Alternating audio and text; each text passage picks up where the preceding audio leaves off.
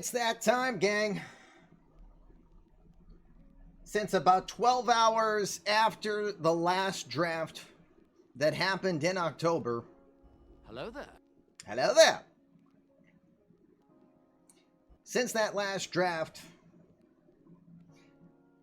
we've been working on this, and we are now ready. 945 players. A big pool. We're going to focus on 2 rounds today.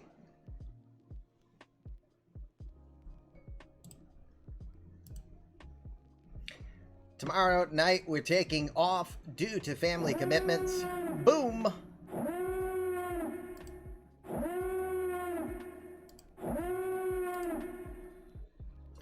They're all coming in now. EVC, thank you, sir. Want to say thank you also to Kenny Lindbergh as well as Nazbase. All of you doing raids earlier before we game live. We're just about ready to turn it over. Want to thank... Cats. I'm a kitty cat. Well. And I dance, and I dance. Hold on. Something else is coming.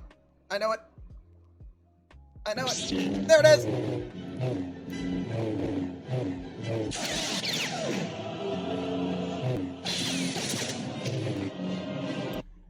Tom, thank you, sir. Appreciate that. Oh, jeez.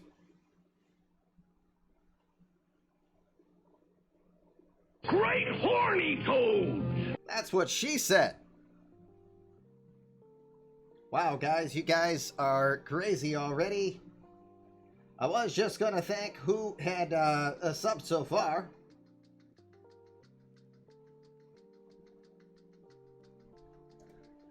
Going way back to the start of the pool. Het started us off 31 months now. Jeez, Hets, has it been that long? Then Tim Lowry, happy draft day to you. I'm a kitty cat. And I dance, and I dance.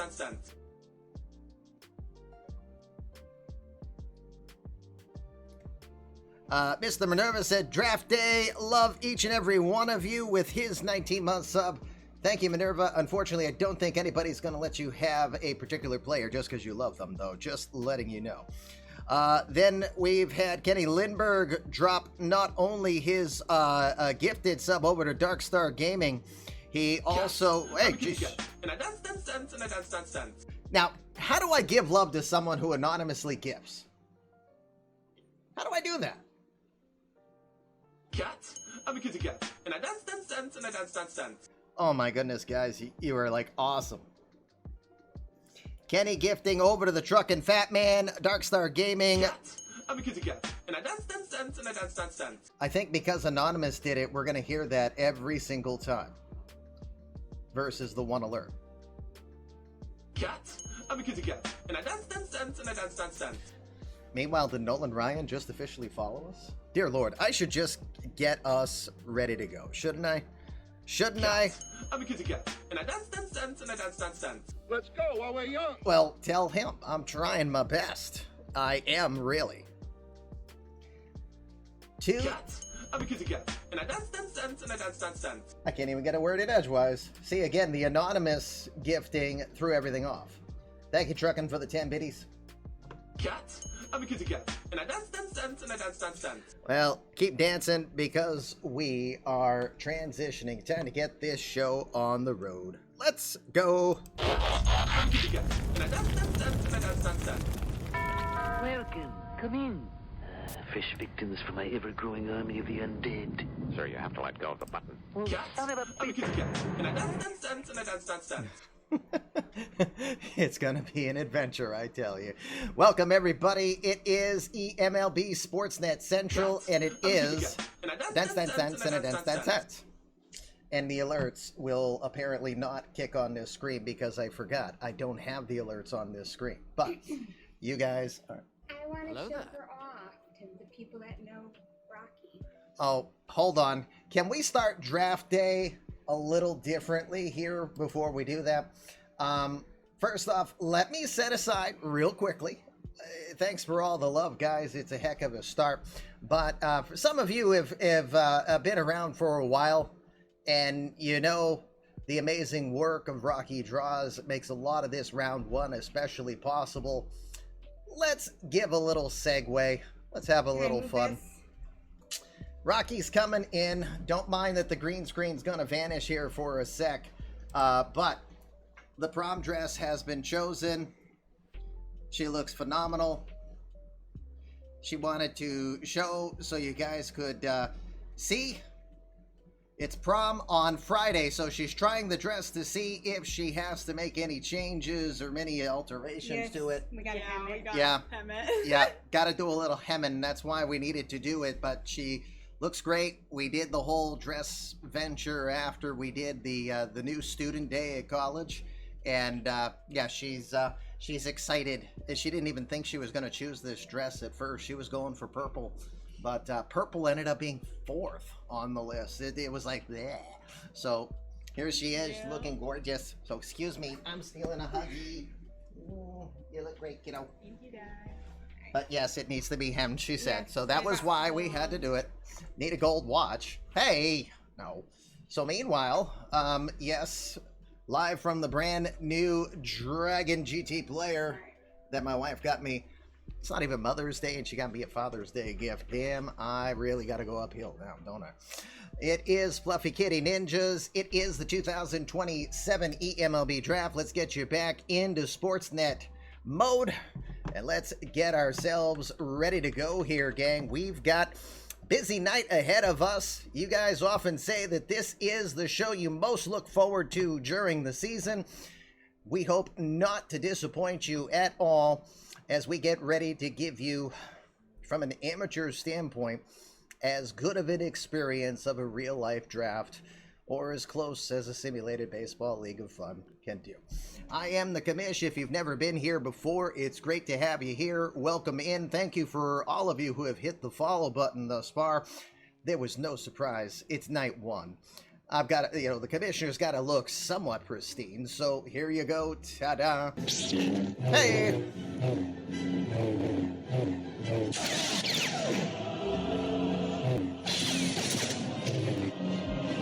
I see that's tier 2 subs from Sean Paxley. Wow, guys. You guys have been absolutely great. All the work, we kid you not, the amount of hours that I put into this draft to give it as pristine of a feeling and give you guys a real immersion experience. I can't say it enough. JC also dropping 1,000 biddies. Guys, the love is sincerely appreciated. Thank you very much for your kindness and your excitement. I'm a kitty cat, and I dance, and I dance. And another sub from Sean. This one is going over to Midnight Dreary. So Midnight, just FYI, that's going to allow your player, which is Jack Lawless, if I remember right, is going to be able to get a mini boost later. I will do my best to keep up on all of that. Again, a little bit of overwhelmness as we are trying to stay focused. Again, we've got 2 nights, so if you've never been to an eMLB draft before, we hope you will be excited for what you'll get to see, even if you don't have official skin in the game. The good news is we do this twice a year, and we try to make it as pomp and circumstance and as real of a feeling, minus the phone call ahead of time to tell you we're picking you. We try to give this as much of a fun experience as you can have. Only one person in this room, in this chat, currently knows what they have selected or who they have selected, because everybody else doesn't know yet. That's what round 1 will be. We have a full pre-produced program created again by the lovely lady you just saw, Rocky Draws, my soon-to-be college-bound kid. Can we have a Shang Tsung impersonation? It has begun. I just can't do it as well as Shang, so Fatality. there you go. How's that? We'll do it as close as we can for you. All right, so here's what to expect tonight. The first round is completely pre-produced. The one difference is we're now on an ad schedule. We've got 1 full hour before 3 minutes of ads. We apologize. You saw the lovely lady going to college. College ain't cheap. It is, if you want to round, it rounds up. It's more than $50,000. if you get the idea. So, got to pay the bills somehow. Boo the commission when he announces the first pick. It's a no, it is not. Not around here. Do I look like Goodell to you? He's got a heck of a lot more money than me. But anyway, so we'll call the action. We'll hope our best to have all the information that we can share with you to tell you as good of a story on the players that are coming up. We hope to entertain you. Round one completely pre-produced. We got 33 picks. Houston gets the honor of a second pick this year. Nothing like giving the world champions an extra boost. Forrest Whitley, being acquired as early as he was in the draft, allowed Houston to collect an additional first-round pick, so they will pick 32nd and 33rd. Everybody else will have one pick in this first round. Yay, Fluffy already out and about.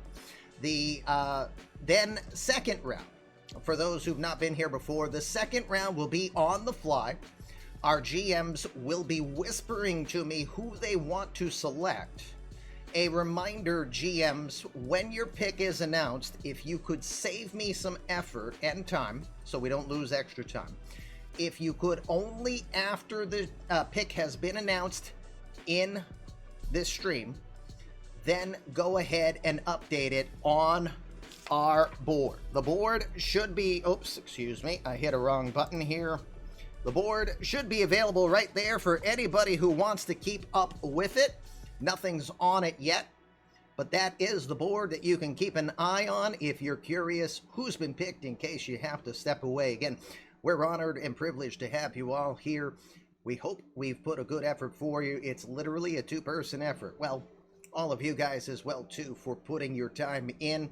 Again, we want to thank you all for community creative players who have written articles to give your player life, who have been watching our show to further give it life, as well as your interaction, because again, your interaction, your time spent here earns you balls of yarn. It earns you hairballs.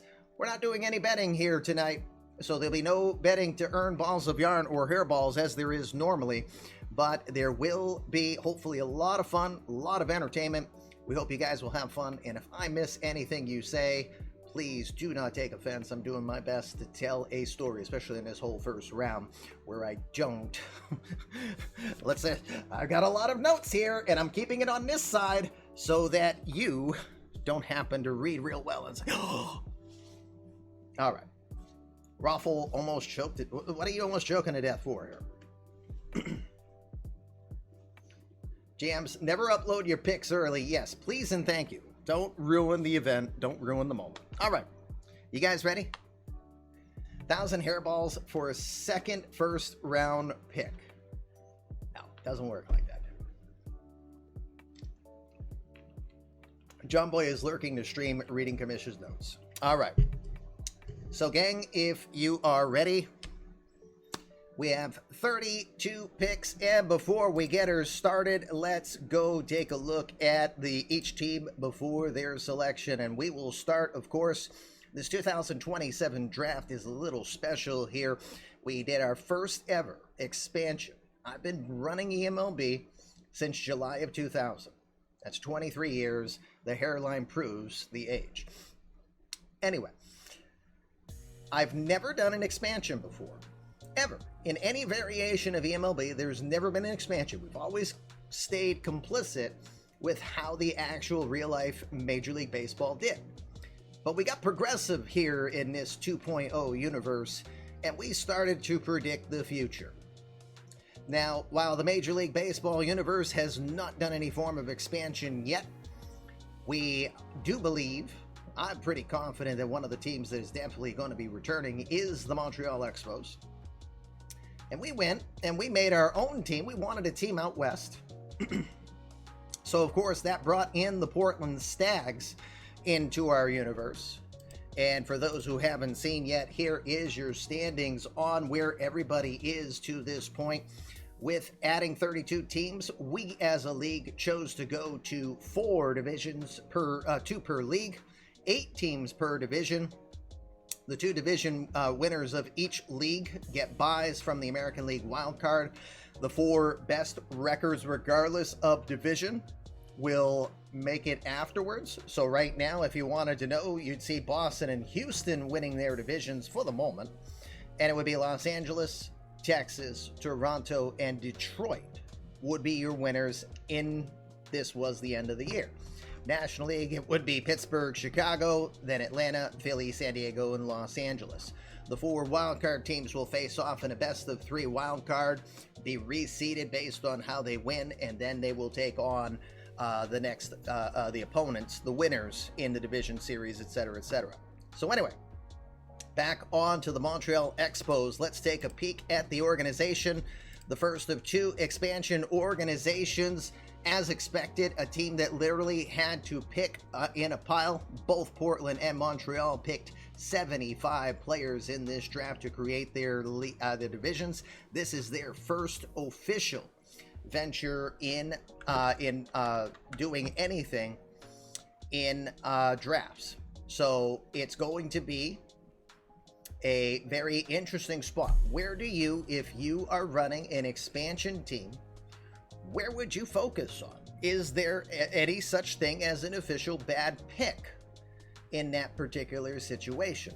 Now, I know we were going to try to do a mock draft yesterday to be able to give a little bit of precursor to some possible players that you may want to have front in mind here in this top selection. But regardless of who finishes where, I think it will be fun. It'll be exciting. I hope you will enjoy your experience. And don't take it personally by the GMs. I know a lot of these guys are second and third guessing themselves, even to this moment, wishing they could change their selection. Not naming anyone, Tim Lowry. Hi, Tim.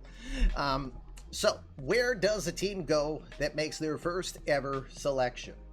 It's a real tough decision. It'll be fun. I wish you all the best of luck. Who knows how long we're going to be here tonight, but it will be fun. We're going to get more fluid as we go. I'm starting to feel the groove once again. Let's not waste any further time. If you guys are ready, Montreal Expos officially are ready with their first pick. I think they would like to introduce him. So with that, let me get myself back into the studio so I can do a more proper transition and have everything ready to go. Is anything better than an amateur draft? That's a heck of a question, because it really is such a fun experience altogether. All right. Phew. I'm feeling it too, because again, you got to remember, I can't tell you how many hours I've put into doing all of this, especially the real life players and the eMLB 1.0ers, but even the names that are not CCPs, that are not 1.0ers and are not the real life players. It's going to be a lot of work put into each of these players, save for the last batch. But regardless, I hope all the work pays off. I hope the energy will be fun. And for the first of many times here over the next 2 days, let's get ourselves ready for the 2027 draft by introducing our first selection here from the Montreal Expos.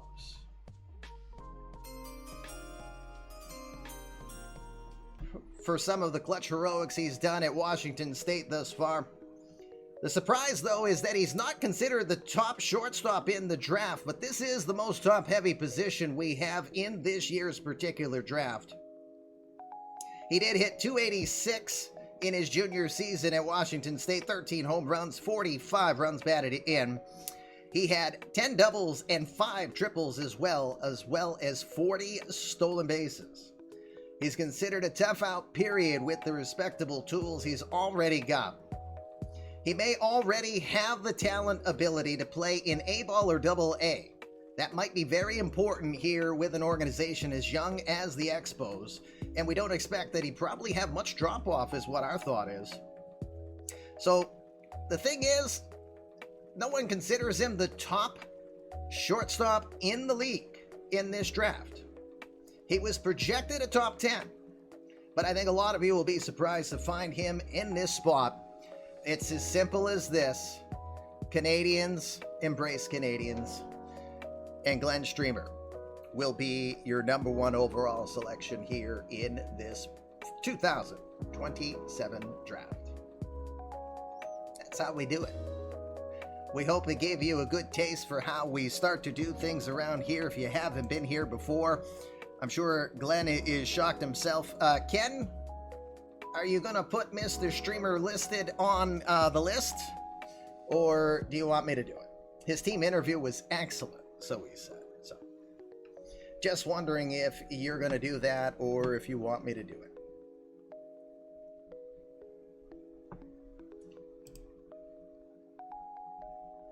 You know what I do need to do? We need to make sure Streamer's officially on the list here. So, merci beaucoup.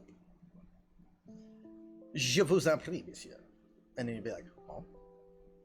Because that's Parisian French I just said, and it's not Canadian French. All right. Streamer's officially drafted to Les Expos. And Ken's gonna make me do it, ain't he? Congrats, Barry Melrose's twin brother. I think there's some truth to that. It's funny you said that. Oh, you got it. All right, thank you. All right, very good. On to the Portland Stags now. So the Portland Stags out of Oregon. Same situation, brand new team right from the ground up.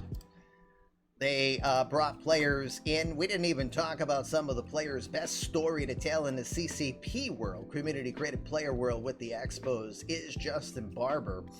Barber, who was unceremoniously refused arbitration by the Yankees and became an unexpected free agent, had several places interested in him, but didn't really go too far out.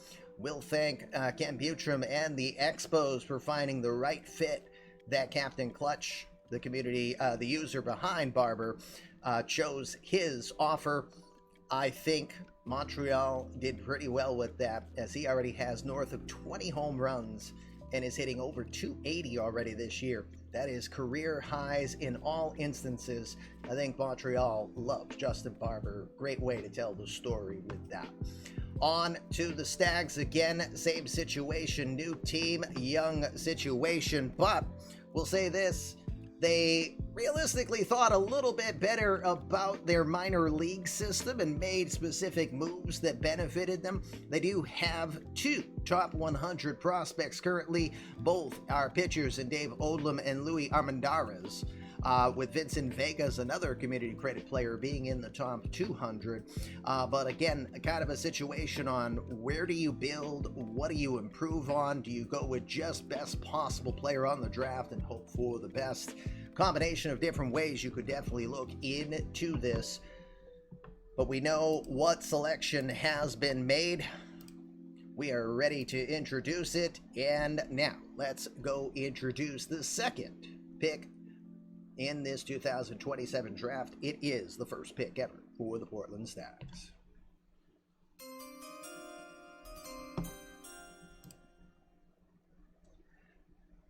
Probably considered the top overall prospect in many consensus reports, and it is simply based on his off-the-chart power. Maddox Gentry, a senior out of Trevor Day High School in New York, New York.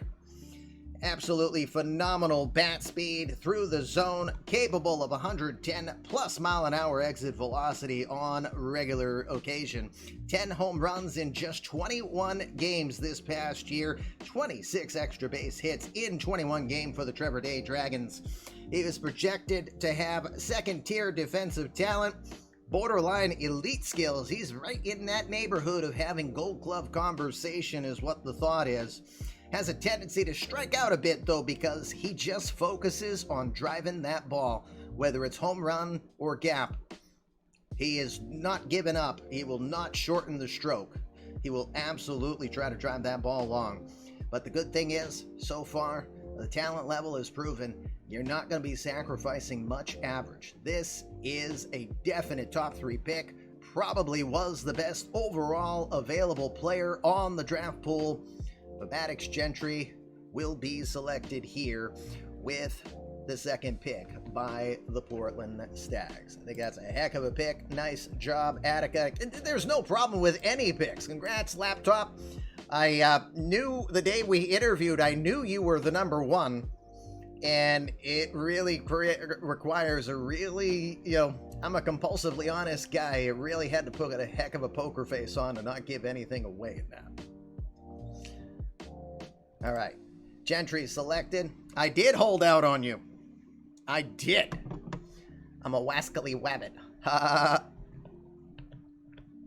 There's something screwy around here. You wascally wabbit. You would have got a shocked look for sure. I'm sure I would have. So, all right, 2 down. Now we get to the more traditional portion of the draft, where we go by order of how teams fared in the 2026 season. Hey, Dr. D. So that means the Oakland Athletics will be first up. Will Moore, 3-Sport Geek, is now our GM there. Thrilled to have him. I hope he will be around for the long haul. I do have to be honest, some of the little bit of background drama that sometimes happen with CCPs had him concerned he was not a good fit for this. But I think he is a great fit, and I do think that he is heading this team in the right direction in his thinking game plan. I think his selection that you'll see here is going to show that. But before we get to that selection, let's look real quickly at Oakland's situation. Oakland right now finds themselves again kind of in that same situation of that it will probably be a possibility that they will get the first overall selection. They would have had number 1 if not for the expansion teams, of course, so they picked 3rd this go around. Now here's the bright side. This is the best minor league system in the major leagues right now, and it's by far. Julio Rodriguez is imminent. He's only in AA right now. He's only 19 years old right now. But J-Rod is very close to being in the majors. You look at other players, they have 5 players alone. They're just one position away from having 5 players in the top 25. This is an elite farm system. Any selection made here at this high of a spot just gives them more opportunity. The A's are starting to see some of it. They made a trade this offseason. They brought in Ethan Price. That's Zomp's community-created player, hitting .324 so far, so that might be a plus. Play some good defense, some good speed as well. Matt Watson, a 1.0 legend, got named to the All-Star team in his rookie season while hitting .310 so far. So the future can be very bright for this organization, even if they do have some problems, namely bad contracts in the form of Sean Murphy's and Nicky Lopez's. So I feel like any direction this team goes will be a positive because, again, they are currently the best overall farm system in the league. But when you have a pick this high and you make a selection that probably has too much potential to be a slam dunk, we'll only think that it's just going to be tougher to face the A's as these players get through the farm system more. Number 3 selection ready to go. Let's introduce who the Athletics have selected.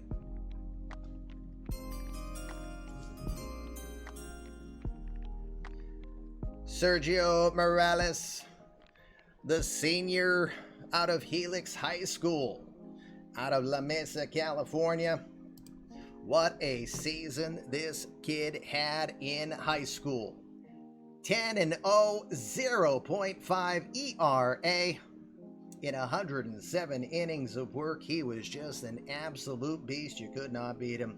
He clearly made himself the top pitching prospect in this draft pool. Throws a changeup, probably the best pitch he throws. Works a cut, slider, and split finger in there. 3 of these 4 pitches you definitely define as absolute out pitches for sure, and define him as plus potential. His ability to mix speeds is probably what his deadliest arsenal is, because he can throw mid-90s, but then he can pull the string on you pretty good and get a high amount of strikeouts. So a top shelf changeup to complement a 90s fastball that he tries to embrace like Mariano Rivera. That in itself, high level out pitch for sure. Excellent command, great movement in all directions, all parts of the zone. This is an excellent long-term pick, and that's the emphasis. He's just 18 years old. He's not going to be in the majors anytime soon. You gotta assume he'll probably see 21, 22, so it'll probably be the next decade before we get to see this kid. But he is a stud of a pick. Gotta think Sergio Morales is a huge acquisition for the Oakland Athletics. I don't know if Will is here, so I will make the selection really quick. Give me one moment. Apologies for the side way ahead. All right, Morales is officially selected. That'll get us over to the Colorado Rockies. Someone just said, looks like a slightly bigger Pedro. That could be too. And we have a lot of people for boss battles tonight. You won't need me at all. Oh, serial killer. Rosebud. I just saw your whisper. All right, on to our fourth selection, and it is the Colorado Rockies. So Rockies last season, keep hoping that they will go in the right direction. Unfortunately, thus far it has not, but the future's starting to look a little bit better, at least on the offensive front. But remember, we're talking Coors Field. It's easy to talk offense when you talk about the Rockies. ERA this season's at 5.82. Absolute bottom of the National League and of the league overall. It's really the starters. The starters are running at an ERA of 7. Yes, I said a 7. That's all you can say to it. It's been tough going, but they keep trying to figure it out as they throw it together. Now, again, like our friends in Oakland, they have a lot of opportunity, as you see here, or try to see, because my camera is in the way for this particular one. Let me... Hold on one sec. I'm going to switch back and see if I can... For broadcast today, I'm going to remove myself from the camera. Or go back. There we go. All right. Just easier for us to talk stats if my big old head is not in the way, and since I'm not wearing a hat, it's even bigger. Rockies' third best system currently in the majors. They've got at least 5 players in the top 50, but what's interesting is all 5 of them are between 40 and 50, so pretty tight-knit group of players there. Absolutely a laundry list of people in the top 100, so the future could be extremely bright. In fact, rolling all the way down, this team is doing nothing but hoarding for prospects. And here they are with the 4th selection overall, with a lot of the opportunity that could present in itself. That pick is ready to go. I don't know if Mike is here.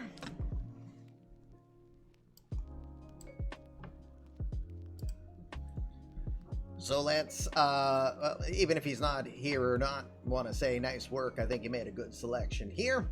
Let's introduce our 4th selection of the 2027 draft.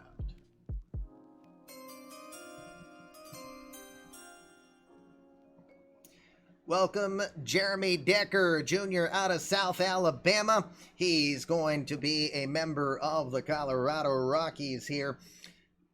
Decker is a 21-year-old right-hander from South Alabama, originally from Northridge, California. He gave up only 3 home runs in 93-plus innings for the Jaguars this past year. What's interesting, though, is he's more of a pitch-to-contact type, which is real interesting considering the mile-high air of Colorado, as well as the spacious outfields. Remember, it's 350 down the line to right field to hit a home run. I think they're counting on his sinker ball being able to keep the ball down. It's probably the pitch he needs to work on developing the most. All pitches are rated to B+, or at least above average. The changeup might be the best pitch he'll have to offer in his career. Current expectations at the eMLB Sportsnet level is that Decker is projected to be a mid-round talent. But for a squad like Colorado in the situation they're in right now, he could easily be thrust in as an ace on this squad. So the concern is there'll be pressure on him to perform, that he might possibly be rushed through the system. Although we look at Johnny Watson, in the Colorado system. He has not been yet. So maybe patience will continue to pay a virtue, but we do worry that Decker might be encouraged to push through the system quicker so that he can contribute at the major league level faster. Jeremy Decker, selected here by the Colorado Rockies. What was Nibble saying? Sinker Cutter has the MLB The Show meta down at least. God, I suck against cutters right now, especially cutters. They're about 5 to 7 miles an hour slower than the fastball. Trying to hit everything as a moonshot with Eric Kelly. It's fun, but you get the idea. All right, so I'll be making the selection on Decker.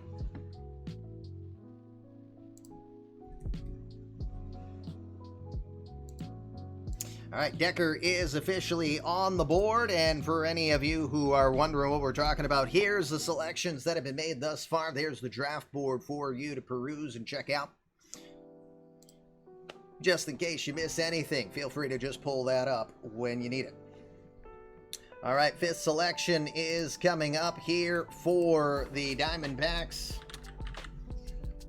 As I pull up that player.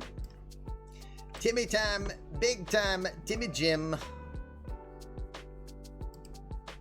Diamondbacks. Of course, former world champions under Aaron Silence when Aaron stepped down, still in the background and hoping to return at some point. Tim Lowry has taken over. Now, Tim's had opportunities to return to places he'd like to be. But for the moment, he has chosen to continue to work with the team that he has started to invest closely in this Arizona Diamondback squad. Unfortunately, the squad is still in that wrong direction, just barely winning 40% of the games that they're playing. Clearly in a tough division in the National League West. They find themselves 7th in the division right now. The system is bottom 10, but right at the top of that list on the bottom, well, we'll say bottom 3rd of the order. Again, they have 3 prospects in the top 100. Catcher Jeff McPherson, Ryan Creedler, the 3rd baseman, and pitcher Tommy Toney. So good possibility that whatever selection they do here is a player that will probably give them the ability to maybe push that up a little bit further. 5th selection coming up here for the Diamondbacks. They have selected their player. Let's introduce him once I'm fully ready. All right, I'm fully ready. Let's go.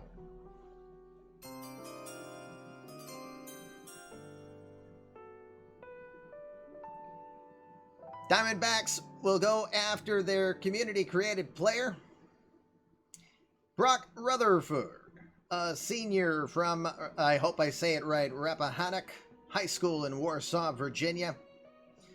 Virginian may be the first possible reach of the draft.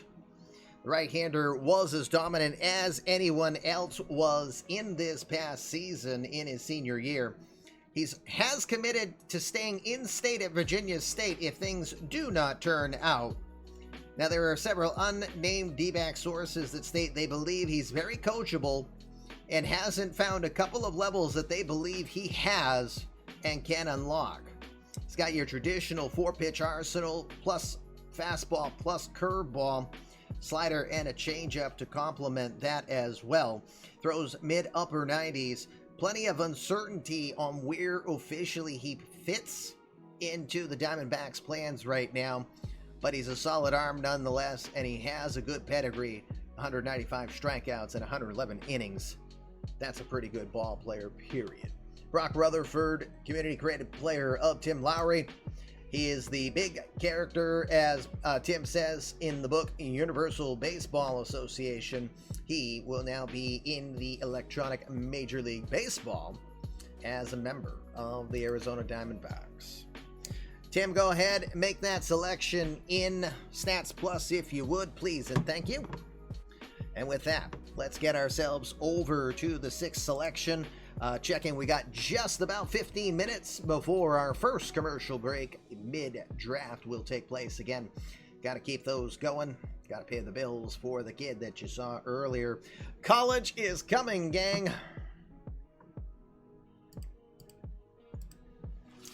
Alright, let's see. Do I have myself ready? I'm getting there. Sixth selection could be an interesting one, period, just because it is the Toronto Blue Jays, and what a season the Blue Jays have had. They have been phenomenal. They are in second place in the American League East. This is a team that last season, when you look at their recent past, Blue Jays had won 66 games last season, 65 the year before, and 72 the year prior. So they barely have an average of 70 wins over full season in the last 3 years, and they already have 58 so far this year. The formula has turned into success for them, and it's hopefully going to continue to go. Give me a moment. I'm almost ready.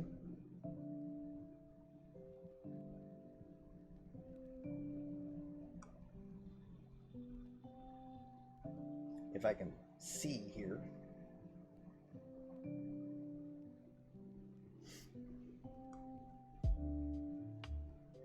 It just would have been easier if I would have pulled something up earlier and I wasn't prepared.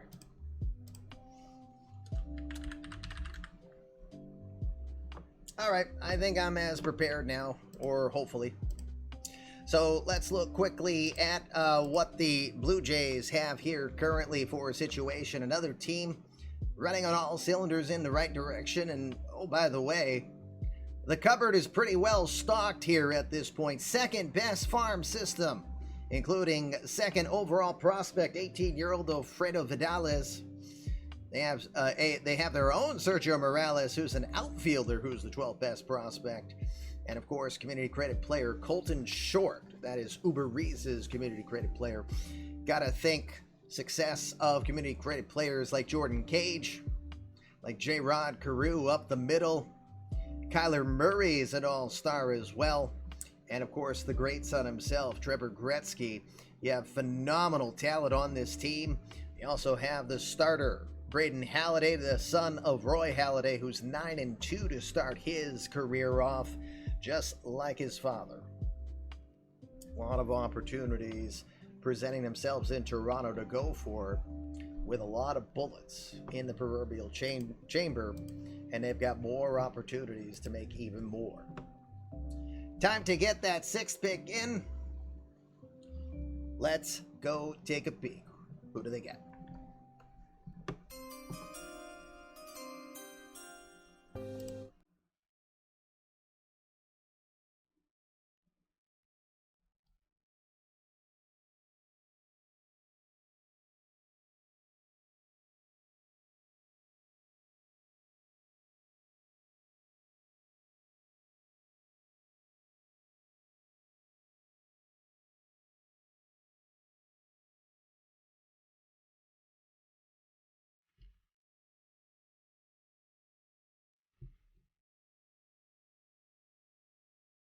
The man called Hawkeye is on his way to Toronto.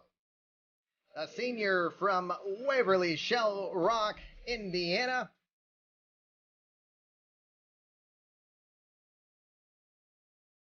Just turned 18 years old. This deadly accurate talent allowed one home run all year, and there's a rumor he claimed a bug landed in his eye as he was just getting ready to throw the pitch. That's like saying the sun's in my eyes. He's been called dedicated, a brilliant baseball mind with a mechanical engineering background. We understand he has a passion for archery, and he claims it helps his hand-eye coordination for location of his pitches. A sidearm motion allows the cutter to really jam up the right-handers and leave the left-handers reaching. Clint Barton, nicknamed Hawkeye. He is heading up north and will be part of the cool kids club that we call the Toronto Blue Jays.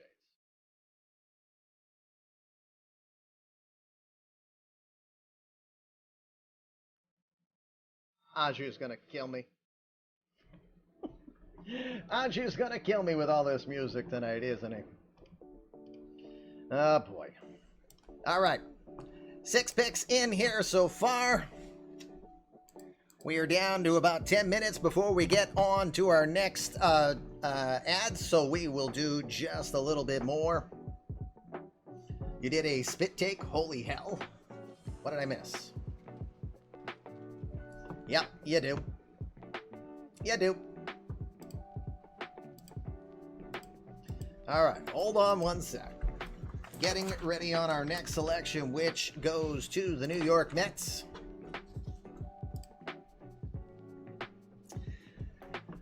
What can you say for New York?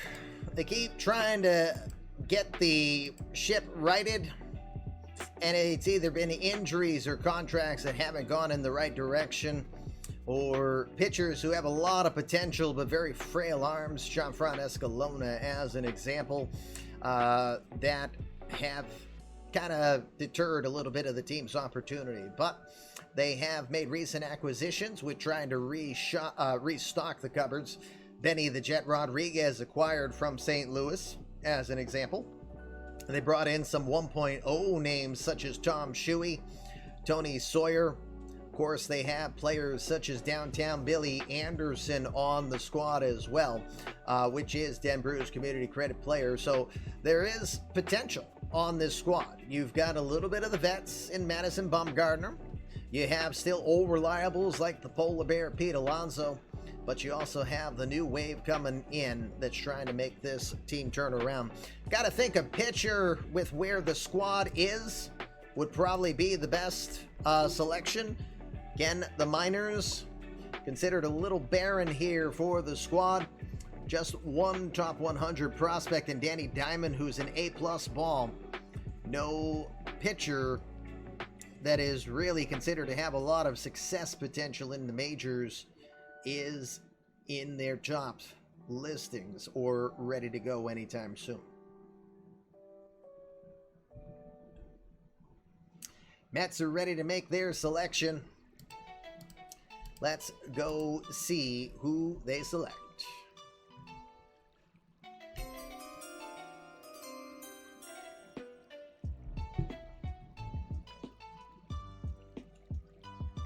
From South Korea.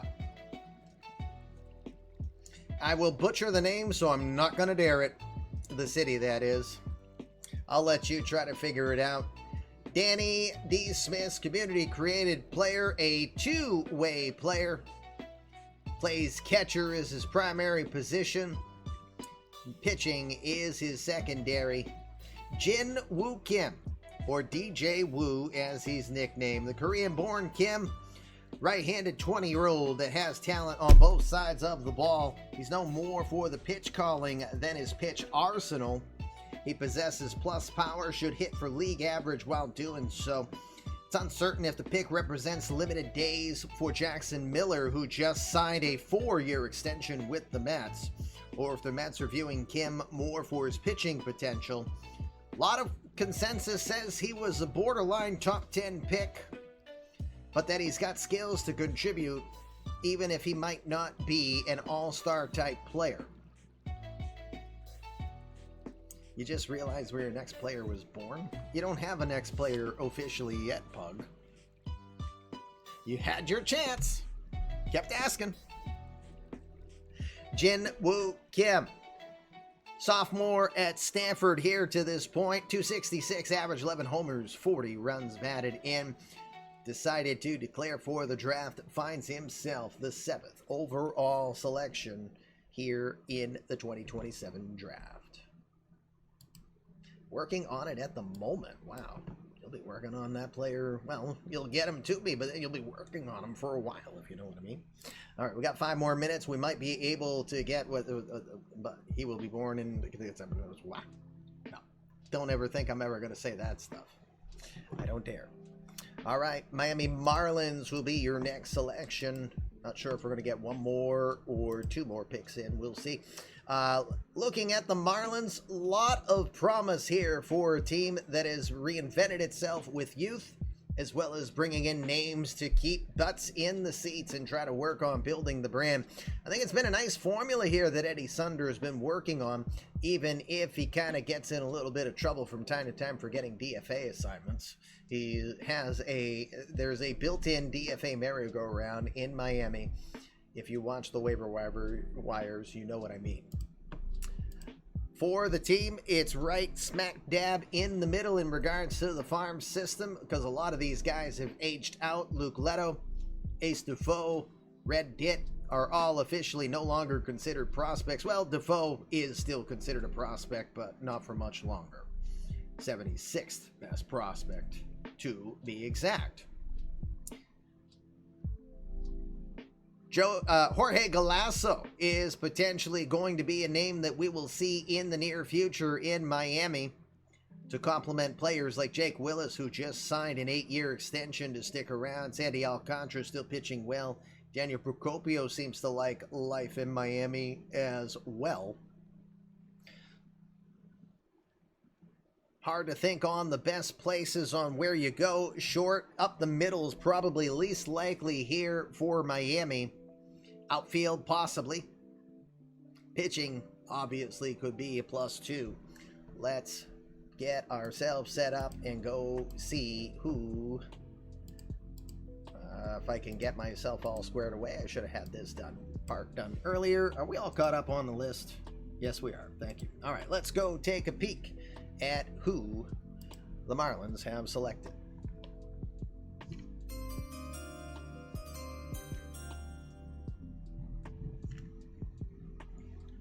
Probably considered the best catching prospect here in this draft. Stefan Strouder from Trenton, Tennessee. High school senior at Memphis Northside High School. He is selected here by the Miami Marlins. One of the better offensive talents in the pool. Immense bat-on-ball talent combined with raw bat speed. I'm mixing my players up. He is graded as the best overall catcher at the position. Excellent upside on his offensive talents. Projected to be more of an offensive style catcher in the mold of JT Realmuto. He had a 1327 OPS in senior year with an 819 slugging in 26 games. He gives the Marlins their catcher of the future. Considering Jake Rogers and Danny Jansen's contracts go 2 to 3 more years from here, probably sets the table for Strouder to have a great opportunity to be ready to go around that time. But Stefan Strouder definitely considered the best possible catching prospect that was out there for this particular draft that is of a non-community credit player variety. Strouder gets selected here by the Marlins with the 8th pick. And with that, I won't tempt another pick just yet. We'll force the commercials to get started early. We'll get the 3 minutes of commercials out of the way. We've got to do it. But when you got a kid getting ready to go to school, you got to just tap into all revenue sources again. So please, we appreciate your patience. Let us step aside here for a quick moment.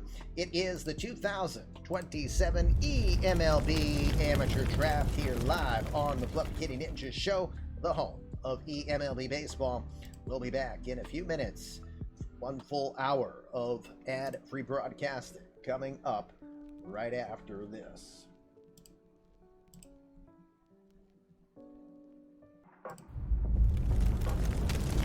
Coming back live here for round 1, continued coverage of the 2027 eMLB Amateur Draft. Commish LB coming back with you. Welcome back to eMLB Sportsnet Studios. So far, if you haven't seen, here is your first selections in. We've gotten 8 selections done so far here through the first round. And now with the commercials out of the way, we got 1 full hour, or technically it uses 3 minutes. So 56 minutes before our next round of ad breaks will be done, and we'll do our best to get further down the road. 9th selection in the draft will belong to the Cincinnati Reds here. Let's take a peek. Don't know if JR is here yet. I know he had meetings. Again, Cincinnati Reds run by Jared Rollins, and for backstory, Jared Rollins is a real-life Major League Baseball executive for the Cincinnati Reds. 2 decades of working with this organization in real life. He is the Senior Director of Communications for the squad, also dubbed the sexiest GM of the league. And oh, by the way, not to make him even cooler, he owns his own wrestling corporation, an independent wrestling organization. And I dance, dance, dance, and I dance, dance, dance. Oh, wow. Thank you, Serial Killer. We appreciate that. Let me mark that down. Sorry for that. I am Optimus Prime. #Pupaganda. Well, I know who that is without even looking. Thank you for dropping Optimus Prime on everyone there, Sharpie. 21-month sub. And Serial Killer Scott, thank you, gifting a sub over to 3 Sport Geek. Appreciate you doing that. Yes, JR owns his own wrestling organization, Tri-City Wrestling, if I remember right. Tri-City. I'm probably butchering it. But if I were closer, I might actually financially get, ads there, because it would be awesome. But anyway, let's talk eMLB. Reds, 11th organization overall. They're starting to look at retooling again for this coming season. They got to be happy with players like Trey Griffey, Edgar Barrios, Jimmy Potts, taking a couple of risks here, and Trevor Bauer. Tri-State Wrestling, I believe, is correct. There is hope around the corner, but it's more of the batting capacity than pitching. A lot of different directions that the Reds could go, as you could think they could use a little help in a few different spots. But with the pick in, let's go take a peek at who the Cincinnati Reds will select this season.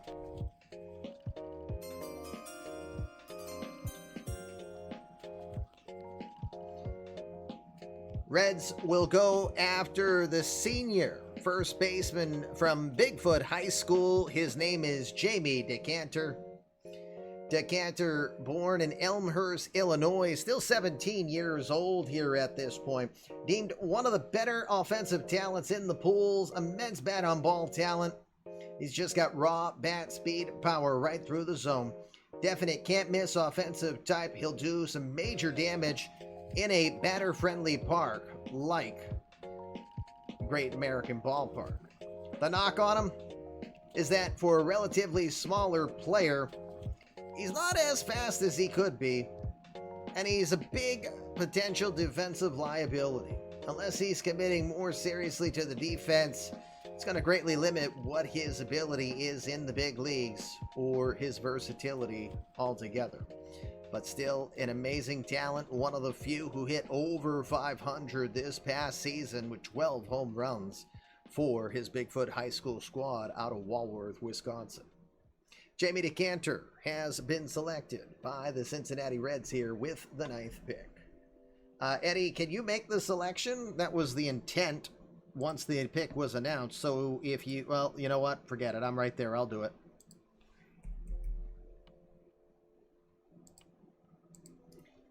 Again, GMs, if you're here after, not before, after your pick has been announced, you have my permission to go into Stats Plus if it's your pick and select your player. But I'm here. Let me do it. I've got us. We are on number 10 now.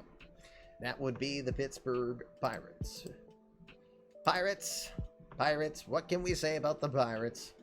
67-30 here at this point. Team that won 9 in a row to start last year, and then it went downhill really quick. But it hasn't this season. They have been able to maintain and hold the course. Hey!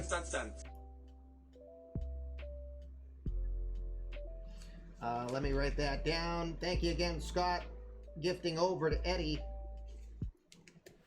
Eddie, you still have a lot of boost to work on your player. We got to get to work on your player. So let's look at the squad. It's a top 10 prospect system. You're definitely not doing anything with Barry Bonds Jr. James Bond seems to really do well here. Heck, it's forced Rob Stratton down into AAA. Christian Yelich is aboard. Brian Reynolds is still here. Don't think you'll do much with catching in Marc-Andre Fleury. Heck, Papa Vaz has done really good. Hey, he had his first home run finally. Papa is thrilled about it, that the steroids have finally worked out for him. I kid. Papa didn't say that. Sort of. Pitching has absolutely been top shelf for the Pirates this season, so when you think about the future, it's tough to guess which specific direction would be best for them to go. I know who they've chosen. I think they're going to be happy with who they've chosen. I'm sure they already know who they chose. Papa don't preach. Sounds roidical. Hey. Got a bunch of dad jokes around this place. Let's just go see who the 10th pick is.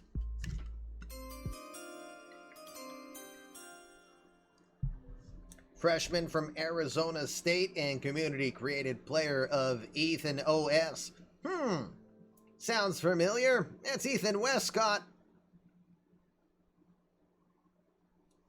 This is your... I'm making sure I connect the dots. Mike, this is your son, right?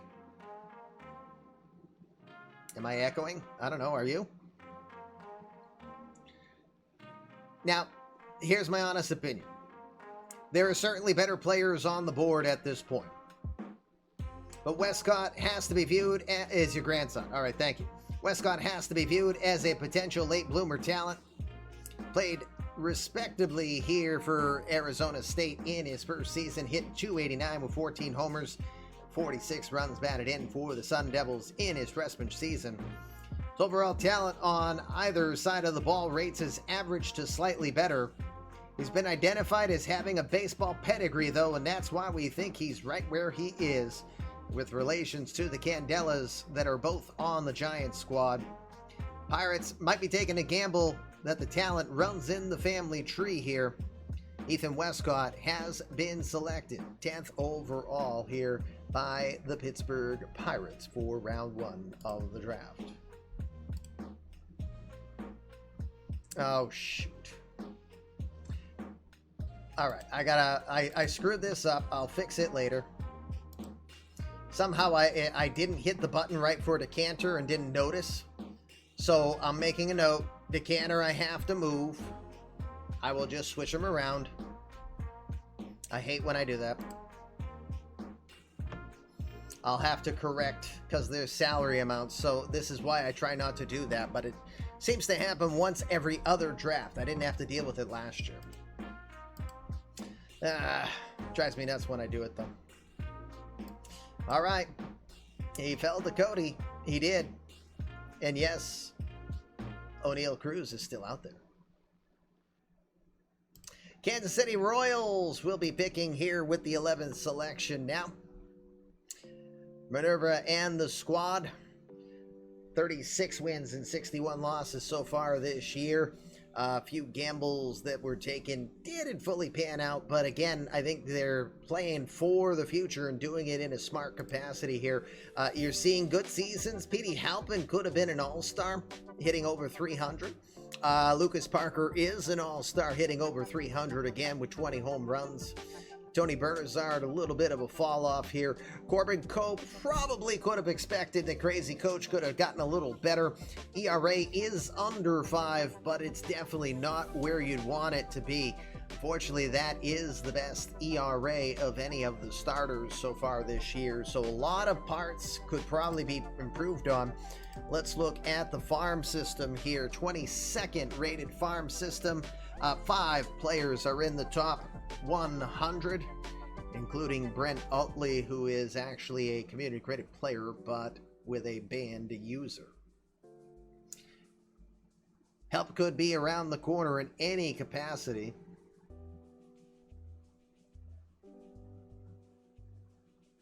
Again, you got to think Parker's got first locked down. Bernazard is hopefully good up the middle. And of course, Matthew Bellows, Minerva's creative player, Could either serve as an outfielder or as a possible catcher. All right, they have their selection. Team who has the biggest challenges. They have the smallest payroll. They have the smallest budget. Gives them the smallest margin for error. Did they make a good pick here? Let's go find out.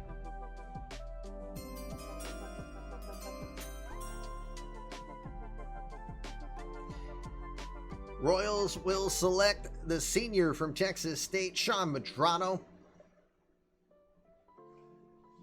Medrano is a right fielder, but as you see his profile, first things you'll note, he is a 23-year-old, so he did actually have 1 year of staying back early in his grammar school days.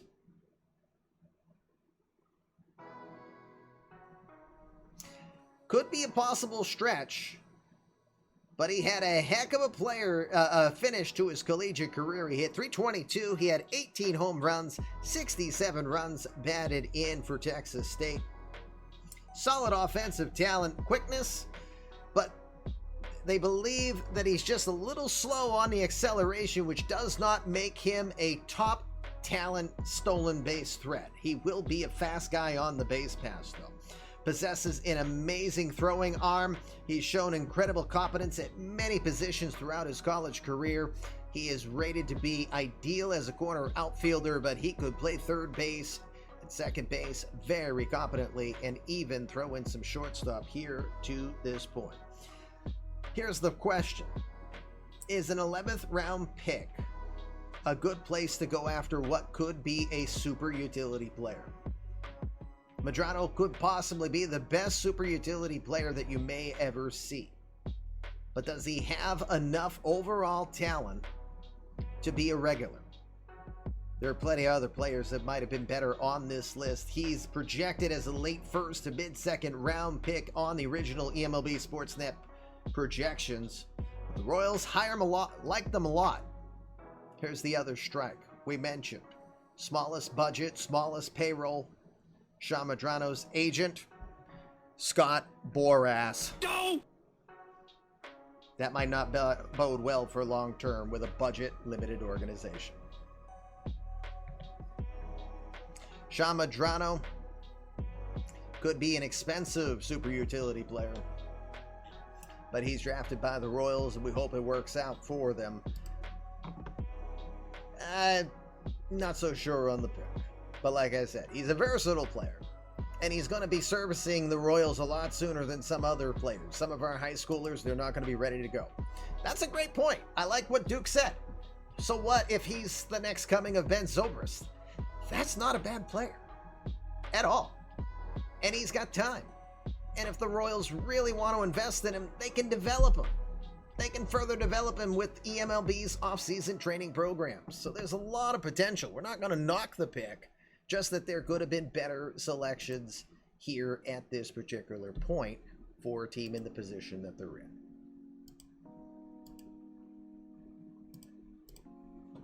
All right.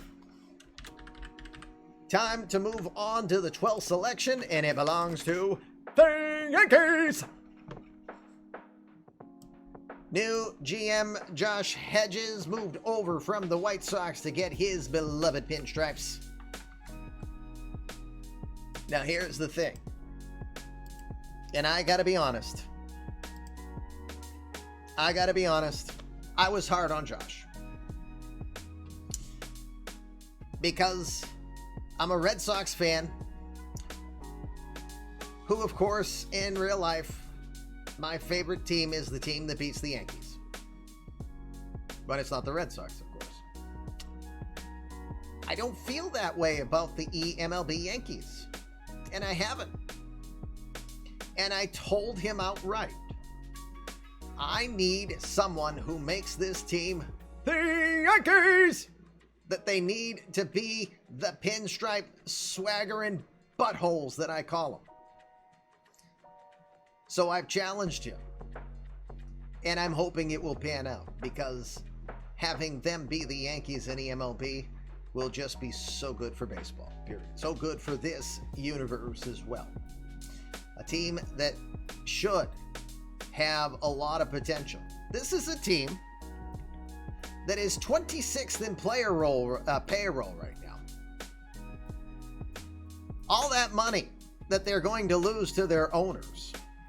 If I were the Yankees, I'd probably be trading for some heavy contracts right now, just so you don't lose a lot of ridiculous cash here. Use it for your advantage, possibly. Is the evil empire back? That'll be the question. This is a top 10 farm system currently, but they can thank that due to Superman himself, the number 4 overall selection last year, Chris Reeves, the super shortstop. So you don't think shortstop is something that they need.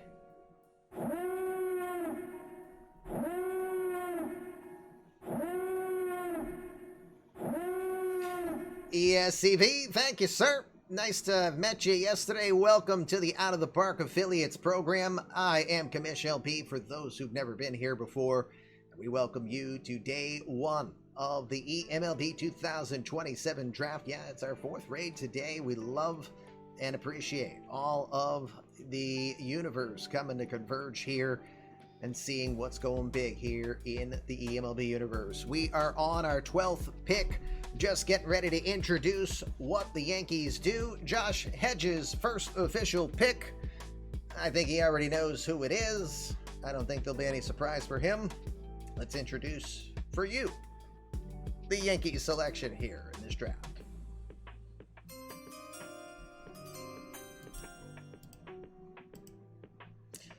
The proud father will draft the son with the first overall selection that he makes. It was highly rumored that Juicy Jordan Hedges was going to be high on the list for Josh Hedges, and he decides ain't nothing higher than a first-round pick. The left-hander from Columbus High School in Georgia, 6'2", 215-pound lefty. The sinker baller with upper 90s stuff, nicknamed Juicy, showed a lot of swing and miss stuff last year. 14.4 strikeouts per 9 innings. Mixed. Hello there. Well, thank you, ESC, for hitting the follow as well. He mixes a slider, changeup, screwball package to complement the sinker. Throws upper 90s with that sinker.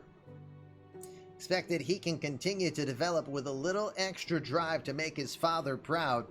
Again, for Columbus, he was 7-1 this past year with a 1.16 ERA. Wow, 4-pitch junk ball pitcher. Sweet. Can you just feel the sarcasm coming from Mr. Doran? Don't know if Josh is here. Haven't seen him. So I will put the pick in. Jordan Hedges, selected by the Yankees.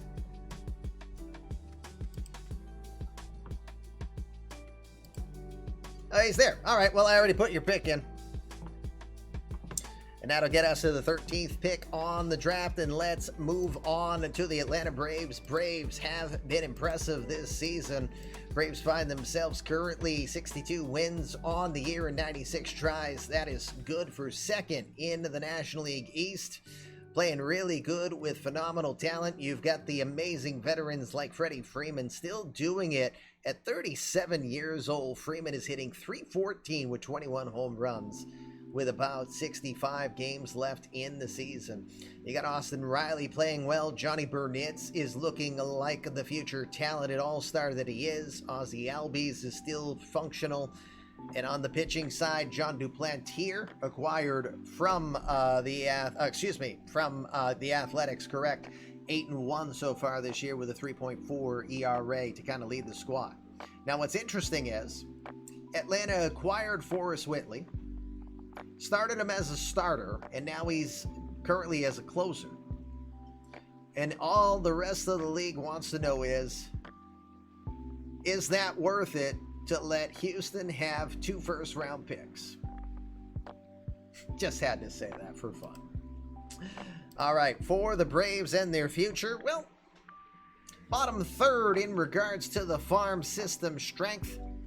Got his own community-created player, Kenny Lindbergh, in the 34th prospect position. The guy that we know is the Gorgalicious Booty Whomper.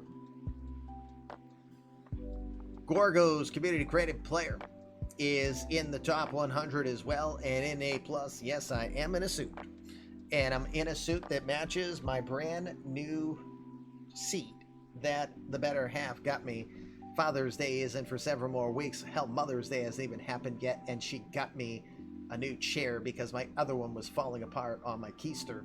So, introducing the new chair with this new draft.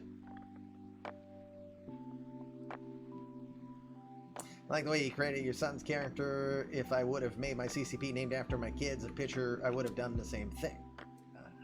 Yes. All right, so Braves could go in a bunch of directions. I feel like pitching might be the best possible direction that they could go, but it's not necessarily what they did. Well, if I'm looking like the IRS, you better pay your goddamn taxes.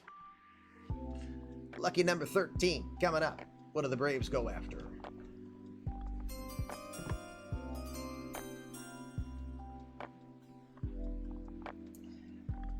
The kid officially nicknamed the grenade launcher. Isaac Granados. Apologies, my daughter butchered the spelling. Isaac Granados, the junior over at Vanderbilt. Very fluid, 6'2", 295-pound left-hander.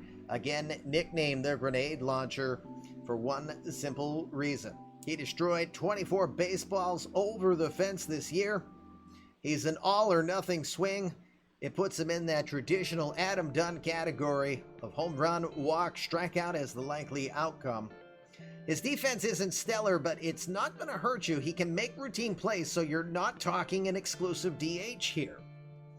The Minnesotan from Owatonna could be a future home run derby or home run champion in a season with the talented uppercut swing he already has and only will likely improve upon here. Isaac Granados, the grenade launcher, has officially become a member of the Atlanta Braves with the 13th pick of the draft. Getting closer to the halfway point of this draft. What are you thinking so far? If this is your first draft, we hope you like how we present it. We don't have big budgets like those major networks, but we sure do our best to make this look like it's fun, like it's fluid. And again, many thanks to my daughter, the talented Rocky Draws, for her work with all of the graphics that you see in tonight's event. It's like the NFL and MLB drafts. Well, that's the hope. The hope is that we entertain, and remember, the first round is completely pre-planned with graphics. The second round is going to go a lot quicker and on the cuff. The players will be selected by GMs at that time live. We'll only do 2 rounds tonight. Again, tomorrow night is off, family commitments. We'll reconvene rounds 3 through 5, night 2 of the eMLB live portion of the 2027 draft. We'll reconvene on Friday at 6 o'clock Eastern Time. Most published thing, even beating the official. Well, thank you. I don't have the confidence to say that, but again, I sincerely appreciate people enjoying the atmosphere and environment that we try to provide you. Detroit Tigers are now your next selectors here in this draft. Tigers 2 seasons ago were perennial playoff candidates. They were the team to beat.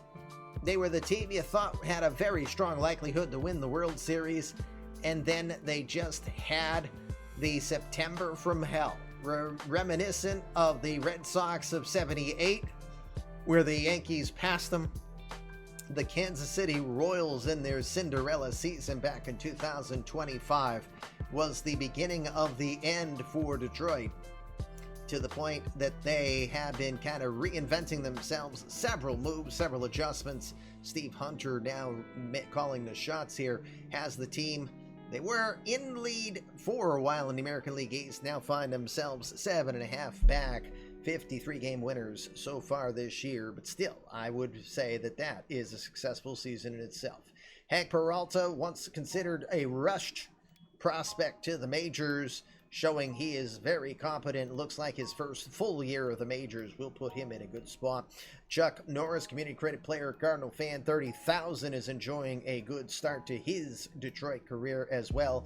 And players like Bobby Witt Jr. continue to trend up in the right direction. The phenomenal continual story of the light-throwing David Leal, 25 saves this year, a 3.49 ERA for a guy who barely breaks a pane of glass with his fastball. Farm system looks like this. It's the 8th best in the system. You have 6 prospects in the top 100. 4 of those are pitchers, so they feel very confident with the future that they're attempting to put in. Kenny's not here. He did not select his pick, I don't think. Let me put the grenade launcher in there. 1 second. Sorry for the delay.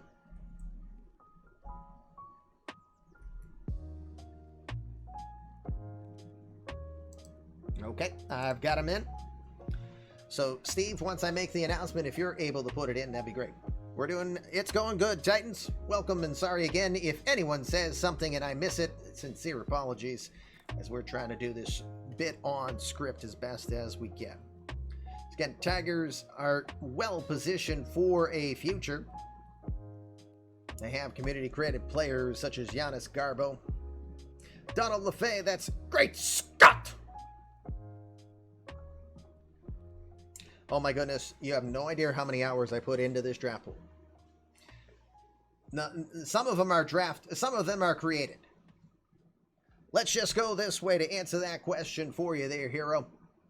Let me introduce to you the selection of the 2027 eMLB draft by the Tigers. This is a real-life player who gets to do a simulated do-over.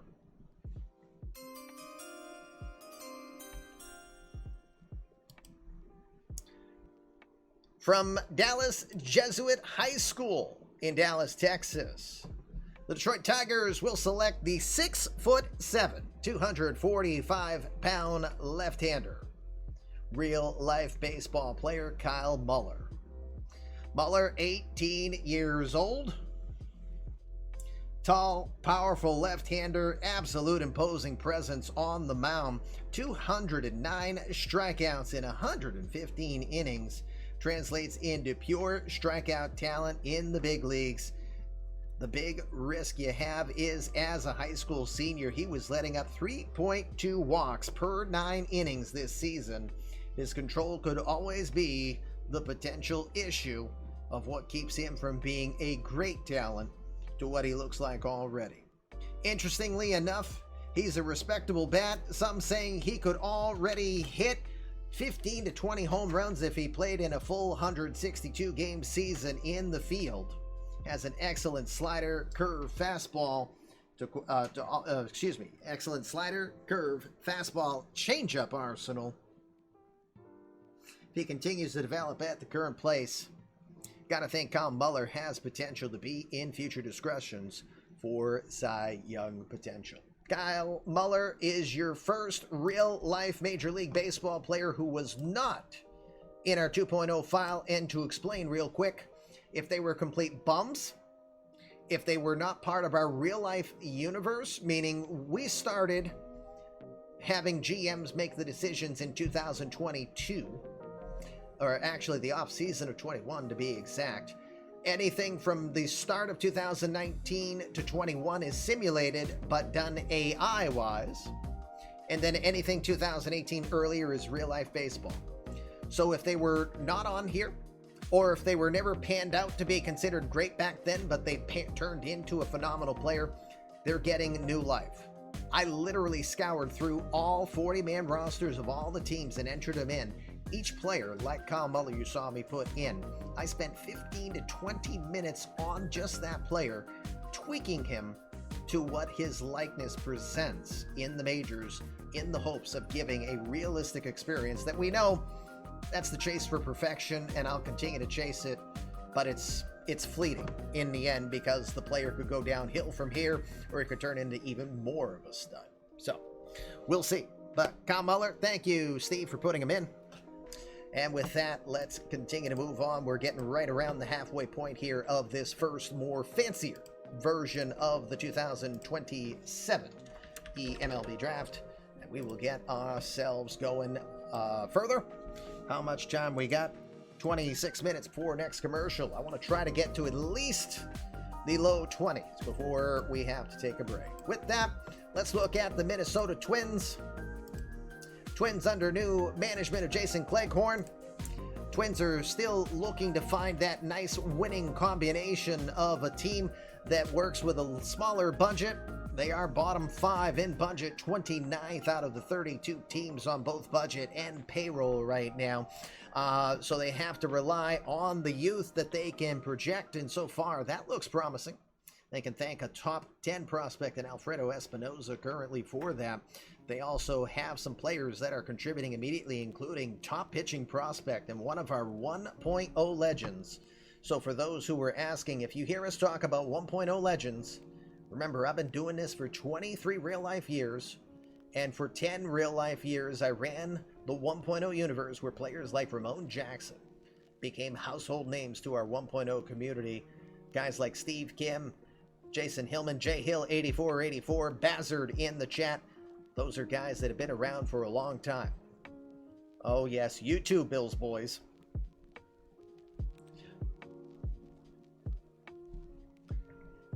Not on the right screen, so you can't see my smile on that. So, a team that is seeing some potential in players like Xavier Odom.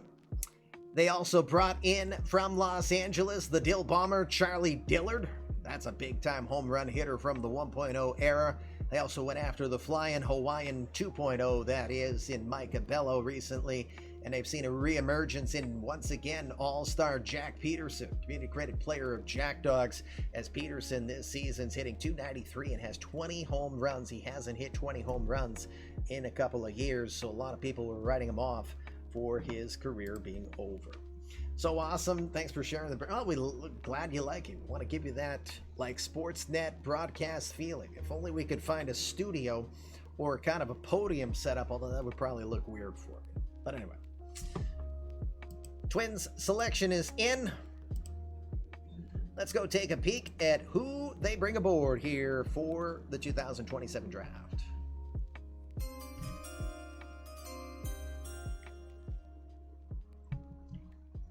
If you're from the PBE universe, you know this name.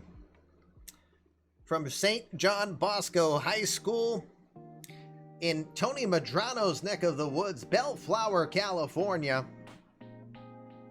Johnny Tsunami.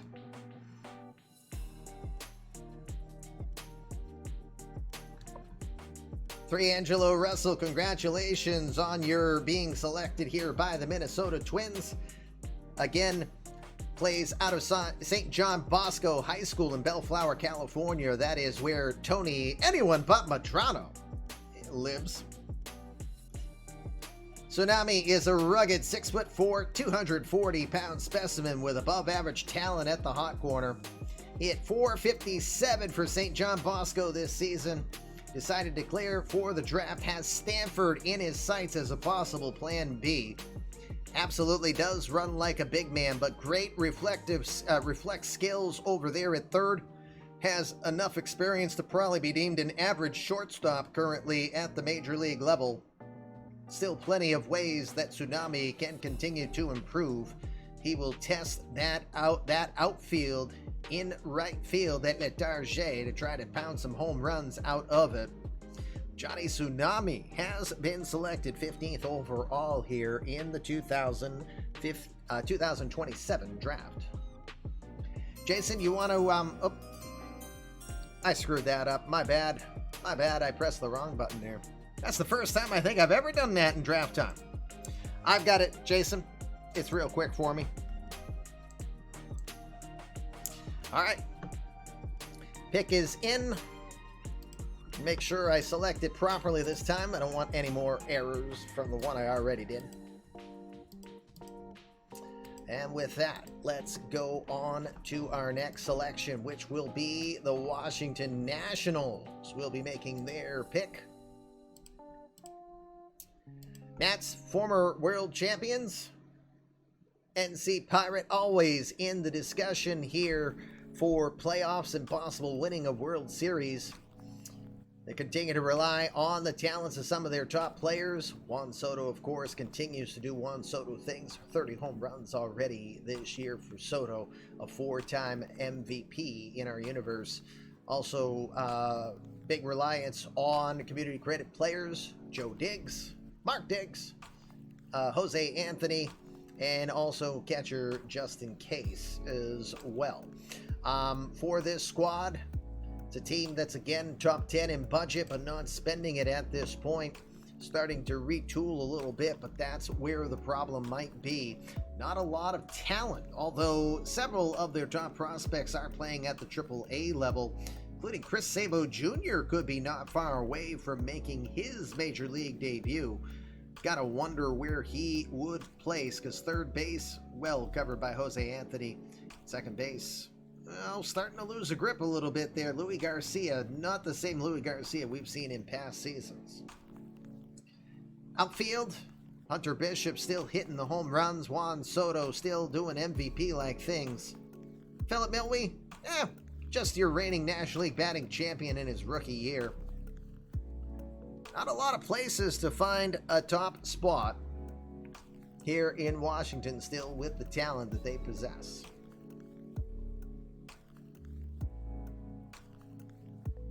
Pirate says Chris Sabo Jr. will be called up here in the very near future. That'll be interesting. Sabo's now 22, and he is a community credit player from Beer Bandit. We haven't seen Beer Bandit as much here of late, but we'll hope to see him again in the future. Maybe if we let him know that he is near making the majors, that could be a huge thing. Let's go see who the Nationals select here with their pick. Pirate, once you see the pick announced, if you don't mind putting it in Stats Plus for me, please, and thank you.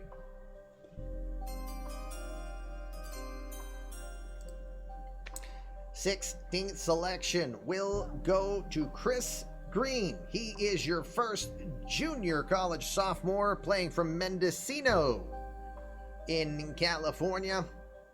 The left fielder bats left, throws right. 6'2", 295-pounder. Great talent to hit the ball, and he can hit it to all fields and can do so with power. Oppo Taco, anybody? The only knock on him is that they feel he didn't challenge himself by choosing Mendocino for his college. So he has also committed to go be with the Golden Gophers in case he does not sign this draft. He hit 26 home runs in 62 games this season. Not fast, does have some potential limitations with the defense, but he's known to be a worker, and these are things that are expected to be improved on his game. But phenomenal contact skills. This is a player who has potential to be a 300 hitter and definitely have 20 to maybe even 30 home runs a year with a high on-base percentage. That is still a good offensive talent. It's just a question of whether or not he's just a DH type hitter, or can he actually be versatile enough for this team. Chris Green selected with the 16th pick by the Washington Nationals. You will make an offer he will not be able to refuse. Love the confidence. All right. Texas Rangers, the Go-Go Rangers will be your next selection here. Rangers, again, always playing in the very tough American League West, chasing after the Angels and the Astros. Astros have won 2 World Series championships since our 2022 season began, and the Angels won in 24. I'm mixing my years up. They won in 24. The Rangers, known for their speed, often in the top in the American League. You can thank people like C.J. Abrams and Anthony Volpe for that. If you have a question on who just got drafted, here's the draft pool as it goes live. So if you want to keep that up, in case you do step away, you can now see who else has been selected. Rangers, Again, a squad kind of mid-tier for both budget and payroll. What does their farm system looks like? It's currently just outside of the top 10. They have 3 talents that are in the top 100, including 2 community credit players. Jack Trainer, as in Buffalo Jack's community credit player, and Grumpy Old. I think we know who that guy is. He kind of loves Daffy. Watch your language, bud. We're on the air. It's not a bad word to say Grumpy Daff.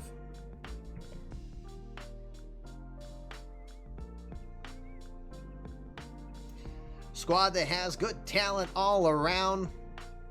The Thurman sisters, Cassie and Lola, will probably cover battery for a long time here.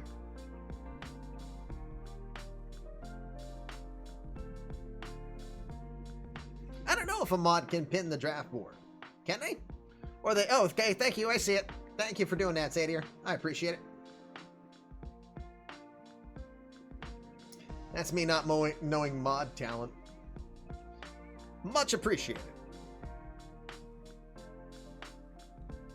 Hey, Hero, you're really close to being able to use a boost, but the friends of our community will say, don't do it as soon as you have 1,000 balls of yarn. You want to make sure you have a little bit of a stash to still work with to play the games afterwards.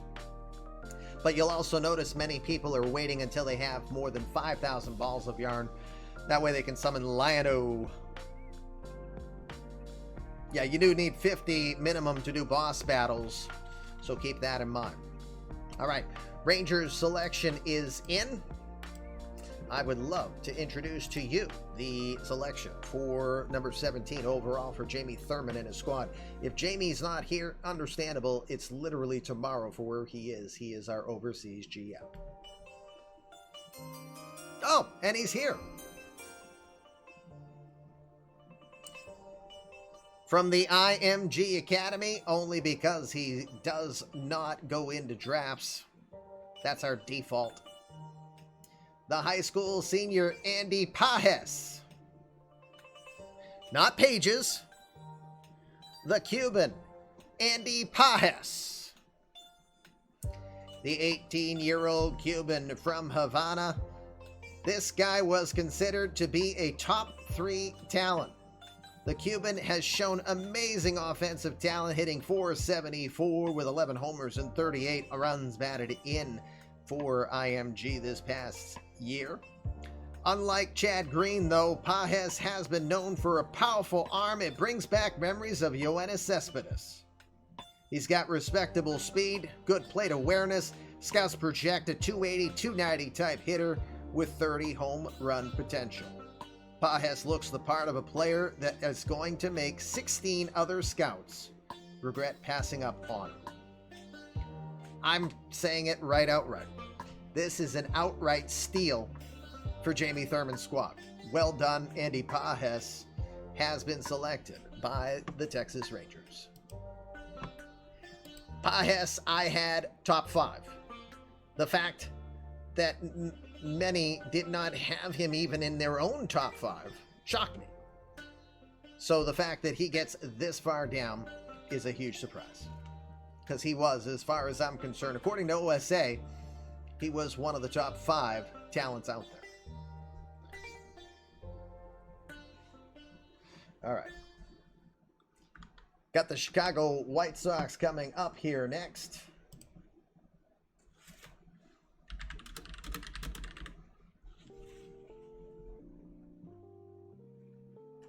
White Sox are now under brand new management. That management is Jacob Staff. Staff is new to us. He's new to Out of the Park. But he is, I think he's going to be a fast learner. You'll see him in chat as that 90s guy.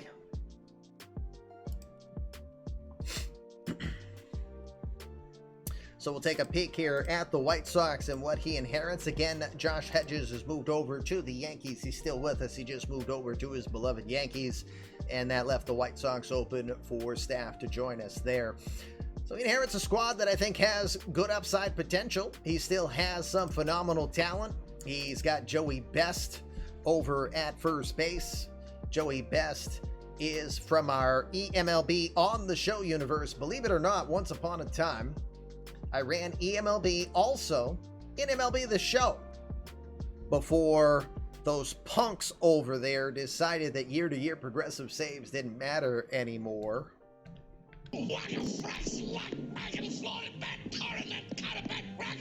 I'm not bitter.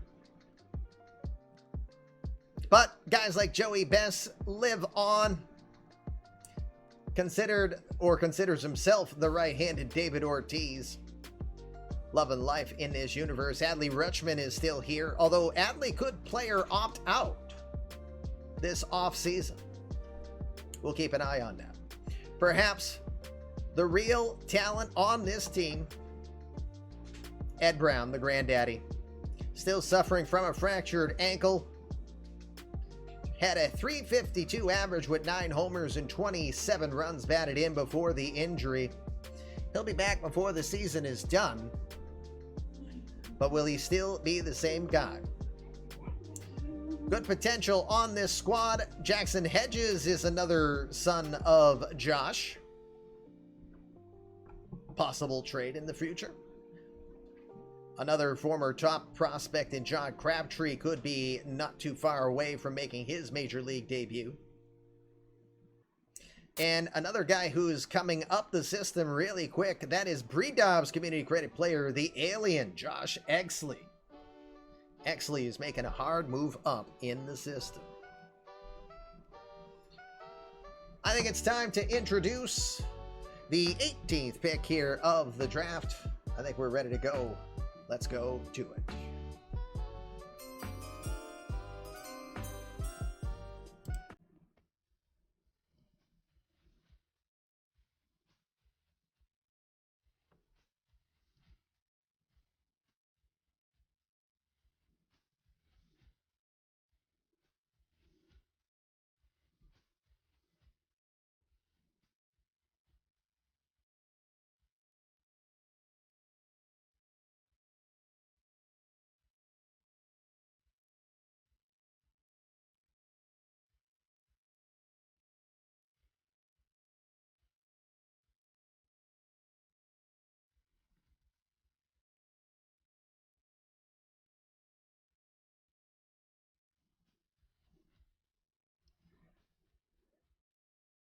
Could it be a real reach here?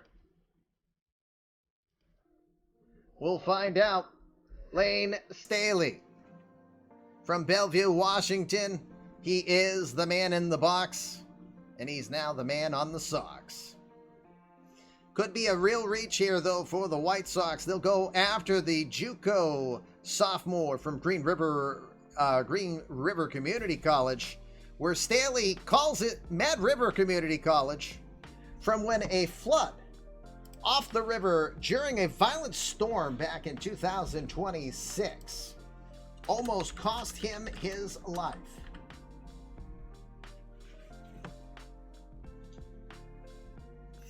We also understand Staley dabbles as a vocalist on a band that he affectionately named Mad Season, referencing that specific experience.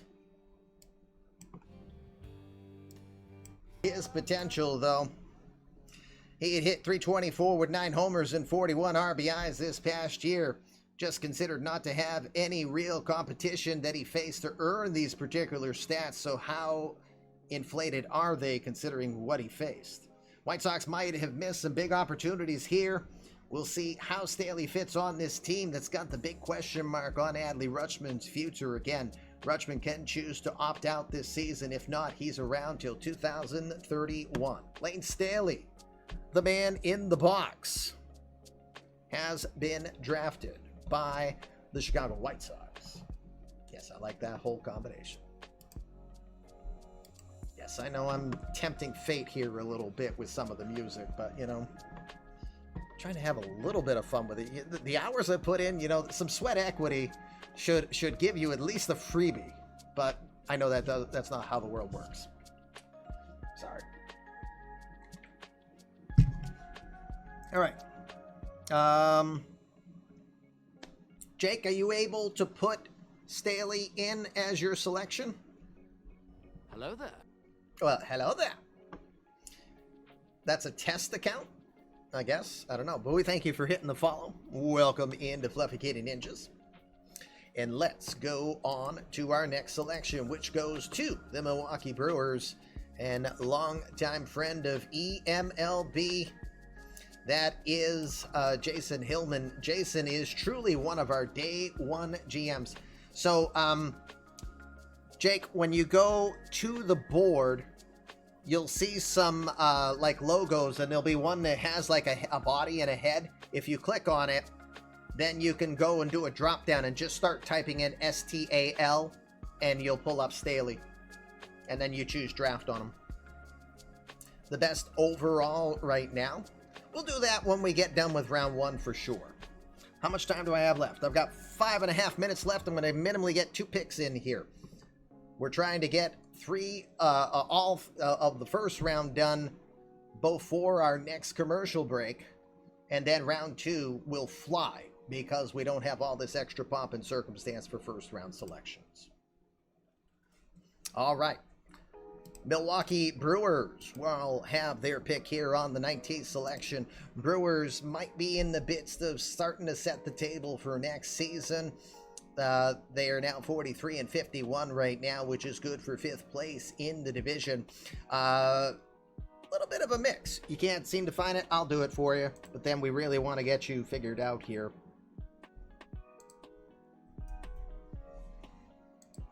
Might suggest GMs, if we could team up in the eMLB help section of the Discord and kind of walk 90s the best way to use Stats Plus. It's literally his first jaunt into it.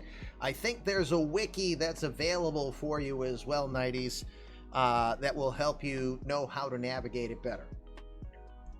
That might be it as well too. But anyway, as we talk about the Brewers in particular, this is a team that's just on the neighborhood of top 10 in many different things. They've got a top 11 budget. They've got a top 11 payroll.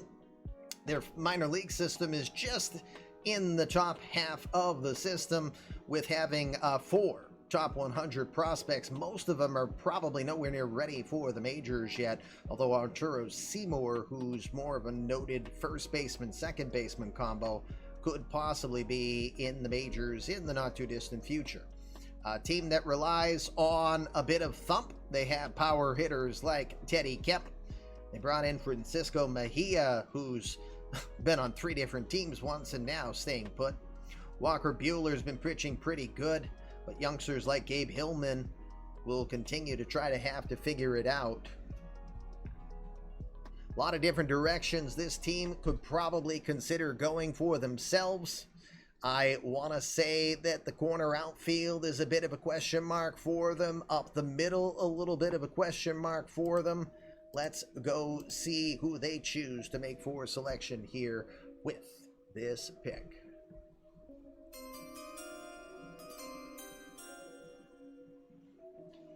From USC, the senior Neil Caffrey. This is the community created player of Hebrew Hammer. The switch hitter from New York, New York. It's been known for fluid defense and amazing defensive prowess and range. Made turning DPs from either side of the middle infield look like an art form. He'll definitely be in discussions for top defensive talents for years to come. With some speed and talent at the dish, he has the makings of a pesky bottom third of the order style hitter. Might have swept 40 bags in USC this past season, but he projects in the major league level to probably get at most a dozen in a year. Again, this is the community created player, Neil Caffrey, switch hitter from Hebrew Hammer.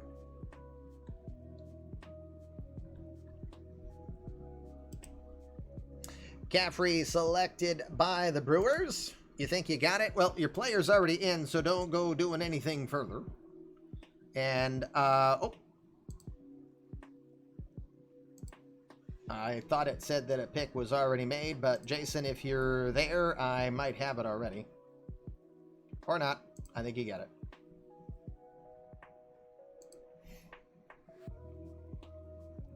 Yep. Thank you for doing that.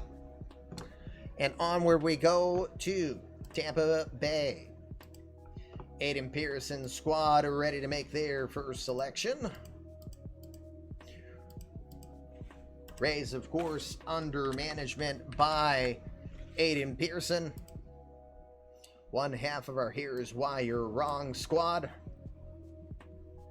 I think I will speak a bit more on this selection here in a moment after we take a look at the team itself.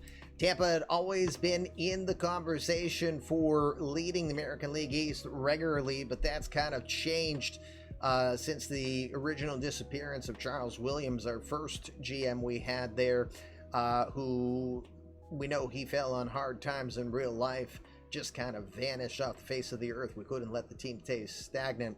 So when the opportunity presented itself, Aiden jumped over from Atlanta over to his Rays. A lot of talent on this squad at all times. The farm system is struggling, but is that a terrible thing? We'll explain why. You've got Pearson, a 23-year-old who's 20-plus homers and a .320 average this year. That's pretty good. You got a good backup in Adrian Danini. He's a community credit player of a guy I met in hockey and barely heard from since, but the player pans out as a good defensive talent. Had a little bit better offensive times. He did hit almost 300 once in 2025 with the Diamondbacks, but he's about 100 points off that pace right now. You have players like Fritz freaking Flaherty. What's your language, bud? We're on the air. It's in the contract. He's not supposed to interrupt me. We're supposed to be able to say Fritz Flaherty. Anyway, we got Wander Franco, Ashlis Dudley, Dominic Aguilera just got acquired from St. Louis. You've got AZ Axel's community credit player Alex Murray hitting .279.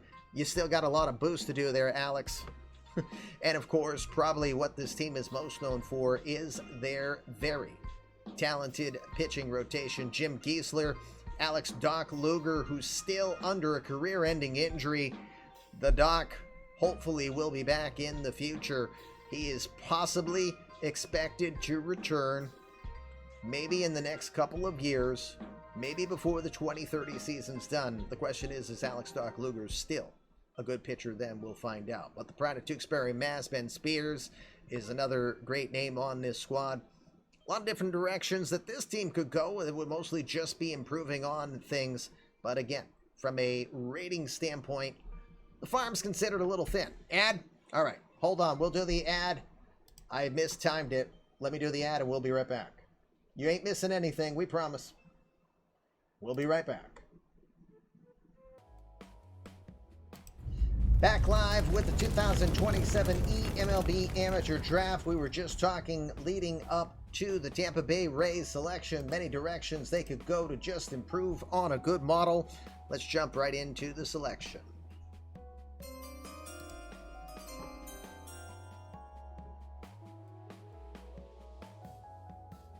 The Rays will select the Phantom, Daniel Ferreira.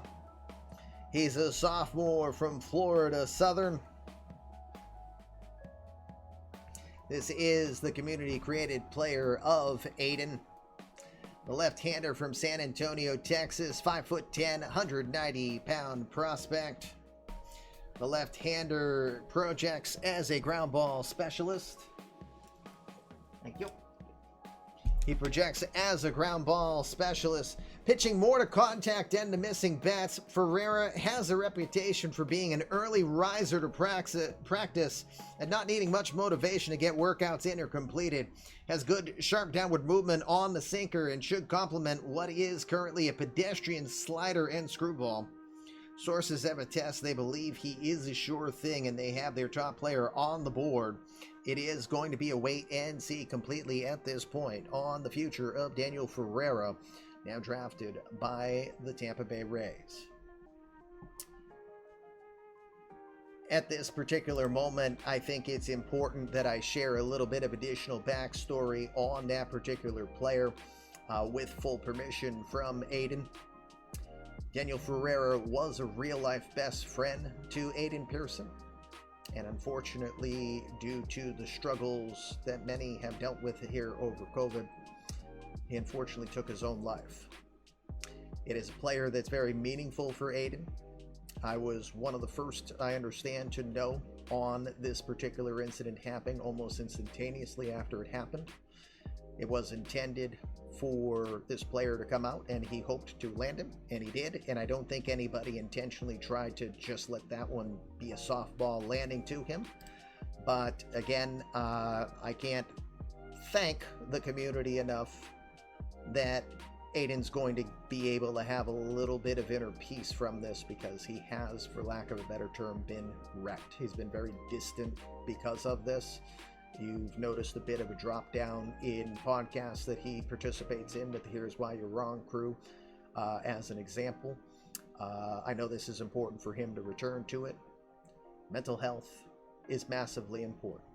As someone who advocates constantly for himself, will advocate for any of you. If you need an ear to bend or listen to, always available here. No one should be alone. No one should ever go it alone. No one should ever be in the position Aiden had to go through. So again, from a story standpoint, Ferreira drafted by the Rays, but it's a little extra meaningful player. We'll be watching the Phantom's career very closely. Hate to put a somber part on this, but I thought it was special and important to kind of advocate why that player is going to be huge in this eMLB universe in regards to its meaning. So, thanks for listening on that. Let's continue on, and it's time to go to the Red Sox. Oh man, what are those punks going to draft? Not that Red Sox fans could ever become haters of the team, but my wife's kind of like, ever since I got traded, my virtual player got traded to San Francisco, it's like, As we try to get back to a lighter story on it, Red Sox find themselves battling in the division. They are first place currently, 60-36. Things going well. Middle infield doing well. Liam Spencer doing solidly over at short. Bo Bichette also was an all-star this year. He was traded straight up for that punk. Well, there were two other pitching prospects came over. Honestly, got to think. No disrespect, Mike, but I honestly think Billy got the better hand on that particular deal. They also are benefiting from acquisitions such as Pepe Clark. Clark, of course, acquired straight up for Triple Crown winning Raffy Devers. Clark going to be under management for a while more, and he was an all-star as well, hitting .309 with 16 home runs. This is a team that has a possible back-to-back 50 home run hitter in Danny Diaz. You've got Johnny Davis, who will be back from injury in the future. You still have old reliables like Andrew Benintendi, Mookie Betts, and you've got some new talent behind the plate. What you have is the old guard still here on the rotation, and Noah Syndergaard, Lance McCullers, and some other talent in Mike Bohr and Mike Kennedy. The question will be... Oh, yeah, let me add in. That's right. Aiden's not here right now, so let me add in.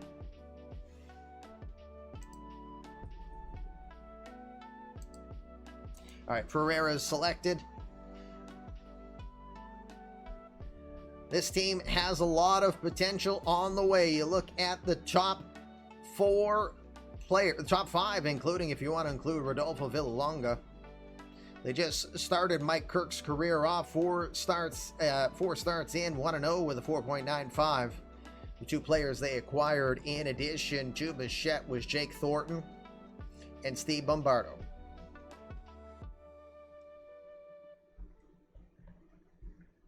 Sox selection is in. Would assume pitching would be one of their first focuses again, with trying to position for the future.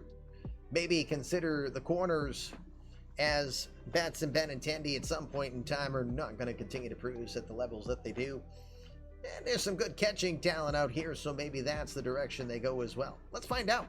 21st pick on its way.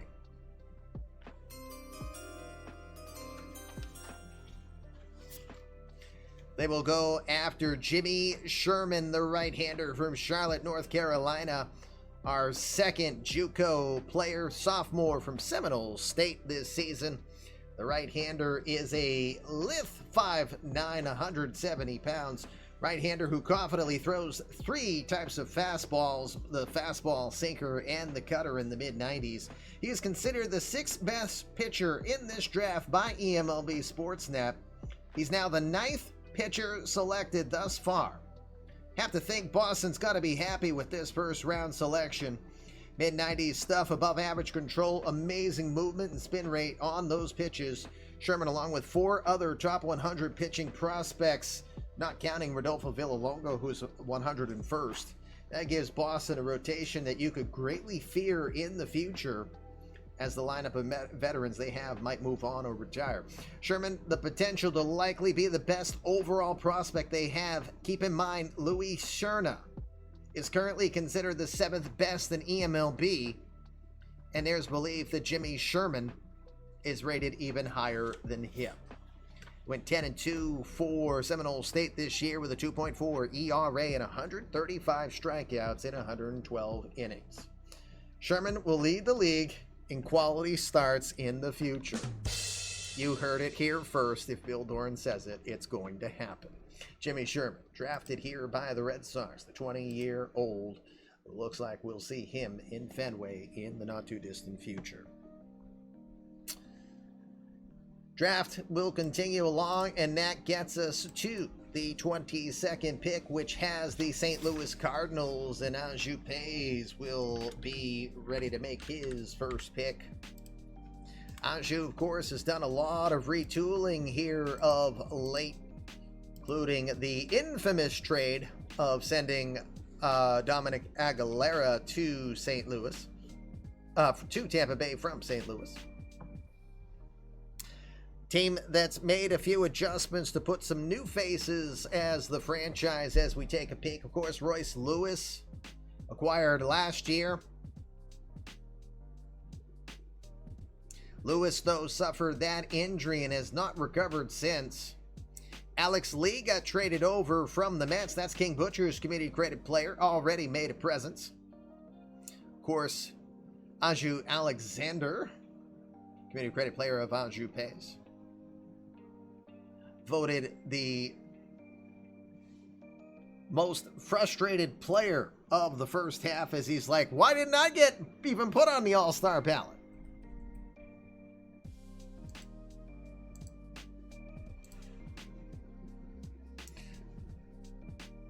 For the farm, right there, smack dab in the middle, Bobby Cox could be a future replacement to JT Realmuto. Got some top 100 to 200 prospects that could be in the pipeline in the future, although, you know, Alan Lewis, sorry, you got this guy named Rodecker in front of you. He ain't going anywhere. And if he does, then Anju, you're on drugs.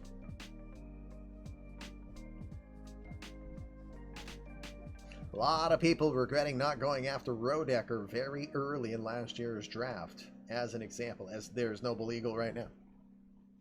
All right, 22nd pick for the Cardinals. I think he knows who he's got. Let's see if he's happy with the pick. Here we go.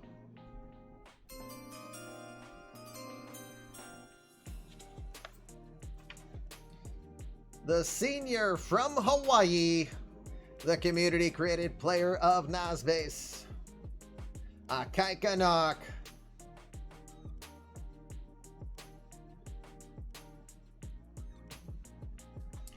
The Hawaiian from Honolulu. We've been hearing from various Cardinal executives that if the Hawaiian flamethrower was gonna be available here, the word of the day would be mahalo.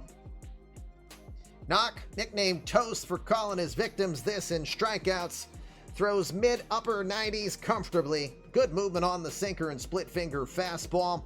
Been starting to develop a circle change that'll need some more work, but the power pitcher has been known to be a battler in his college career. He finished his final year in his senior season at 10-3 with a 2.34 ERA. He had 144 strikeouts in that instance. A lot of eMLB pundits believe he's a number 3 ceiling at best in a rotation.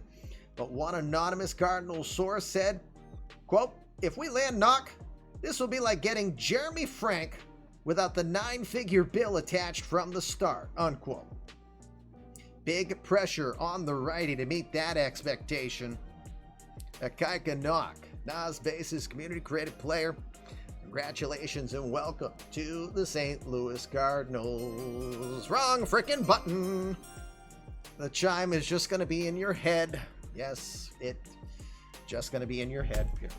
All right, I will enter Akaika. And did I say it right, Nas?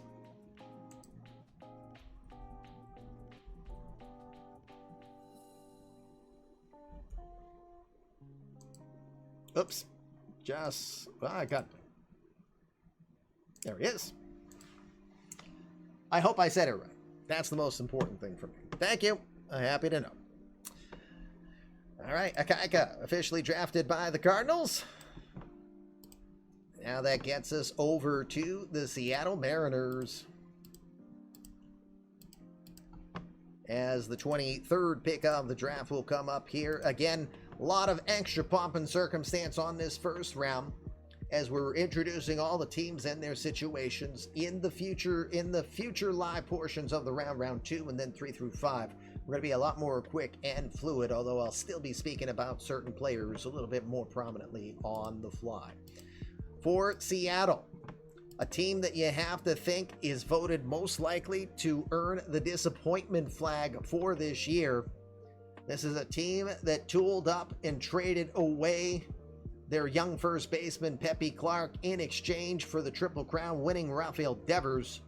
Devers with the potential to go on his way out at the end of this year.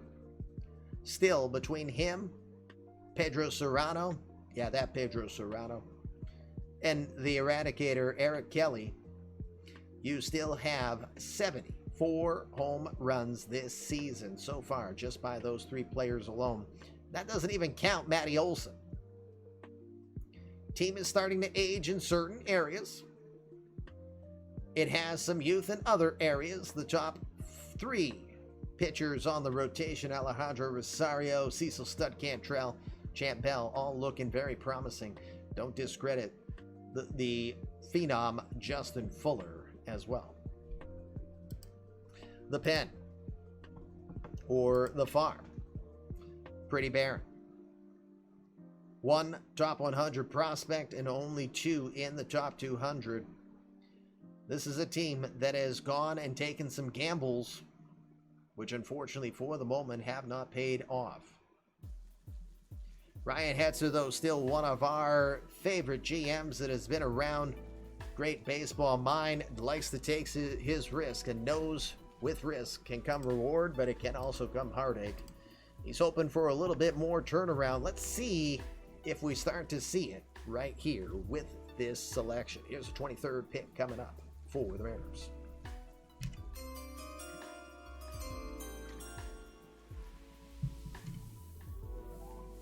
Seattle Mariners will select Jeff Wallach, first baseman, junior from Illinois State.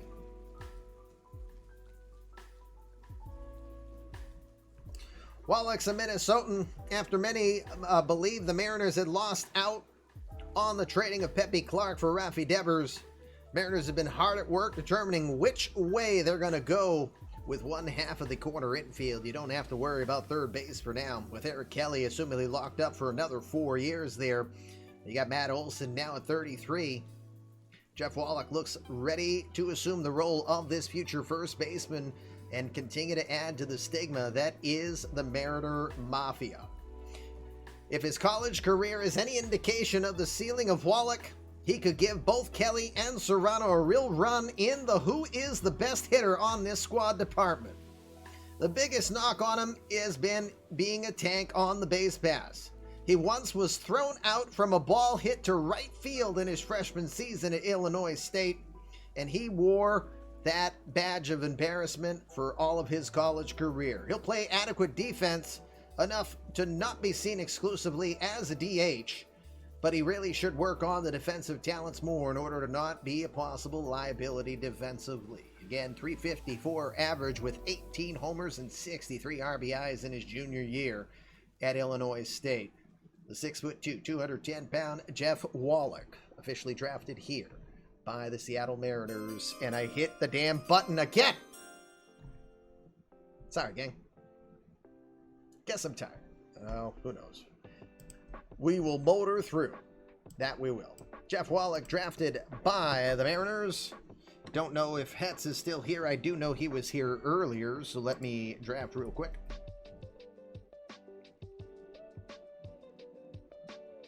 I think he did it.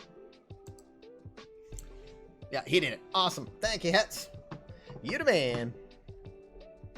All right, on we go. Time to do... Oh, boy. This is where, if I wouldn't get in trouble for it, that it would probably make sense to do the Imperial March, because I used to do it to... I used to do it to Chris Holland all the time. But Chris Holland is your next GM up with the Los Angeles Dodgers. Holland, a 1.0 day one GM, meaning he's been around for 23 years. There was a lull. I took a hiatus when my I started to have 5 kids and 3 in diapers. Oh, don't recommend. That I had to take some time off. In returning, couldn't find Chris. He found us, and he is back. He's been back for a couple seasons now. It's great to have him, and I'll tell you, as an administrator versus being a Red Sox GM to his Toronto GM, there were too many times I was looking way up at his ass as he ran the division. I like it more just being neutral and getting to watch everything unfold. But I have warned this league regularly. Watch out for Mr. Holland, especially with him having a big budget team in Los Angeles. Speaking of those Dodgers 54-44, that's good for 3rd in the division right now in the National League West.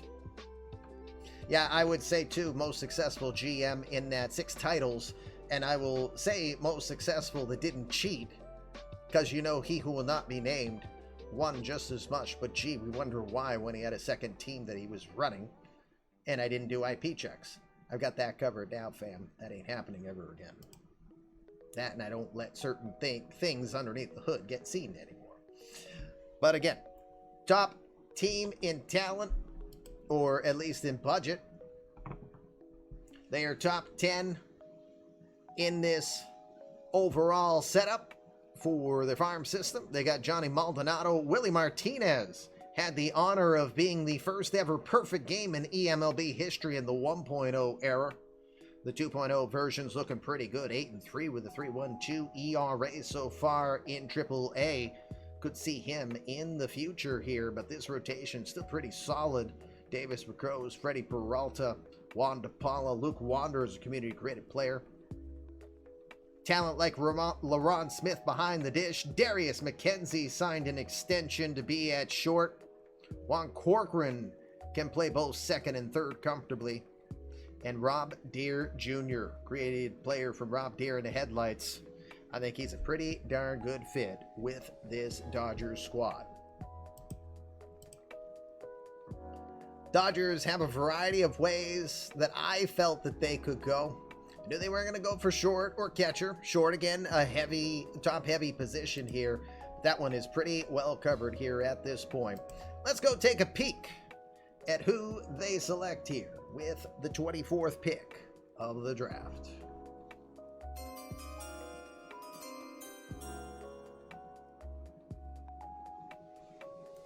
The freshman from San Diego State, Rigoberto Sanchez. That is the community-created player of Serial Killer. His second player that he made. People who might not recall the name, you'll find him as the guy who struck out the top prospect in Trouble with the Curve. Another intimidating presence on the hill.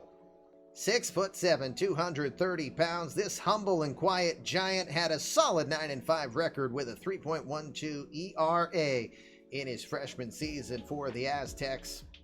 Outside of walks being somewhat of a challenge for him, Sanchez touted with a sharp curveball, fairly respectable fastball, and split finger fastball pitch to mix up his combinations. Scouts might consider this a reach at this point.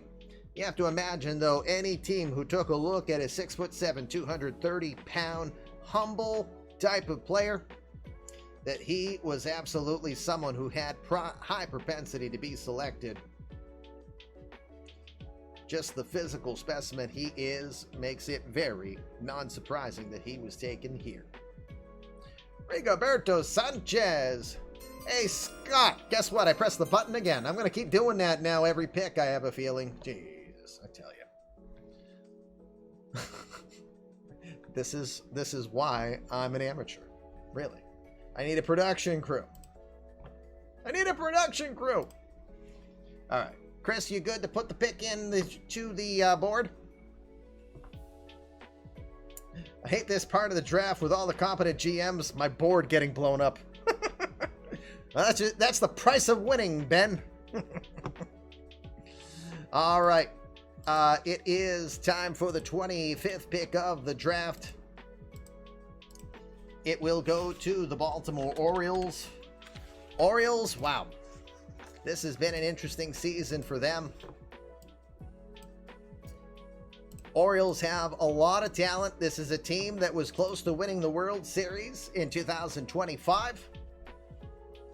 Beer o'clock, yes, it should be beer o'clock for me. You know what? Second round, I'm definitely grabbing a beer. Absolutely going to be grabbing a beer.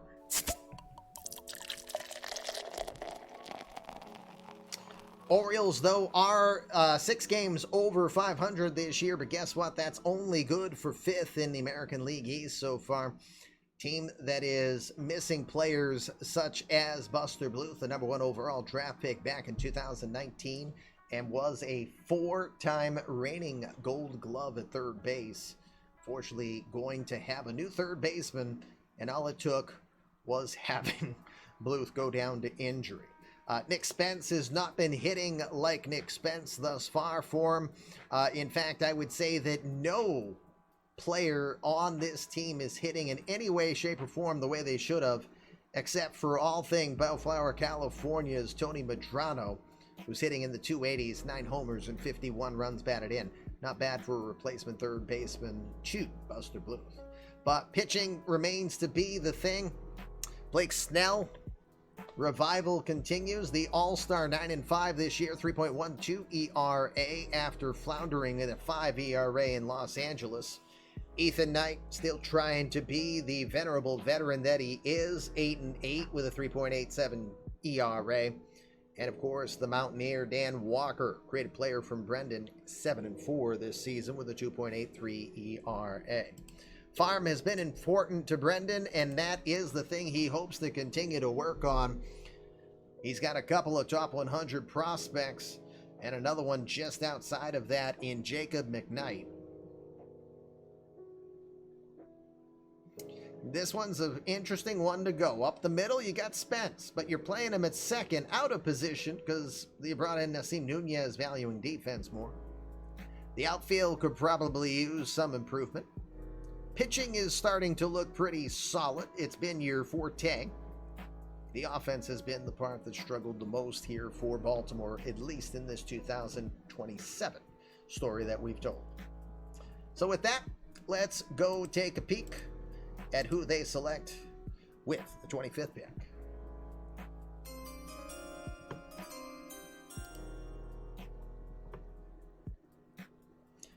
Ryo Tomazawa, a switch hitting two-way star from Chiba Shogyo, and I hope I said that properly.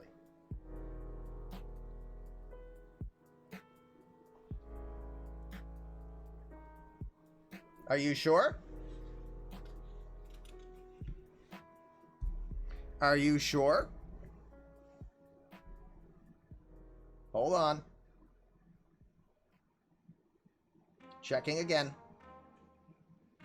Checking.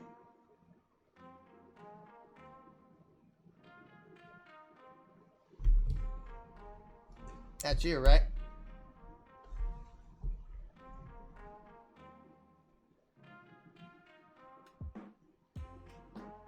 Where did I get this from? No, you're right. That's not on my list. Where did I get this from? No idea. All right. Guess what? We're gonna ad-lib it. He's number 3 on yours. Well, guess what? I might have to do the rest of this manually. So if I have to make a correction, I'll let you know. One sec.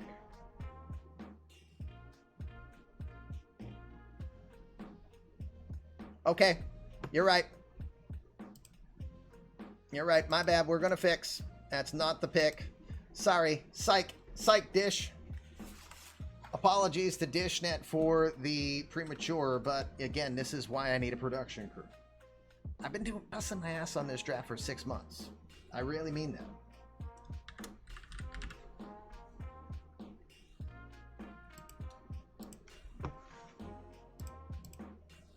All right.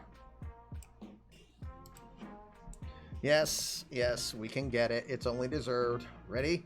1, 2, 3. You idiot. All right. Just sat down in office with In and Out and laughing with animal fries in my mouth. Steve, I gotta ask a question. When you showed your pic of you winning in jiu-jitsu this weekend, and you referenced that you were snatching souls, were you referring to yourself as Shang Tsung? I was just wondering, because I wanted to drop a meme on that. I didn't know if that's what you were going for there or not, but congratulations and nice work, and don't piss Steve off because he'll kick your ass. Okay? Just saying. All right. Slight swerve. I'm prepared on the fly. Old school. This is your proper selection. Duran Martin. It is Brendan's community credit player. And Brendan, pardon my language, Daffy, but I don't know how the fuck I got Ryo Tomasawa. I don't. I really don't. LB? Brendan? What the hell? Are you kidding me? Ugh. Can I go home now? Oh, shoot. I am home. All right. No, you're right. You're right. You're right. You're right. It's going to throw off a couple of things. But that's on me. Somehow I got it wrong. It's fine. Good news is I've got a little bit of a story on this one. Guess what? We'll finally get it right this freaking time. La la la la la la la la. There. The Thorn of Camor is finally selected. It is Punk's player. Sits down, stands up. Sits down, stands up. Punk, sit down. Oh wait, Punk, get up. Now sit down. Sit down before you fall down. All right, nope, Punk. Now you can get up. Nicknamed the Thorn of Camor. Intimidating 6'6" player on the mound. Fastballs touching upper 90s with the fastball and the split finger. He sports the circle change. Good, sharp movement potential on that one. Knuckle curve and split finger. Showed impressive movement on his selection. The senior from Highland Park in St. Paul, Minnesota, was 9-2 this past year with a 1.50 ERA. Rumor has it the league didn't want Punk to play for the O's, so they wouldn't let us turn in the card. Oh, dear God. Yes, and I am getting lifted off the ground by a 6'6", 18-year-old specimen. Specimine. 170 strikeouts for Lamora. Dear God in heaven, I butchered that terribly. I think that's the first time. It's the first time I screwed the whole damn draft up that way.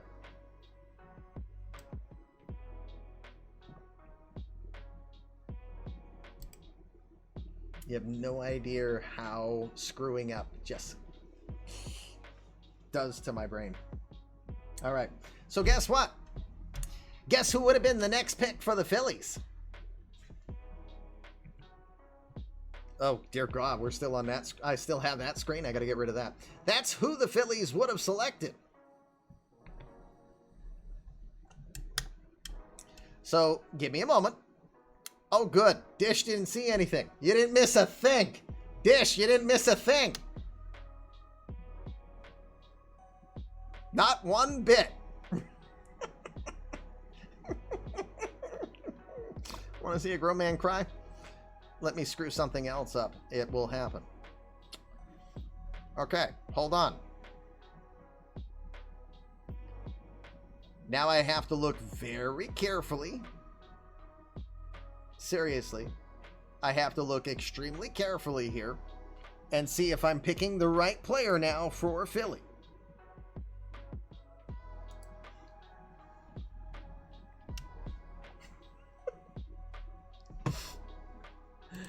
Oh my God.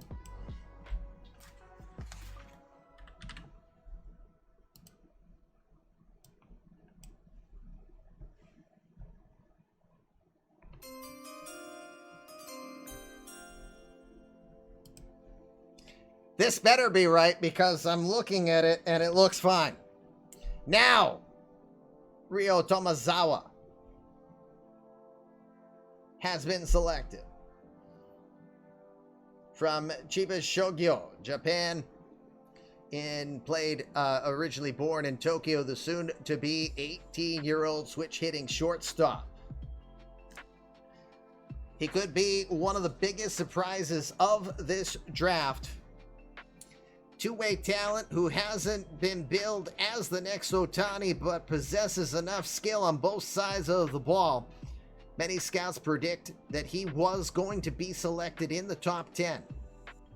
Here he is now being selected 26th. In fact, in the past few picks, we've been noticing social media reports have suggested Tomazawa was high on lists, but never top selection. So to see him fall to 26 leads us to think many selections here prior are going to regret not taking the soon-to-be 18-year-old protege. He's as humble as Shohei Ohtani. He's a confident switch hitter, no real weakness on either side of the box. Tomazawa's solid with his defense at short. He's developing offensive talent, will grade out at average and above, and his movement on his pitches profiles him to be a ground ball specialist. Sky could absolutely be a limit, and you're going to send him over to Philly. Ryo Tomazawa, Dish Nets Community Credit Player, is off to Philly. Dish, what you missed is I screwed up on the list and I had him going to Baltimore pick earlier. So what's funny is, to show the screens real quick, I got to get rid of that. Locke Lamora is selected 25th, and Ryo Tomazawa is selected 26th. So it kind of sort of worked out.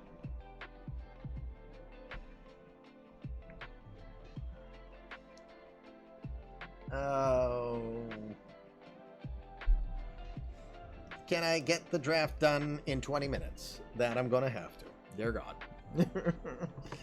Can I get the first round done so that we can get to round 2? Okay. Dear God in heaven. No more screw-ups like that. Please and thank you. Make me feel happy. The old switcheroo. Yes, that's exactly what happened. On to San Francisco. You know, we didn't even talk a lick on Philly, so let's quickly just peek at what Philly kind of looks like here. Just a quick peek. 20th farm system here overall. Greg Newland is in the majors, not doing well, might need a little more time. Wade Beers, though, is someone that we're thinking very highly on. That's Mr. Audit's community created player. So, of course, with drafting Tomazawa, the question will be, is it to replace Louis Garcia, possibly even Trevor Story up the middle? Or do they see him as a future part of this rotation? Or both? We'll find out. Yeah, Hebrew's in Chile right now, so he's not available here to talk on today's festivities. All right, on to San Francisco. The Giants, of course, made some moves here recently. They brought in that punk from Boston. plays second base. He's in between Aaron Nixon and Michael Sean Kane. You got Ethan Candela in center, Cam Candela behind the plate. Ethan, of course, is a two-way player. Oh, that's right. Thank you. So now let me put Rio Tomazawa here for Philly.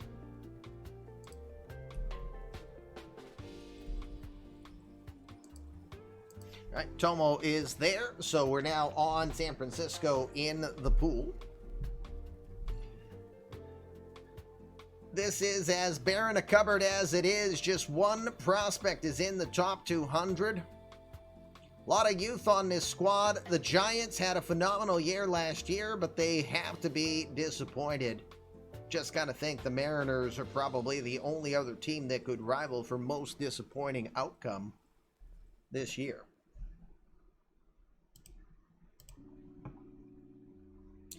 So with the Jets now having to make a selection.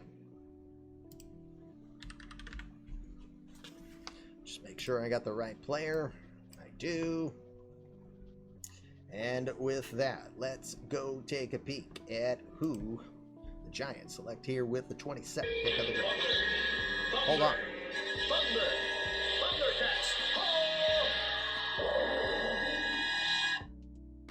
Brendan calling Lion-O and getting a +6 boost.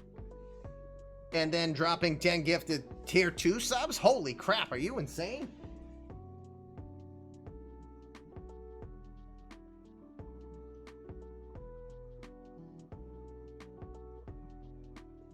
Wow. Brendan, thank you. I mean, those are tier 2 subs, so those are a little more expensive than tier 1s. Of course, they are also more towards the account on improving a player. But thank you for doing that. Appreciate it. Let's jump on over to the pick here now. Thundercats!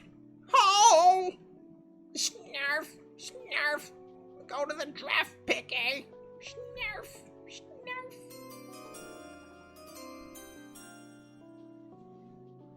God, I hope I remember saying his name. Huskar Yanoa. Another real-life player coming off the board here. The Dominican from Puerto Plata, which defaults him to being in the IMG Academy for purposes of our draft. When you know yes you do. The 6', 380-pound right-hander, hard-throwing sidearm thrower from the Dominican. He went 10-0 with just 20 walks allowed against 189 strikeouts in just under 100 innings of work. Throws a fastball, slider, changeup combination, and all three pitches are considered to have top potential. He has committed to LSU. Fastball already believed to have major league caliber.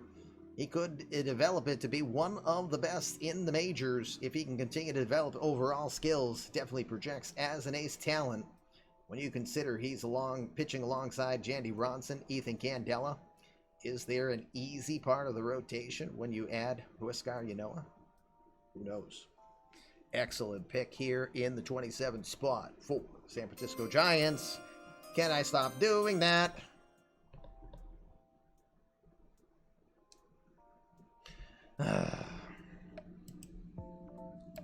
Turning into a long night with all the flub-ups. These are all formerly Pirates. Don't! 5 for effect. Okay. All right. Time to go. We all think it's normal now? Yeah, well, pretty much. And I'll just hear this damn thing in my sleep. On we go to the Los Angeles Angels. Let me just put Yanoa in. All right, Yanoa is in. Let's get over to the Angels. Angels, of course, continue to be one of the top teams in the entire eMLB universe. As we pull them up. Of course, the team continues to rely on old reliables such as Mike Trout, Shohei Ohtani, of course, Mike Trout in this universe, now 35, soon to be 36, 617 career home runs. Still hitting strong, although the average has dropped off a bit this year after hitting 50 home runs last season. Shohei Ohtani continues to impress as well. You got talents such as Nolan Arenado. You've got all-star rookie Sean Thornton, community created player of Compass Rose. You got the Flash Barry Allen as well. You still have the $60 million man, Tomoya Mori, not hitting like $60 million. I think they're just happy that contract's getting closer and closer to done. Of course, Jeremy Frank, we mentioned him earlier, acquired by the Angels from the Cardinals after he had a phenomenal start, but then went 4-10 the following year. Farm system.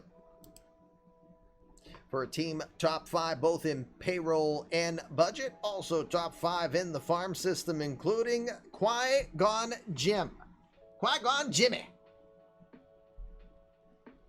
Now 2-0 with a 1.8 ERA in his short time in the majors. Tom Kazansky's community credit player, GT Sundown as well. Several other top 100 prospects. Team has a pretty stock cupboard, and they're only going to improve it a little bit further here. Let's go take a peek at who the Angels will bring aboard here for their selection.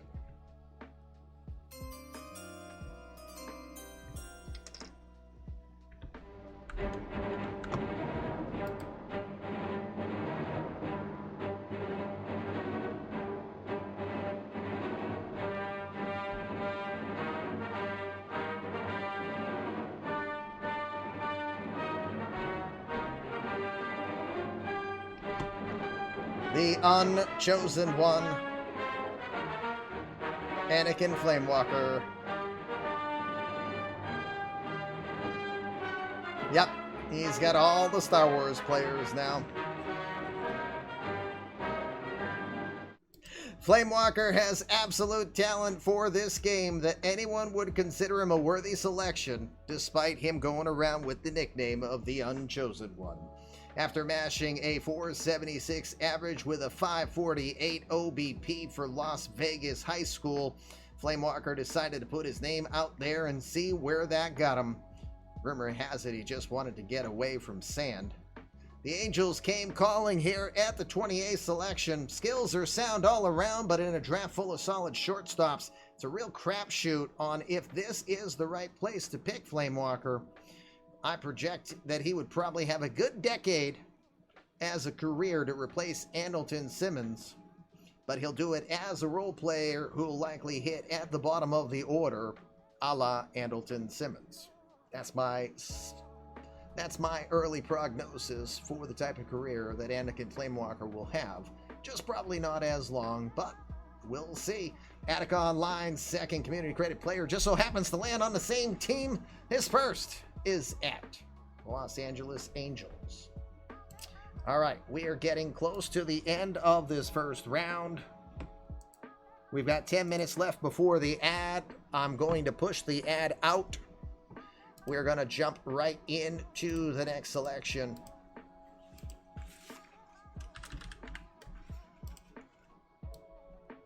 It is for the Cleveland Indians. Yep. Okay. Just had to make sure I'm all set here, gang. Cleveland, of course, enjoying a nice revitalization of the squad. They did make the postseason last year, 8 games over 500, 4th in the division, and definitely competing this season. Got to think there'll be buyers here at the trading deadline. Attica just trying to destroy the competition from within. You know what it is? Anakin's going to have Qui-Gon be a part and treat him like the father he really needed to be.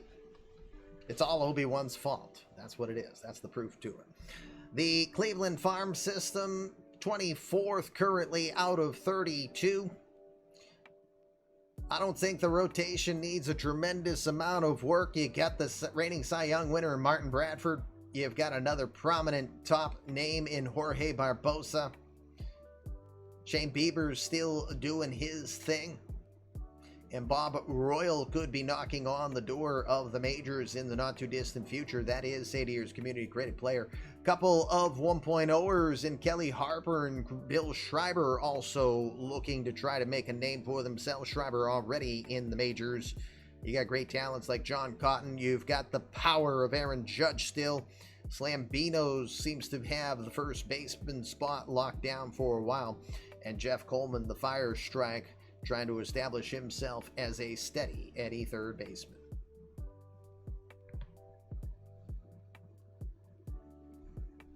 Just locked Barbosa up for his arbitration years. That's true.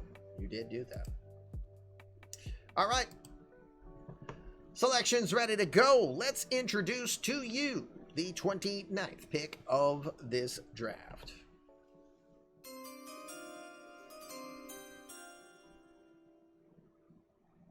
From Kyoto, Japan, Enya Kimura, the 22-year-old senior from Ritsume University.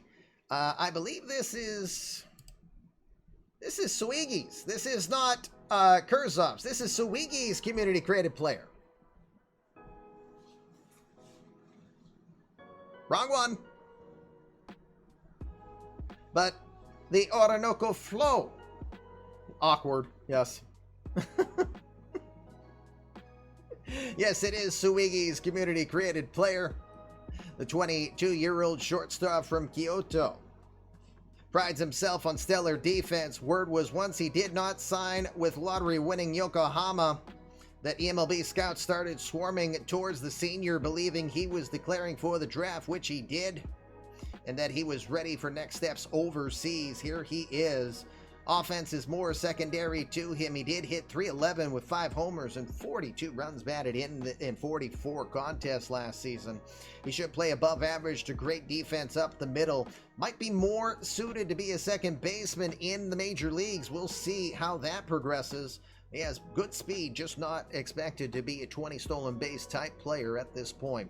Highly intelligent individual, very passionate, but another phenomenal acquisition coming over who believed that the United States was his better place to test his talents. And Kimura is going to join the Cleveland Indians here with the 29th selection.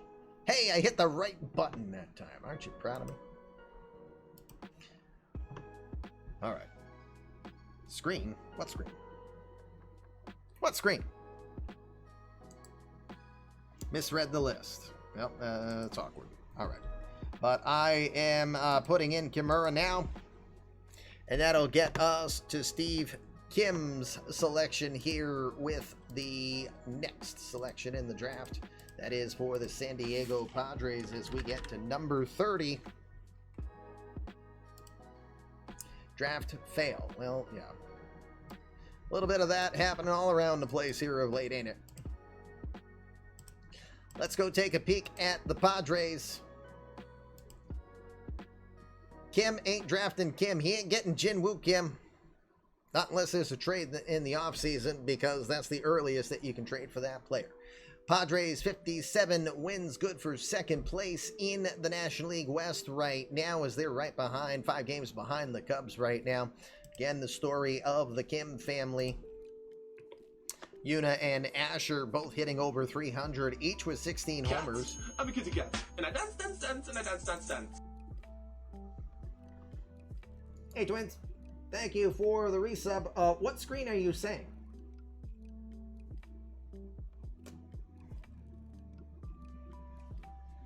Two years indeed. New sub badge here for you, twins. Thank you very much for that. Okay, yeah, I just didn't know what you meant. Not enough Kims in the draft, unfortunately, for Steve. Still has to rely on guys like Fernando Tatis. Judge Dozier's starting to finally hit home runs. He'll nowhere be like the 1.0 version of himself who almost hit 500 home runs. You didn't see Kimura's player ratings? Huh, hold on a sec. I don't know why that didn't flip over. My apologies, let's try this again. There's Kimura. From an OSA perspective. And Suigi, if you are planning to do what you and I talked about in private, I will assure you I'm definitely going to be providing you with some boosts for them. Oh, I see. Steve wanted Enya Kimura. That's what he wanted. Okay, I will check the general channel later. Anyway, back on the Kims, or Mr. Kim and his family. Cute picture from Asher today there, by the way, Steve.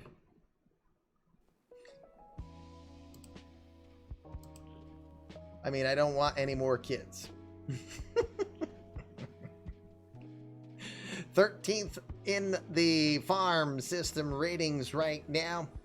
Jeff Hudson was a top prospect not too long ago. Still 14th best prospect in A-ball right now. No real talent expected to come out here anytime soon, as George Kirby is a double A ball player here. So again, outfield could potentially use some improvement. First base could be questionable if you don't know if Shamar Hosky has longevity.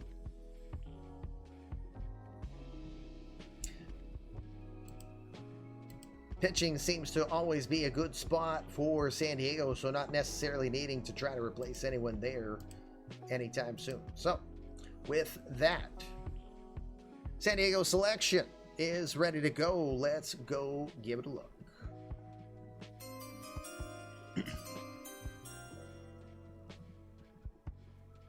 The sophomore from South Dakota State, it is Midnight Dreary's community-created player, Jack Lawless from La Crosse, Wisconsin.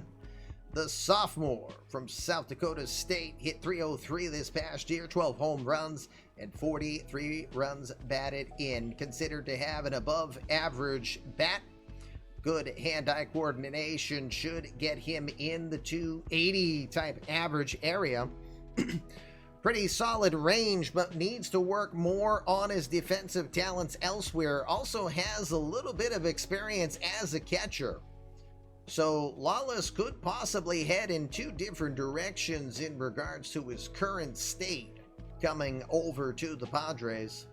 But definitely a good bat that could be a continual improvement, as we have seen the interest from Midnight Dreary here. The Wisconsin, Jack Lawless, selected by the Padres. I did it again, god dang it. You know what? I am ready for a break, I tell you. I really am ready for a break. I'm stuck. There we go. I was stuck on a screen. All right, you know what? Commercials coming up. We've got 3 picks left, and it will give us the ability to just transition over.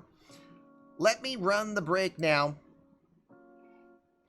I'll run the break. I'll finalize my last 3 picks for round 1. And that'll give you guys the ability to be ready to go on the fly for round 2 as quick as possible. We'll step aside. You're watching Fluffy Kitty Ninjas and the 2027 draft. We'll be right back. Don't go anywhere. We hope you don't mind the mistakes we've been making and still enjoy our show. When we come back live, a quick friendly reminder to you that on Friday we have to take tomorrow off due to family commitments. Friday, 6 o'clock Eastern Time, rounds 3 through 5 will continue in the format you will see momentarily in round 2. Again, when round 1 is done, all of the extra pomp and circumstance will start to go away. But we hope you've enjoyed this part of the show. As we come back live to the 2027 eMLB Draft, 3 selections away from finishing off the first round here, as Kamish LP comes back live with you in eMLB Sportsnet Studios. Let's start to look at our next selections. We'll go to the Chicago Cubs. Cubs, of course, made it to the World Series against the Astros this past season. Did not get there all the way. but continue to play some solid baseball here in 27, 63 and 34, 5 games ahead in the National League West. Again, no more Central due to our realignment and restructuring.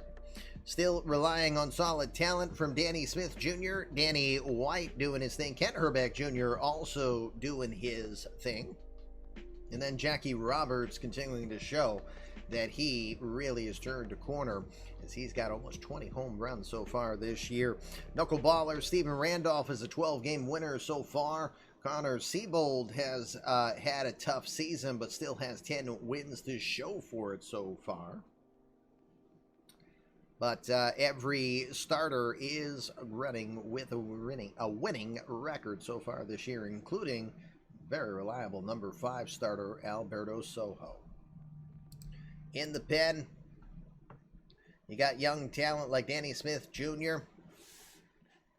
You have good talent like Ken Herbeck Jr. in the corners, Steve Randolph. So those players are secure for a while. But not a lot to rely on coming. Greg Barcelo was a pretty good 1.0er. He's just outside the top 106 wins so far, mid-4 ERA in AAA. Camilo Franceschini, we're still waiting for him to start off rookie season this year after this draft is done and after the trading deadline. Nate Wolgamuth is someone we saw in Winter League. He's a 10-game winner this year. We could possibly see him in the majors in the not-too-distant future as well. All right, Cubs are ready to make their selection. Let's go see who they select. You know who else the Cubs have that's injured and lost for the year? Another top 1.0 name, Brice Alston, top lefty, coming from that universe. Let's go see who the Cubs select with this pick.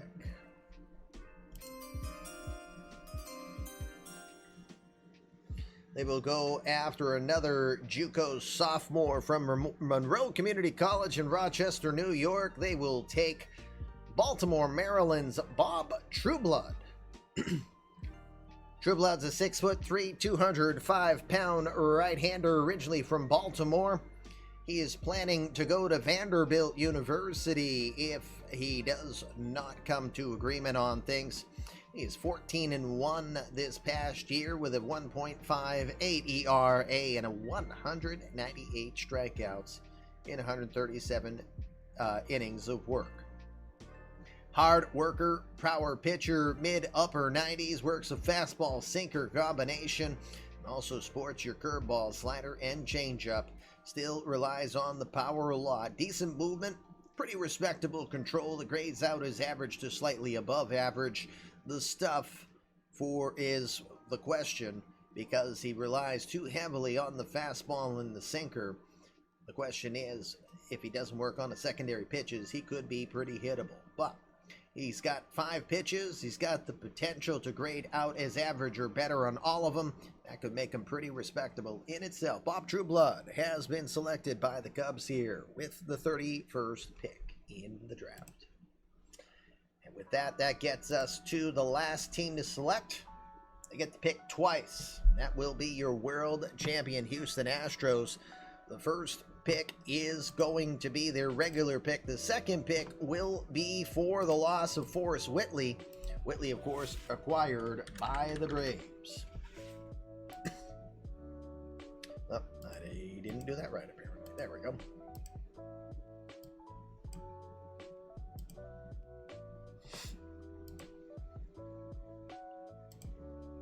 All right. Before we go to the pick, let's take a look at the Astros. Again, the world champions continuing to play like them. 70 wins so far this year. That's best in the majors. That's a 721 win percentage if you're not keeping track at home. There is not one weakness I feel that this lineup possesses, from Sammy Isla all the way down there. I am Groot. They all play pretty darn well here. And pitching is just as prominent. David Elvis is a 12-game winner. Fraser Perez, a 10-game winner. Aaron Nola might be the weakest pitcher on the squad, and he's 5-1. Nope, wrong one. 15th out of 32 currently for the team. They just brought up Jeffrey Southwick, who's 0-1 so far in 4 appearances. Irving Carter could be another player knocking on the door in the near future, and Jeremy Workman could be working himself into a 4th or 5th outfielder role here at this point. Don't forget old favorite from last season, the Cherry Bomb, Dylan Cherry. All right. Boo, says Tom, his worst rival to deal with. Time to go take a peek at the first of 2 selections here to end the first round for the Houston Astros. Let's see what pick number 1 will be.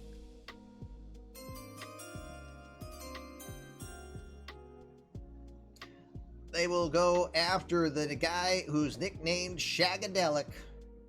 It's Dynamic MLB's community credit player, Daniel Rayson. He's a JUCO freshman from Owens Community College out of Toledo, Ohio.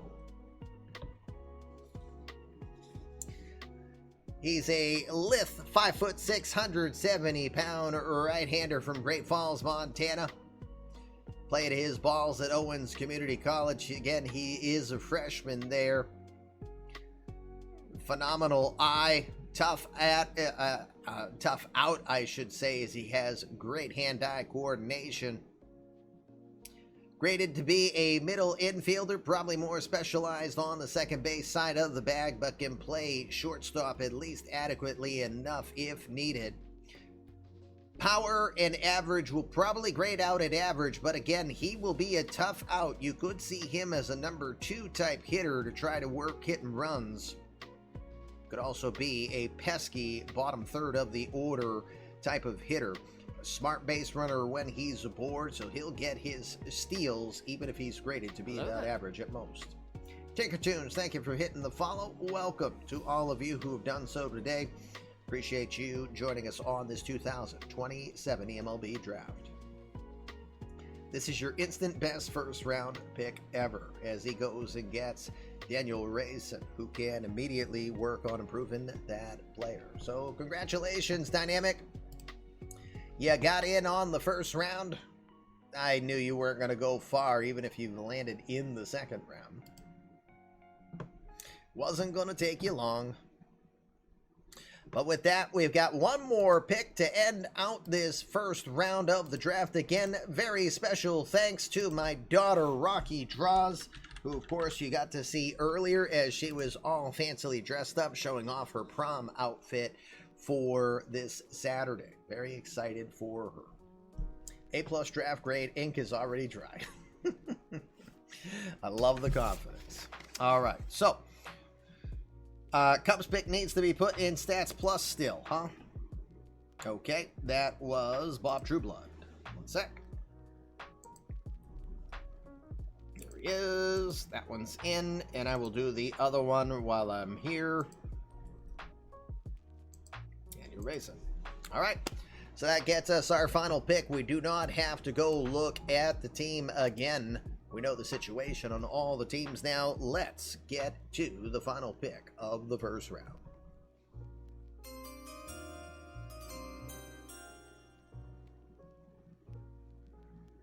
Another name from the real life pool, and this guy has got a lot of potential for the Dodgers in real life. James Outman, a junior at Sacramento State, will be the final selection here by the Astros. I can't see him replacing Sammy Isla anytime soon as a center fielder, so I have a feeling we've got a possible corner outfield potential here in Outman. Outman 21 from Redwood City, California. Grades out as plus on the contact and home run talent. Very good arm. Probably better for right field in Houston than left, but he'll play both positions well with Sammy Isla up the middle. For me, I would project Outman to be kind of a number 6 type of hitter in the type of offense that the team puts together. But again, that's just my assumptions on this. Thanks for supporting former Astros to make this pick happen, fellas. Keep them coming. I nailed the instructions. Boy, were they confusing. Whatever else went wrong, that was good. All right, that's good to know. Hey, Dr. D again. 341 average for Outman this season, 21 homers, 68 RBI. Again, Outman is a real-life player for the Los Angeles Dodgers, given new life here in the 2.0 universe as he never made it to the majors. Wasn't even in the file, so that probably meant he retired as a 2020 player and was deleted. You know, and he was deleted. That, you know, okay. Just making sure we're all on the same page here. Because today I've been kind of operating kind of like a broken. You know? Anyway. All right. So, give me a quick moment. I have to make some adjustments. The adjustments are that each round we have to switch up teams, or teams to be in the proper draft order per how eMLB rules work. Fortunately, I have to do it this way so I don't mess it up. I can only fix it after we get through the rounds that have supplemental picks. They don't have to do it each time. I think it's all good until we get to 17. Look at the draft order again on how it does this.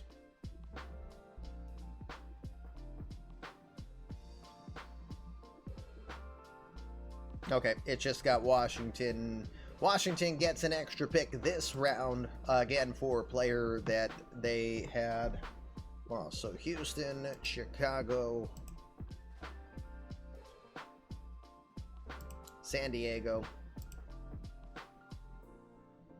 Cleveland is 29th, Los Angeles Angels 28th, 27th, San Francisco, 26th is Philly, 25th is Baltimore. The change that I'm doing is based on where you go in the playoffs determines your picks at the end. We don't just go by win-loss record there. 23rd is Seattle, 22 is St. Louis, 21 is Boston, and 20 is Tampa. Everyone else is perfect. Yeah, Trey Turner was the players that the Nats lost for compensation. That's my one frustration with this particular game, because if you look here, if you look here, this is all you see. This is all it'll say. These are the picks that are lost for compensation. So the Braves lose a third-round pick, but the Astros got a first-round pick. The Cardinals lose a third-round pick for getting Turner, but the Nationals get a second-round pick. It'd be great if the game would also put that there so that you would know this, but it doesn't tell you that. So I even had to double-check with Ben, who's the player you got the extra first-rounder for? So, all right, so now I have the selections where they are. So here's where it goes. Now, basically, for this second round, when it's your turn to pick, you get 5 minutes to send me your pick or to tell me if you have a list for me to look at afterwards. I only need one pick today. Oh, I need to put the last pick in Stats Plus. Yes, you're right. Oh, okay, Outman's in. Ben did it for me. All right, so, you know what? Hold on a sec. I got to pause this again. We're not doing anything yet. I got to change it here. This is on me. Trade pick. Let's go to Montreal. Trade pick. That goes to Portland. All right. So, Ken, when you're ready, if you can whisper me your selection, please and thank you. Yes, and how quick this goes is based upon you guys. Cito, I see that you did a +3.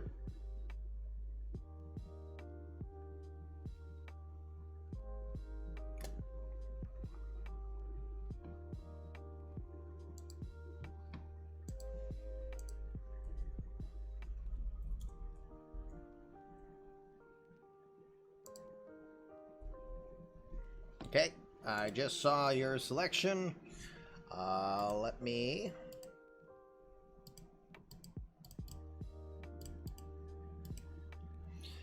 guys, I'll ask one other favor. When you send me your pick, include their position. Remember, there's over 900 players still in this file.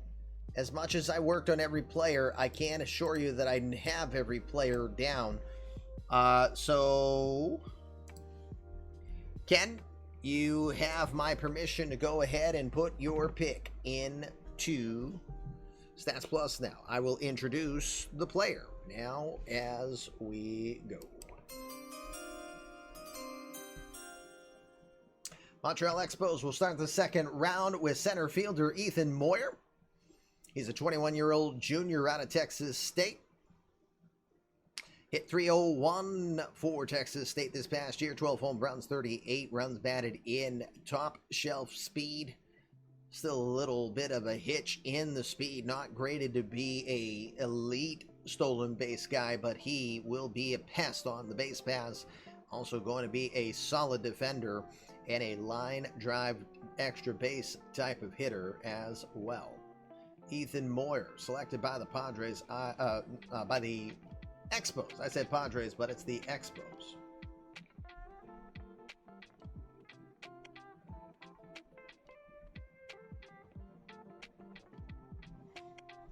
Hold on.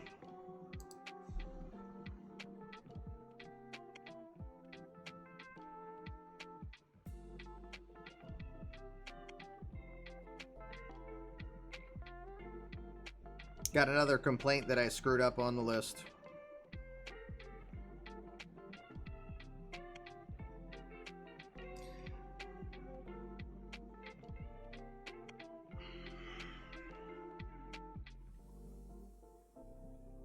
That's probably why, Twins. Time out. You can wait one moment because you're not going to affect this. Let me get Moyer all done. Can't go ahead and put him in.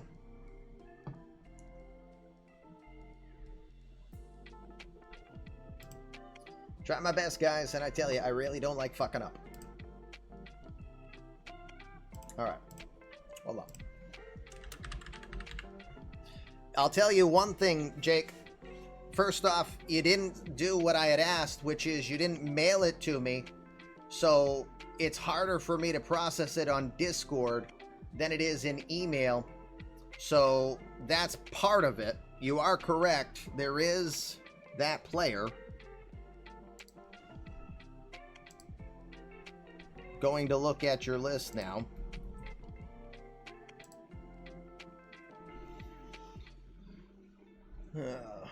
And that is your first pick. Okay. No, he did not get True Blood. True Blood is going somewhere else. Okay, so here's the deal. I'm going to change it on here, but I'm going to have to fix it. So please, make a note. I'm making you accountable because I've done an awful lot, but I need you guys to be accountable. So make a note, Jake. Sergio Mendoza goes to you.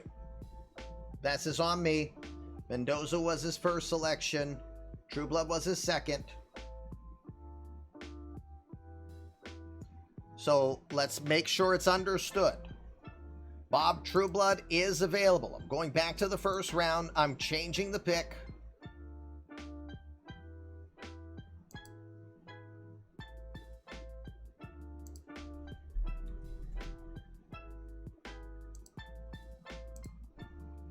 All right. Mendoza's changed on Stats Plus. Stats Plus is the only thing that matters here. So let's make sure we understand. Bob Trueblood is available.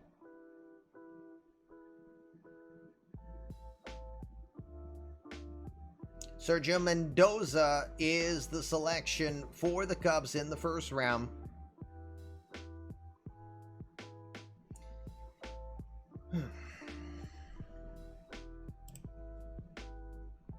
All right. So Mendoza will be selected later. What I'm going to do is when True Blood gets drafted, When Trueblood gets picked by someone, I'm going to put Mendoza there, and we're going to switch it around, and people are going to keep track of what they paid for a signing bonus, and I will net everyone out so that they're square. Okay?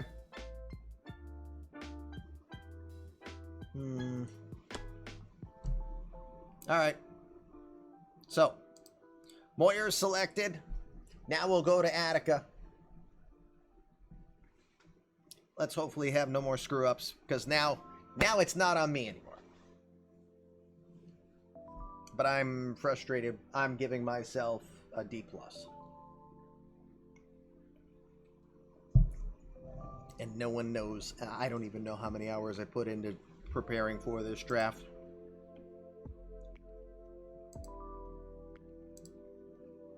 Okay.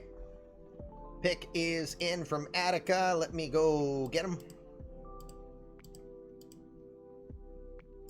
Yeah, Stats Plus is corrected. Trueblood is available.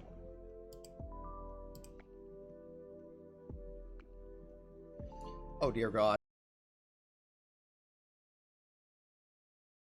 Did by the team. There he is. And done. Good. Oakland. Well, are you still here? 3-Sport Geek.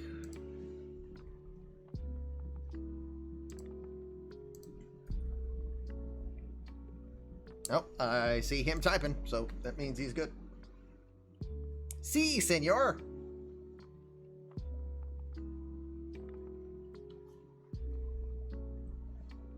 Yeah, either whisper in Discord or preferably in Twitch Whisper who you want me to select with your next pick.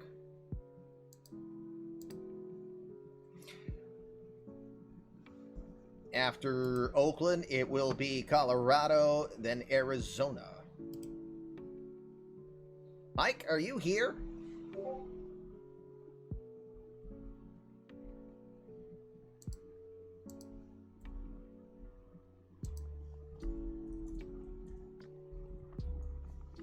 Okay, I have the pick. Let me get it set up.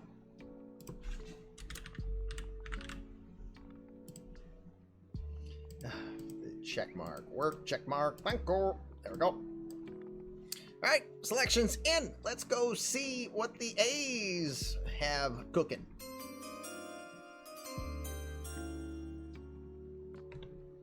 They will go after Andy Bobson, the 20-year-old from New York, New York. He's a junior at University of Texas, Arlington. 8-3 this past year, 2.45 ERA. Low 90s work, keeps the ball down in the zone with a pretty good sinker. Has a fastball, slider, changeup in the mix as well. Graded to have a pretty good talent in all three major pitching categories of stuff, movement, and control.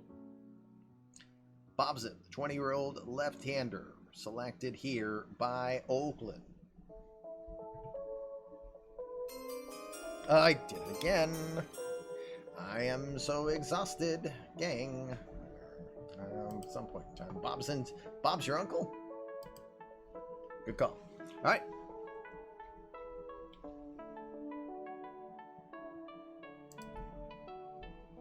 All right, Colorado.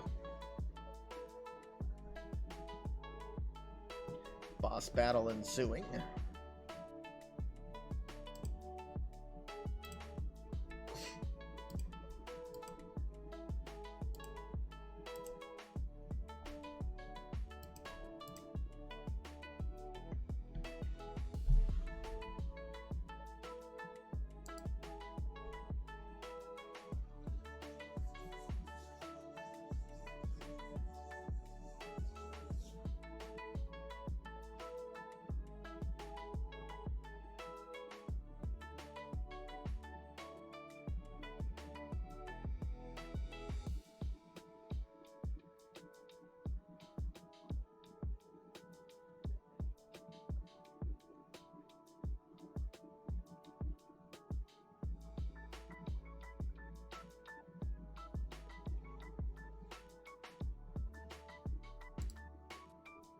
Okay, think I got it.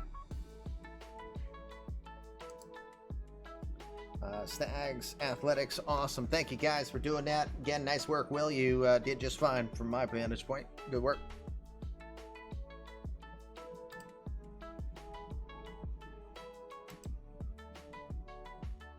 Just have to make sure that this is what I'm understanding.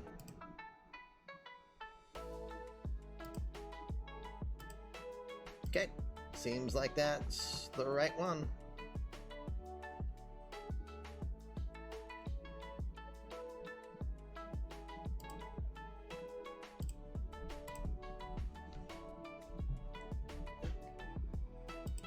Okay, very good. I think we have the pick. Let me set the table here finally. Again, this part is the spontaneous on-the-fly part. Arizona will be on deck. So Tim Lowry warming up in the bullpen, waiting on this selection. Here we go. Colorado Rockies will go after senior from Minnesota, Danny Odom. Odom hitting .329 with 14 home runs, 67 runs batted in. Solid second baseman all around, not known for a very solid arm, but very comfortable turning double plays. Very steady glove work over at his position and an effective preparer. Hits for solid contact, good line drives type hitter. They actually believe that he's got great potential to be a 20-plus home run type hitter at Coors Field. Had him scouted pretty highly. Danny Odom being selected here with the selection for the Colorado Rockies. This is the 37th overall pick in this draft so far this year.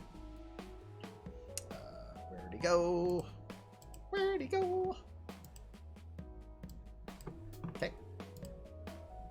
All right. That means it is time for Tim Lowry's selection in the number 5 spot. Toronto will be up after that.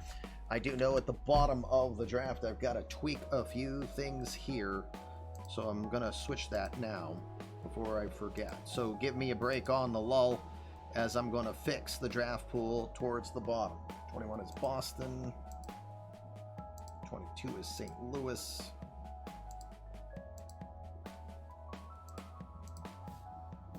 23 is Seattle, 24 is Los Angeles Dodgers, 25 Baltimore. All right, I'll do more of that after. I want to see if Tim's pick is in. It is.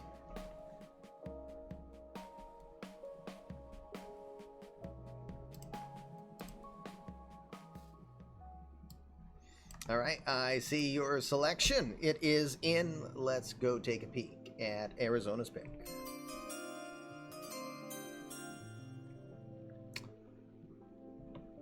Diamondbacks will select Josh Harwood, 18-year-old from Gonzales, California. He played his ball at Independence High School in San Jose. Hit .434 in 23 games. He had 10 home runs. Didn't have a multi-home run game at all. Almost hit a home run in every other game he played. Had 22 extra base hits in 43 total hits. Solid hitter overall. Plus power on the home runs. Phenomenal arm over at third. Could still use a little bit of additional development there, as he can be a little prone to the errors and a bad miss first step from time to time. Harwood still has good potential to make it in, to make it to the majors. I think if he continues to develop, he's still pretty raw at 18 years old here. Is that a Probler? Could be saying it wrong. Regardless, thank you very much. Appreciate you hitting the follow and expanding the litter box. Josh Harwood has been selected here by the Diamondbacks. Believe you selected. Thank you, Tim. Did you put him in? Yes, you did. Toronto. General Kenobi.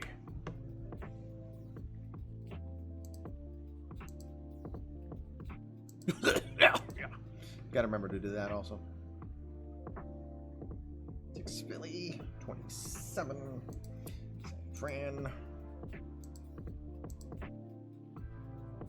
28 is Los Angeles. 29 is Cleveland.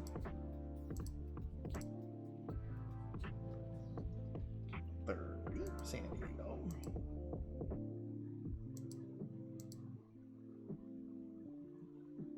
31 is Chicago. 32 is Houston. And then the Nationals. Pick 33rd. Okay. Toronto. Harris is here. Oh my god. Why am I so far down? I have no clue why it sent me like all the way to the beginning of our chats like 2 years ago, Harris. That was weird. Okay. Selection is in. I'm ready to introduce to you the selection by the Blue Jays here in the second round. Listen very carefully to the sound of sadness off in the distance. Toronto selects O'Neal Cruz. You know, Cody was praying every selection was not going to go after him. But Cruz gets picked here in the second round. About 4 picks too early from Cody's point of view. The Dominican 18-year-old, known for his phenomenal bat speed and his amazing arm talent. He throws from shortstop in the 90-mile-an-hour range. Still has a lot of development to do overall. F you, Harris. Cruz definitely is an exciting player to watch. I'm a kitty cat, and I dance, dance, dance, and I dance, dance, dance. Draft DAYYYYYYYY on a hump DAYYYYY. Oh, dang girl. Thank you, Aiden. Appreciate that. 25 months. And if you didn't know, you did land the Phantom, Daniel Ferreira, as you had hoped. So congratulations to you. We are early in the first round. And it is O'Neal Cruz selected here by Toronto with the 6th pick of the draft of this second round. All right, the Mets. Ken Brew. Already got his pick. Love it. It is second round.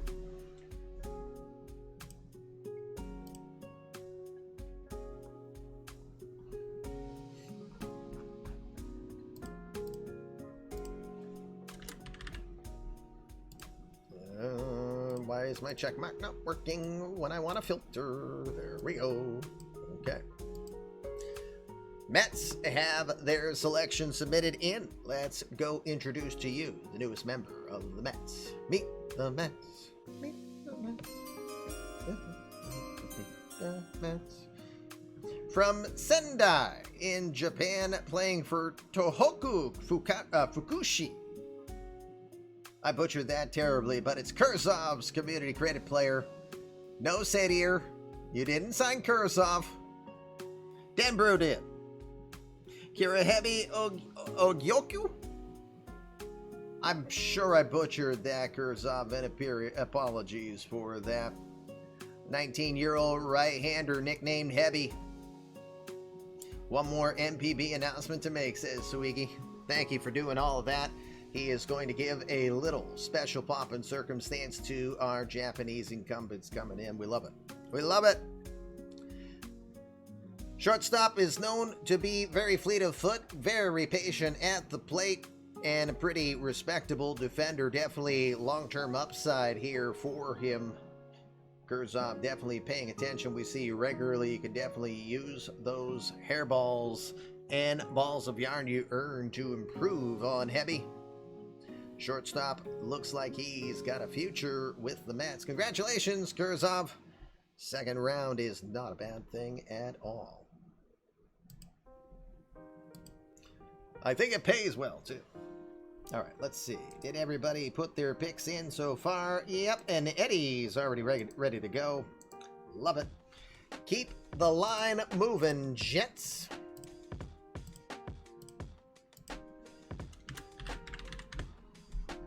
That's right.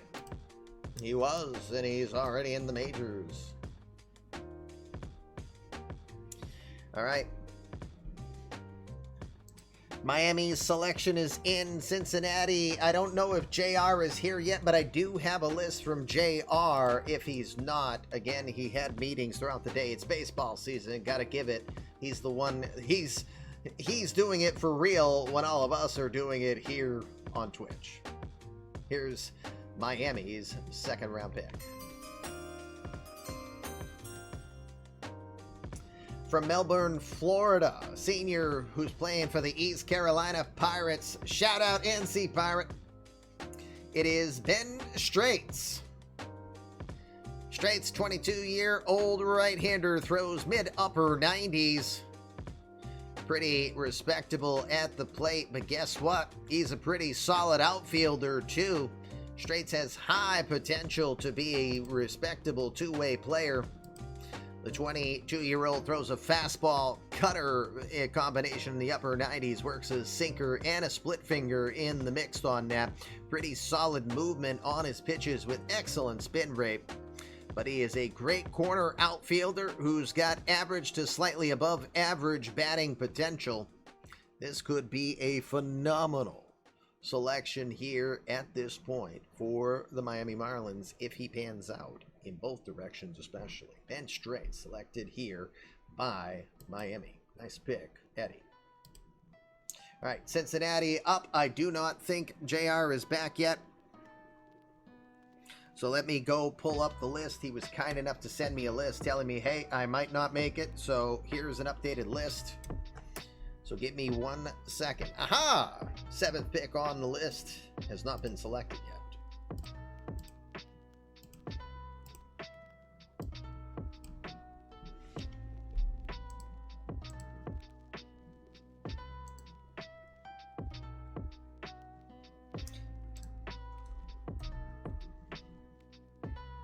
Cody, you all right over there? Just making sure you're good to make your pick here in a second. Reds selection is in. Let's introduce to you the newest Cincinnati Red. Ben Straits is not a CCP.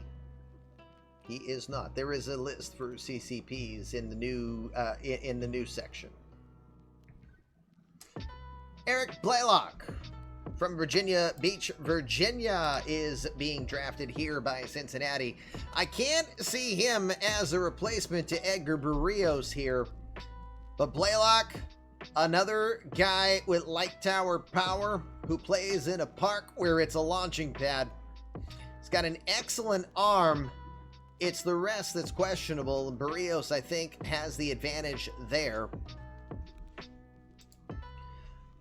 He's a junior at North Carolina, but another big bat, 21 home runs in his junior campaign with 57 RBI and a .603 slugging percentage. Gotta think with the kind of potential tendencies that he is showing, he could be hitting big time.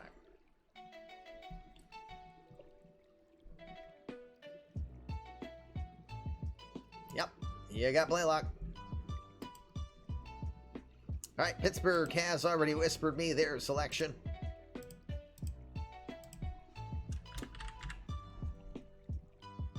Do you have the same list? All right, Pittsburgh's selection is in.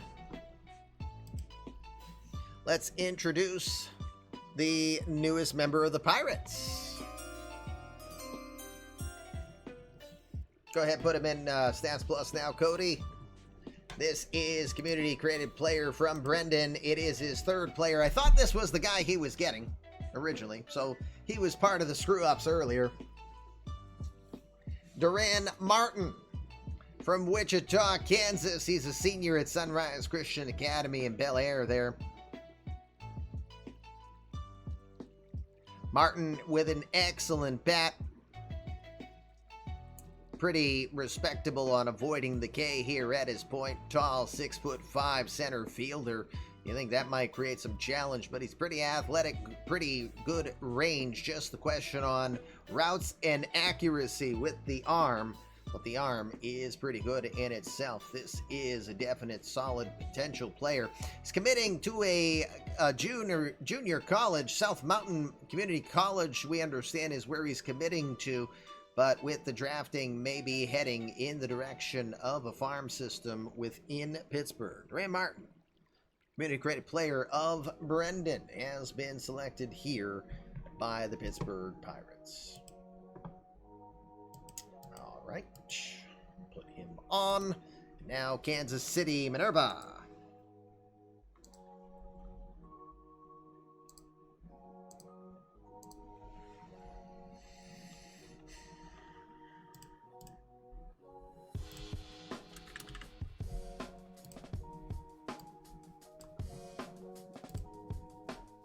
All right, Minerva's pick is in.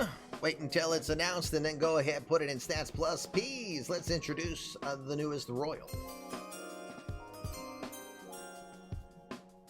Another community credit player being acquired. This one is the Iceman, and this is Dr. Dynastics community credit player from Boulder City, Nevada, the right-hander Sam Arkwright. He's a 20-year-old, 6'2", 200 pounds. Excellent control and command of the plate with a fastball sinker combination. Throws over the top, which helps the extra downward movement on the sinker. Has a changeup screwball that he will continue to work into the mix. He's a sophomore at Arizona State, 9-5 this past year, 2.72 ERA. 114 strikeouts in 132 innings of work. Don't know if Dr. D is still out there to see himself officially get called, but he will get the 44th overall selection. That is the 11th pick here in this second round.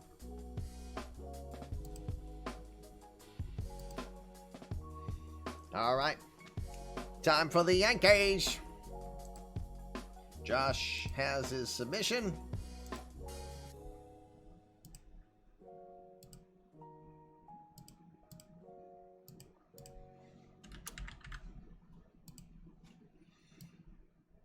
All right. Josh's pick is in. He went with his son in the first round. Don't think he's got another relative in the draft pool that we're aware of, so where the Yankees go, who knows? Let's see. If you listen very carefully, you might hear Anju drop a swear in the chat. From El Segundo, California, Lars Nootbaar, the junior at USC, 283 average, 15 homers, and 51 RBI for Nootbaar. Lars Taylor Tetsuji Nootbaar. I won't ever remember all of that. I will leave that up to you, Swiggy. Nootbaar playing corner outfield.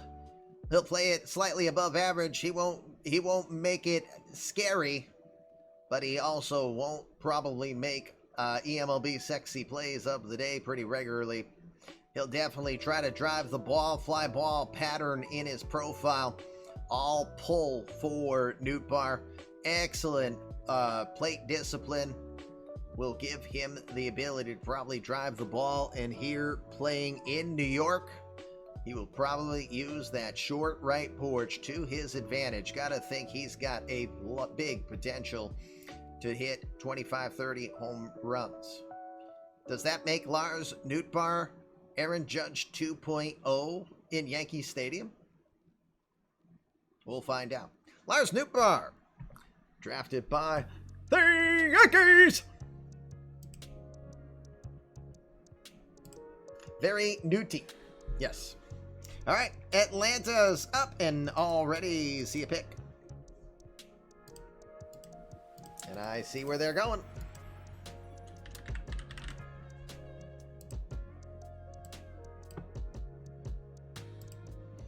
Atlanta's ready with their pick. Let's introduce it. Go ahead and put it in, Kenny, if you can.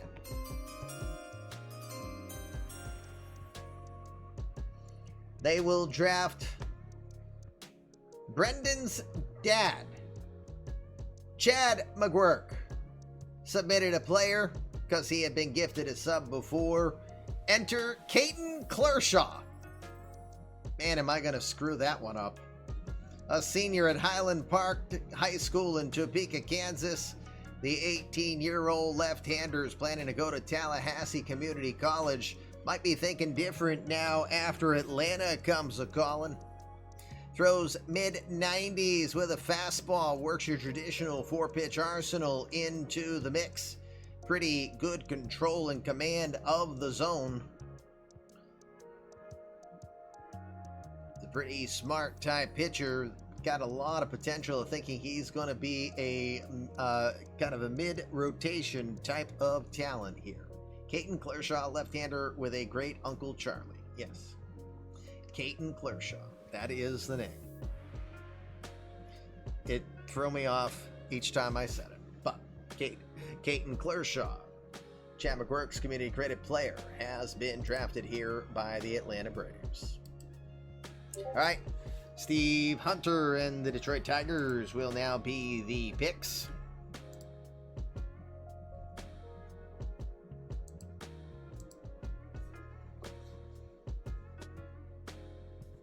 Oh, Steve. Steve.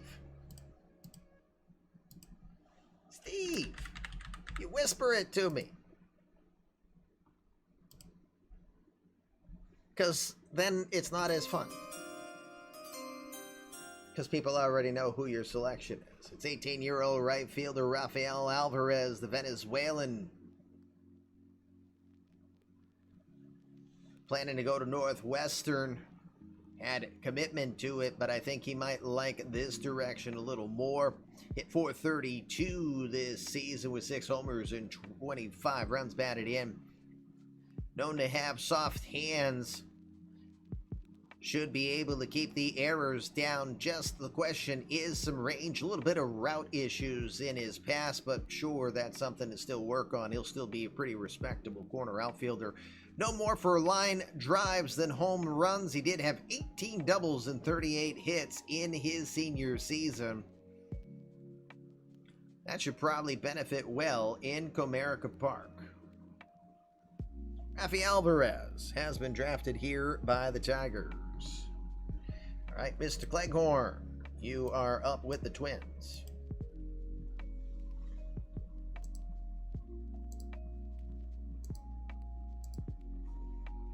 Yeah, just for Friday reference, Steve, just whisper to me first, wait until the pick's officially shown, then disclose it on Stats Plus. That would be the most ideal way to do it.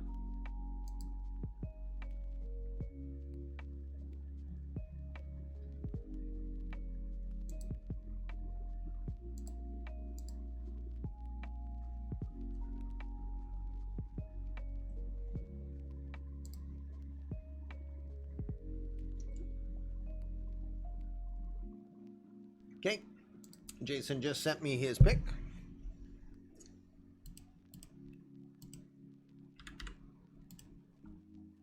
Oh, that didn't work. Let me change that. There we go. All right. Twin selection is in. Let's introduce to you who they went for.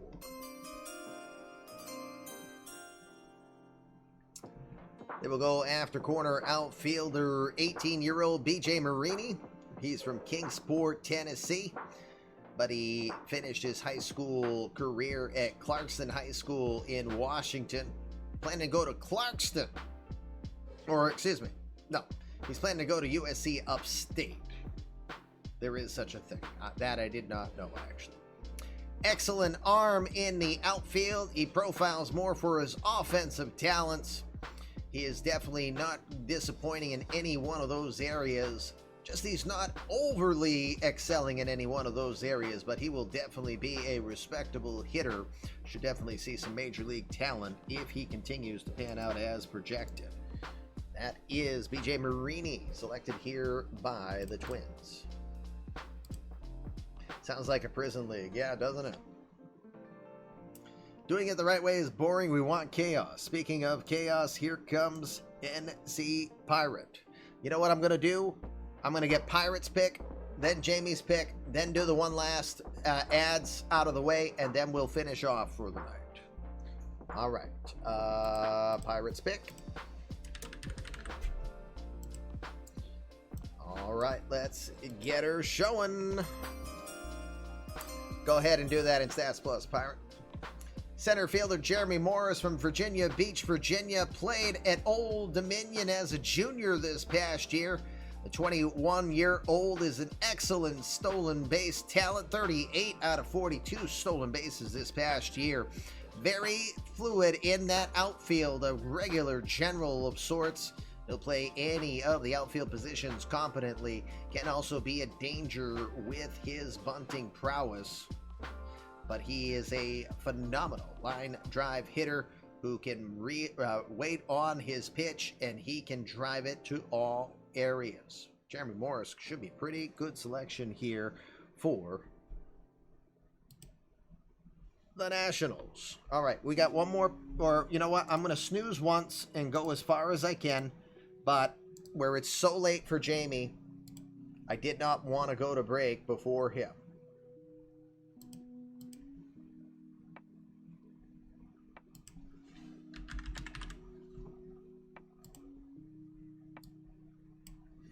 All right, I have the Ranger selection. Oh! Yay. Yay. Thank you, Sadie. Here. That's 19 months. I appreciate it. Thank you. Let's show you the Rangers selection here.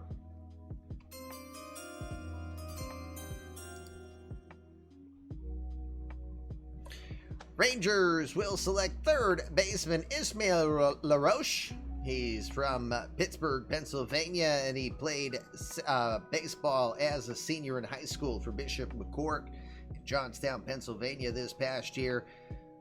Had injuries this season, but grades as a phenomenal power-based hitter. Good night, Scott. Welcome again. Congratulations once again on making the Dodgers. So it affected his power a bit, but they still grade that his power can be top talent in the majors if it continues to develop as is. He's got an excellent eye, plays the corners pretty well. Not going to be a slouch in anything except in the stolen base department. I don't think you're going to see even 20 steals in his career for Ismail LaRoche.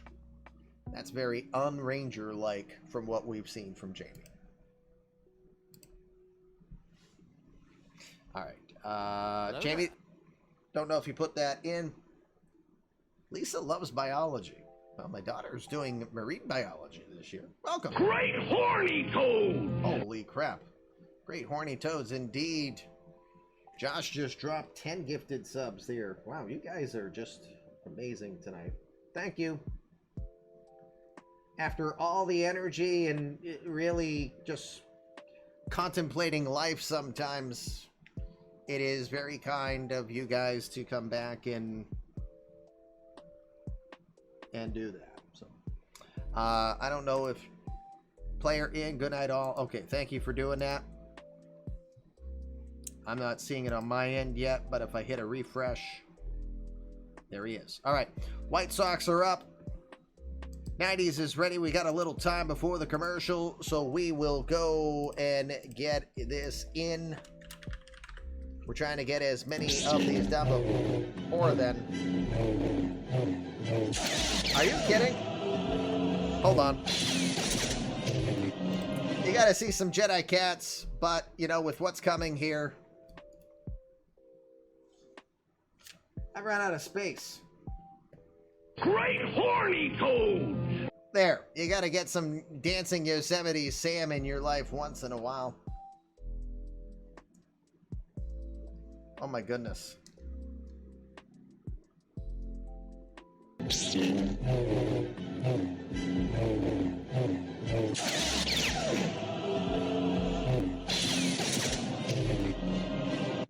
Hype train indeed.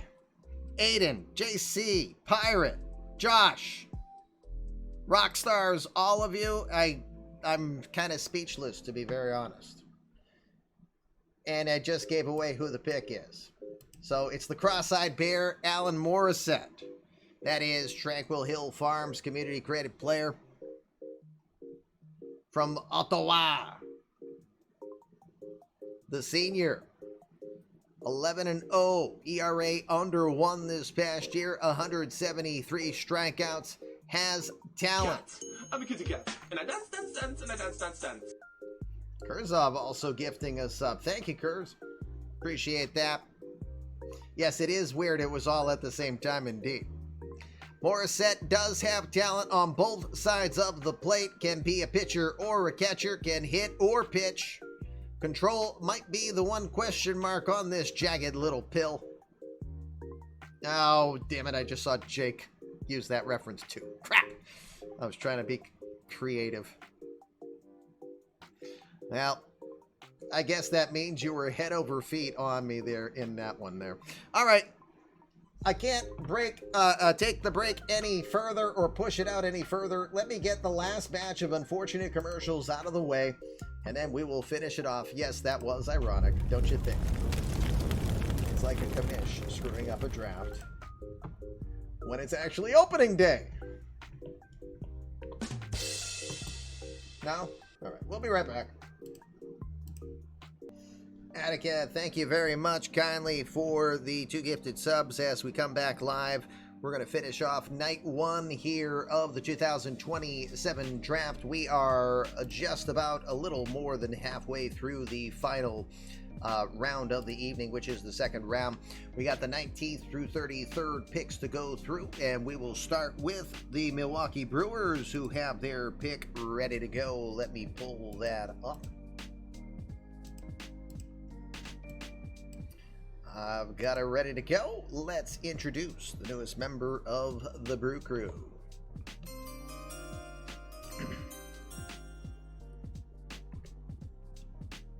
It will be 19-year-old, big 6'5", 245-pound Gerard Encarnacion, speak English, commish. The senior from the ING Academy, which basically means he's a Dominican who we can't draft unless we put him someplace, so there you go.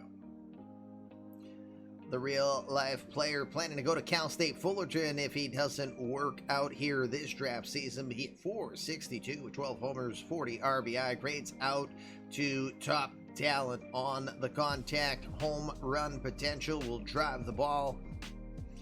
Has a tendency to pull it hard, so we'll see how that could potentially affect him, especially if we have some pending rule changes coming. Maybe. Respectable outfield arm, will not be stellar. He's not going to wow you, but he'll do the job out there. Encarnacion could be launching a lot of balls and making Bernie do an awful lot of slides here in the not too distant future. All right, Encarnacion is aboard. Tampa will make their selection. I think Aiden is still here. There he is.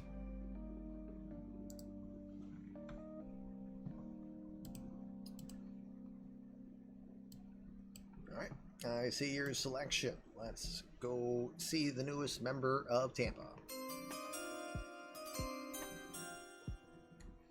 They will go for the senior from Louisville, Tim Kaler. Tim was from Maryland, 22-year-old line drive style hitter. Definitely reminds me of a Sean Rodriguez. We mentioned Ben Zobrist earlier tonight. Could be a Ben Zobrist type of player. Hits for extra bases, does have the ability to get some plus power. Respectable on speed, excellent arm. Could be a third baseman as well. Looks like there's some people sad at this selection. Here's a guy who probably isn't too far away from the majors. Hit .287 with 15 homers, 56 RBI. Gotta think Kaler has a high opportunity to be able to play in the... I don't think he's going to be heading for rookie ball. I think he's way too developed for that. So we'll see if he's going to be trying his luck either in high A or even double A ball here at this point.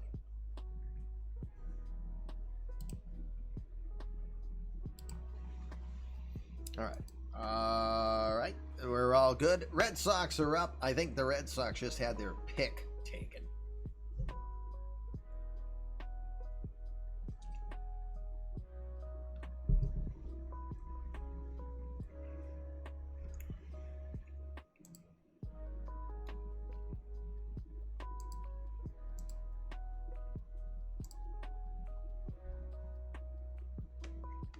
Want to say thanks again to all of you who combined for the hype train. We got to level 4. Thanks again. Really appreciate it. Kind of going cross-eyed too here at this point.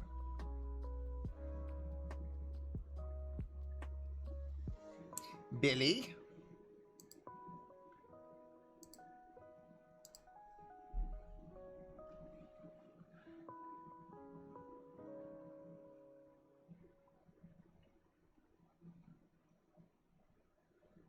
Billy, I'm telling the wife you're slow.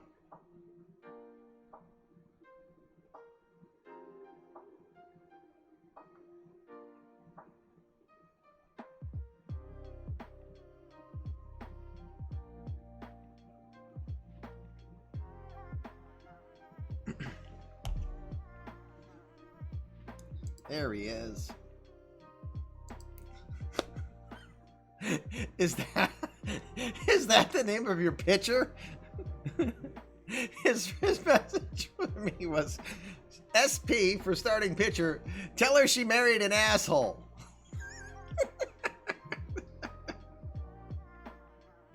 You dick.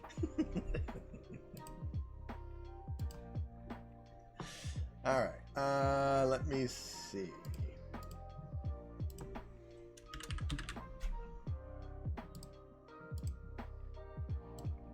Okie dokie. I see him. Let's go in. That's exactly what the name is, Eddie. And that is his real name, Honest. Red Sox will select right-hander Devin Nebbia. He's a freshman at a junior college, Grayson County Junior College in Denison, Texas. He's from Carlsbad, New Mexico. 11-4 this past year, 2.19 ERA. Excellent with the string pulling on the changeup. Throws low 90s, but can really drop an extra 10 miles an hour with the changeup. Good combination on the fastball sinker. Movement should help to keep that ball down if he makes his way to Fenway Park. Excellent stamina, has a good history and low health injury history. Probably a good back-end rotation type. Again, Red Sox really building up those assets on the starting pitching front, adding another player like Devin Nebbia to the mix. And they already got Jimmy Sherman earlier on. All right, St. Louis. Where's Anjou going with this one?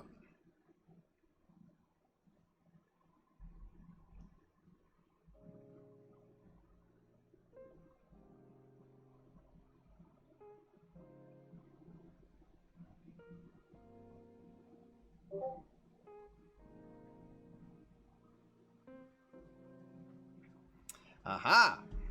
Okay. So let me fix this up. I think he's already, yeah, won't be able to show him. All right, so here's the deal. Anjou just drafted Bob Trueblood, who we showed earlier, but unfortunately I screwed it up because I saw 2 Sergios that were listed 1 and 2 on Jake's list, and Morales was one and Mendoza was the other, and I looked at it as Morales, who had been drafted 3rd, but he had Mendoza above Trueblood. So Trueblood's already put on Chicago round 1, but he's available. Anjou just selected him, so I'm going to, in the file, Anjou, draft Sergio Mendoza to be in his spot so that those 2 basically will be swapped over afterwards. Again, that is my mistake, but please make that note. You'll see Sergio Mendoza come in, but you'll be getting Trueblood in place. You'll still have to officially sign them, so we have to go through the process. We'll get it fixed, but that's how we have to do it. So again, we'll move on with that. Bob Trueblood, who we saw earlier, is going this time. Okay, and I now have Seattle's pick in. Let's go to that. Yes, please and thank you. Yes, sorry for the confusion. Go right ahead and draft Trueblood so that he's off and considered unavailable now. Yes. In file, though, because I already do these, so I have less players to chase after. I just screwed it up there, and I'll get it fixed. All right, Seattle's pick is in. Let's go check it out. Yes, in the file, but yes, do it in Stats Plus, please and thank you. All right, Eddie's Leonard. The 18-year-old from the Dominican will be drafted here. He hit .494 this past high school senior year with 7 homers and 35 RBIs. No, please go for Trueblood, but remember in the file, you're going to have to go through the process of drafting Mendoza, signing him, and then I will make you whole whether you overpay for him or whatever. So whatever Trueblood officially was, you get the idea. I'll make sure everyone's whole for my error. Leonard, pretty solid at several infield positions, could play him respectably enough. He doesn't really disappoint in any one area. There's no real weakness in his game. Just that he doesn't dominate in anything particular, but that's never a bad thing. If anything, he has the potential. He's shown he can hit high for average, so that might translate even to a pretty respectable OBP as well. Eddie's Leonard, drafted here by Seattle.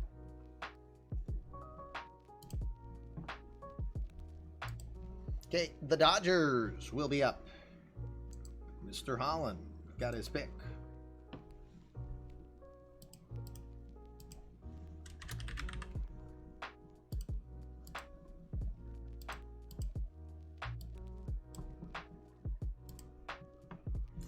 All right, his pick's in. Let's go check her out. Getting offensive in this draft. Well, that's pretty offensive, I think. The 22-year-old Vince Grove, who played for University of San Francisco, finished out his senior year. For whatever reason, he's nicknamed Swingin'. I didn't come up with that. 10-2 with a 1.93 ERA, 162 strikeouts in 116 innings of work.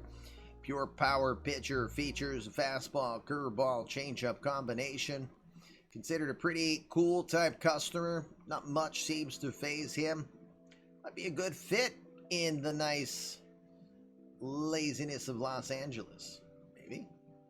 He ain't having to travel far. The San Francisco. Does his wife know he's swinging? I don't know. All right, Baltimore, Brendan. Night, Billy.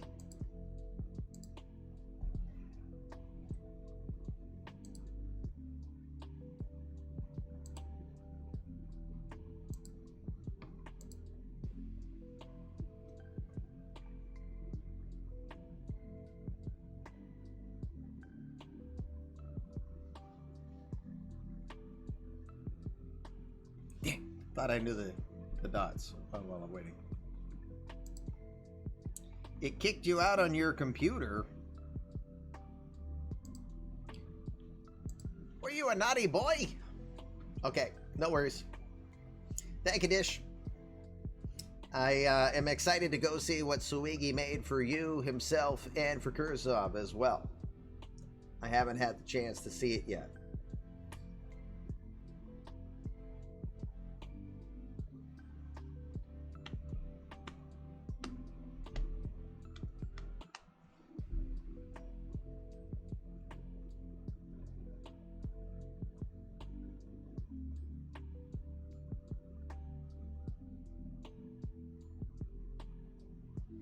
So again, upcoming list. Again, Brendan had a technical difficulty. No worries there.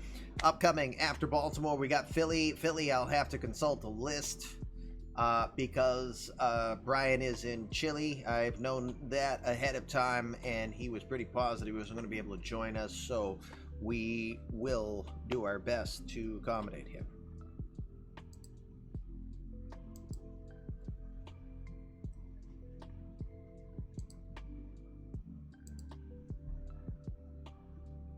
So we have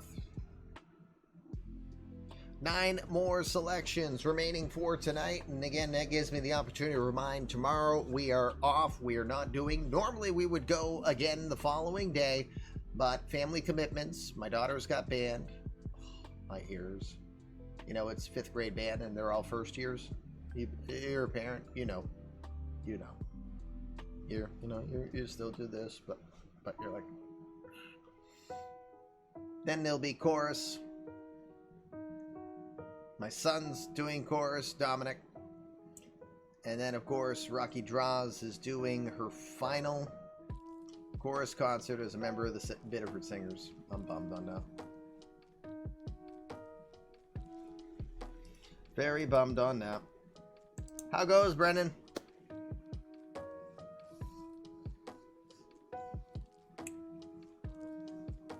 You weren't trying to hack into the master database by chance, were you? And that's why I kicked you out? I'm kidding. All right, saw your message, and I got your pick.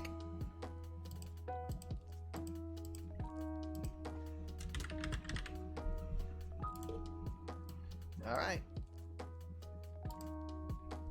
Baltimore selections in. Let's go check it out. Go ahead, put it on Stats Plus, assuming you're good to do that again. Brendan took the over on time on stream.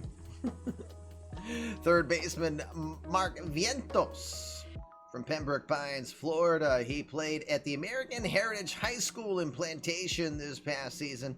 Hit .453, 9 homers, 32 runs batted in. Grades out to be a pretty respectable offensive talent. Doesn't grade out to be massive defensive talent. Could probably play first base really well, which might be the end game, assuming Buster Blues return here in the not too distant future.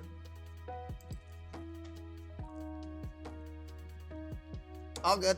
No good. Thank you for getting to it as soon as you could. In case he doesn't work out with Baltimore, he's committing to go to Rice University. And Vientos selected here by the Orioles, 2nd round. All right, Phillies. Now let me go do what I need to do. Yes, the real life Met.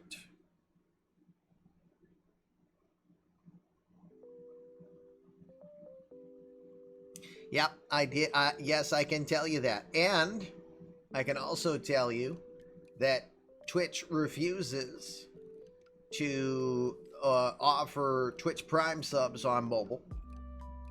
So it's not only more expensive, you can't use Beso bucks.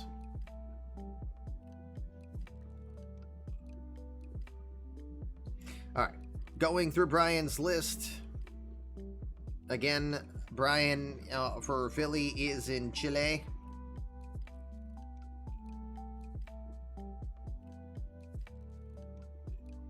And this list is a little hard to follow and read.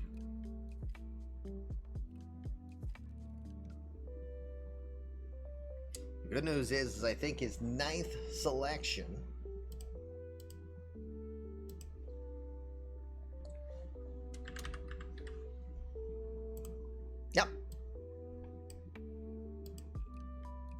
His 9th selection is available. And I hope that I say this name properly. From Kazakhstan, Fedyenka Otletov. That is Iron Duke's community creative player, nicknamed Good Vibrations, the 18-year-old starting pitcher, 6'7", 200-pound, lanky left-hander. Did play at Liberty Christian High School in Huntington Beach, California after immigrating into the country. Amazing control, great command of the corners. Doesn't just work east or west, north or south, has a pretty good understanding of the game. Still works more to pitch to contact than to trying to blow away pitchers with the stuff. Touches low to mid 90s with the fastball. Works a curve change and circle change into the mix.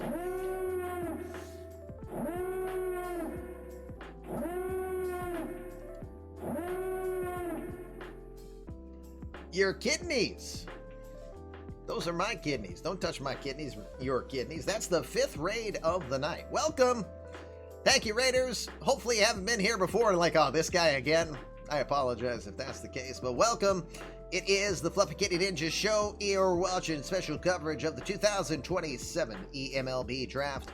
We have about 7 players left. We'll be drafting tonight before we call it an evening. But for those of you who are like, hey, drafts are cool.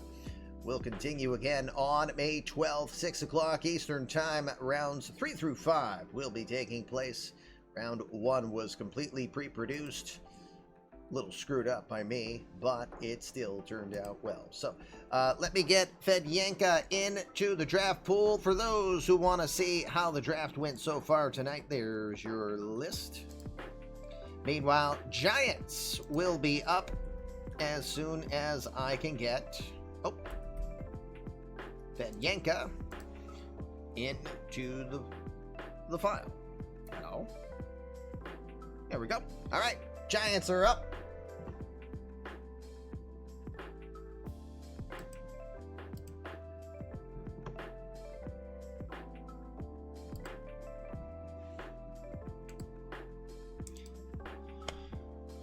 Mr. Kilkenny. 60 picks down, 500 to go. No, thank you.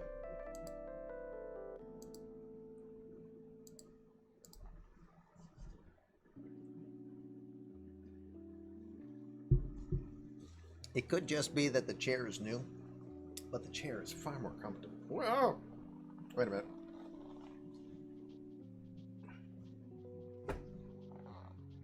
There. Push back far enough. I was like, ah! Hello there. Sorry, my, hello. Talk to the hand.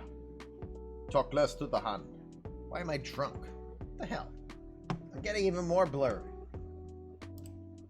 Stupid camera.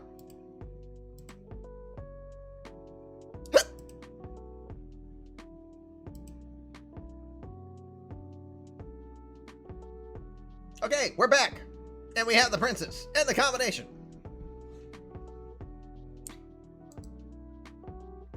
Well, Mike decided, screw it, I'm going to do it my way.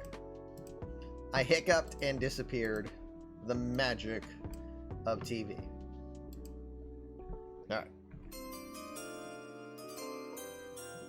You never saw this one coming. You'll never see me coming. It's because he already put it in Stats Plus. San Francisco drafts Christopher Morel.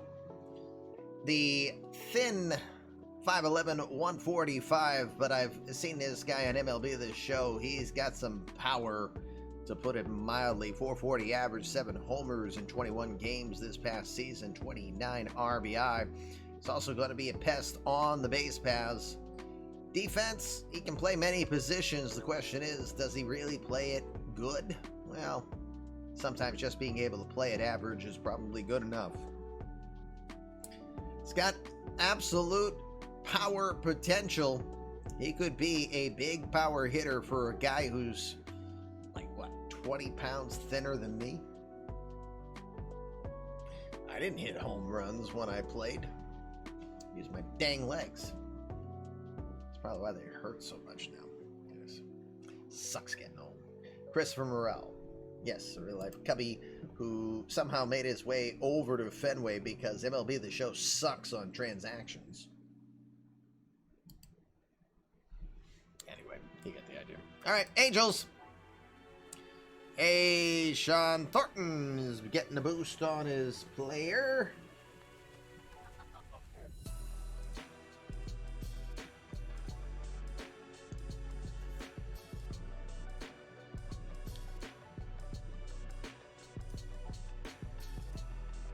Got it. All right. Defensive scouting report. He can hold a glove. Yep. All right.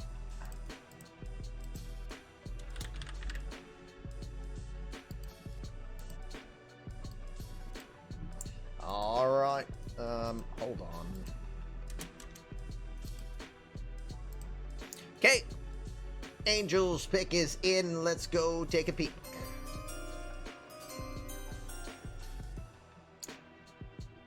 First rule of thumb, you draft a guy named Butch, then that means he's automatically tough and people fear him. Right? No? Maybe? From Hialeah, Florida. Butch Abel. I hear he's pretty able. Right-hander throws mid-90s with a sinker ball. Great movement on his pitch. Works a 12-6 style curveball, mixing a changeup in there as well. I clean up quite well. I'm glad to hear it. Thank you. Had to look good for you guys on the first round of the draft tonight.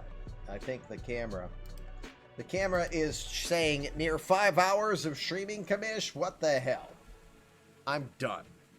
I think the camera's trying to check out because it got blurry again and I had to reset her one more time. Right. Butch Abel, drafted by the Angels. We're now at pick number 29, Cleveland. Sadier, what do you say? And Jim Abbott was amazing. I saw some of the defensive skills that he did. Use his little nub, keep the glove right there, throw the pitch, put the glove on. Can you imagine how often he had to do that? And how quick he got at doing it so that he was an efficient fielder as well?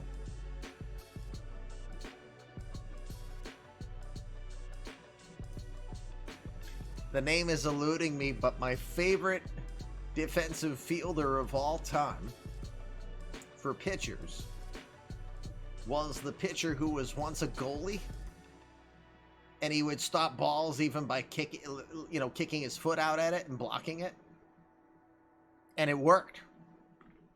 The name's eluding me right offhand, and that's bumming me out, but that would be the first defensive fielder I think of right away. All right, Cleveland has their selection. Let's introduce. From Arlington, Texas, his nickname is Big Tex.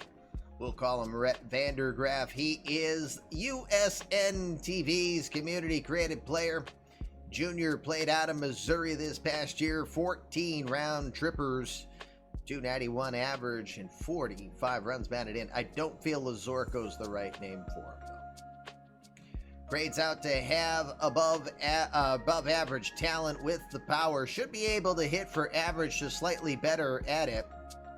Got a little bit of speed to his game. Defense adequate in itself. Again, he'll be able to play and not terribly disappoint you on that side of the ball. That is USN TV's community created player. Don't think we have many left that are out there. San Diego, Mr. Kim. When you're not snatching souls, who are you snatching?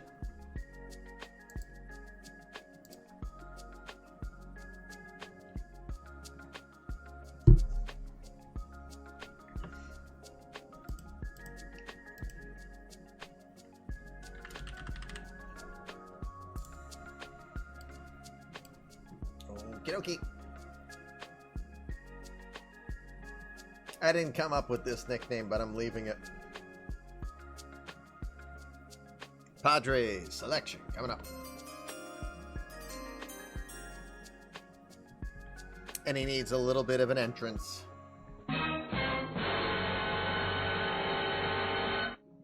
It's Dr. Evil, which I don't know why he's called it, but I'll leave it. And he's glad he's going to San Diego, so he won't tell you it's frickin' freezing, Mr. Bigglesworth. The 22-year-old from Florida Memorial College junior this past year. 8-2 with a 2.11 ERA. He struck out 123 batters in 94 innings of work, predominantly through power. Adam throws from the side with a mid-90s fastball. Makes the sinker work in a very weird manner. Slider is a pitch definitely needs some work on.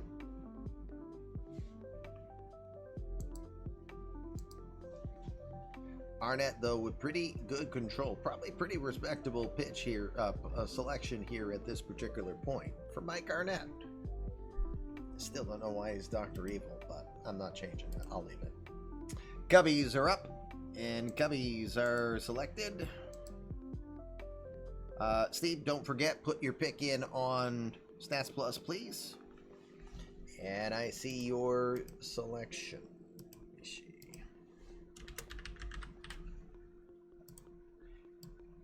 Boom and boom. Let's go introduce the newest Cub. Out of Newport, East Rhode Island, playing his ball at junior at Virginia Tech.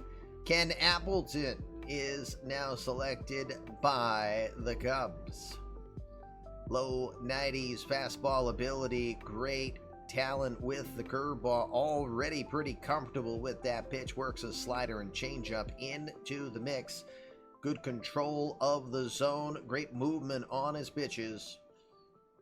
Ken Appleton, junior at Virginia Tech, selected here by the Cubs.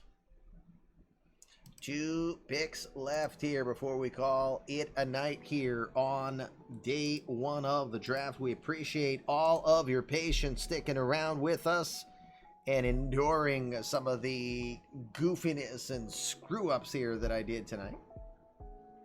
Just looking to set the table on where we're going after. Oh, I know where we're going. I know where we're going. Okay, Benjamin.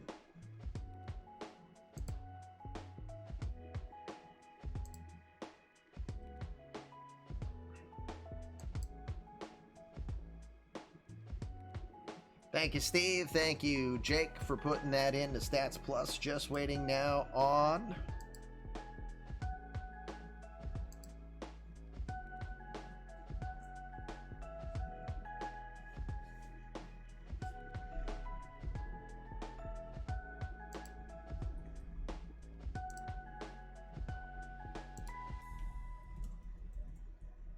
Oh, there he is. All right. He already sent his selection.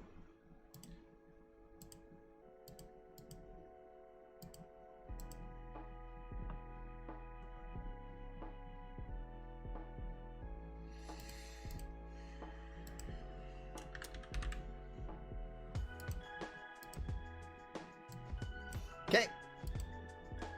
Astros selections in Pirates. NC Pirate and the Nationals will be up to finish us off here in a moment. Boy, I wish we could do that, huh, Punk? From Orange, Connecticut. Played his ball at Boston College, finishing out his senior year. 22-year-old Slim Malone. That is the community credit player of Bull League. 15 home runs this year for the Eagles. 282 average, 60 RBI. Doesn't grade out to be a phenomenal offensive talent as in hitting bat on the ball. But he's going to be a solid defender with respectable speed. Again, this is Bull League's community created player. Yeah, Bull is actually streaming right now.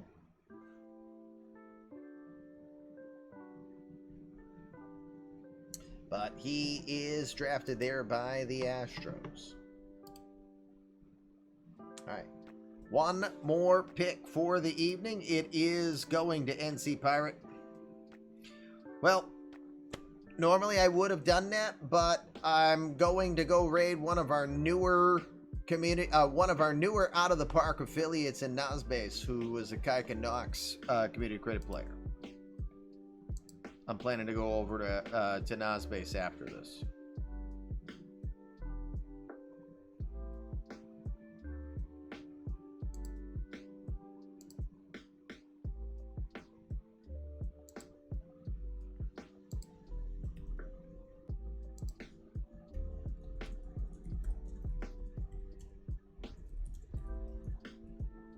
Okay. Oh, Pirate already sent the message. I wasn't sure if he was ready and going, but he is. Good. Love that you guys are generally right up on it.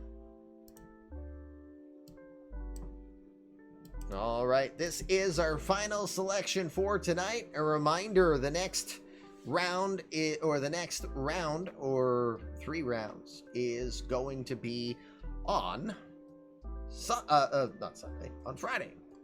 Friday, 6 o'clock in the evening. Round 3 through 5 will take place. And it won't be 5 hours, that's for sure. All right, final pick. What is it? This just started beeping, telling me sound was ready to go, so we're perfectly getting ready to finish up. Nationals will select Chris Hemingway with the pick that they acquire for the loss of Trey Turner. Turns into Chris Hemingway, an 18-year-old from Dumbarton, Virginia. Played his ball in Maryland.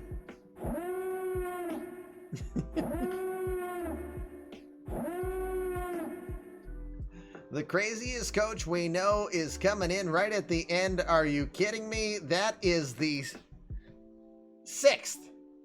That is the 6th raid on the night.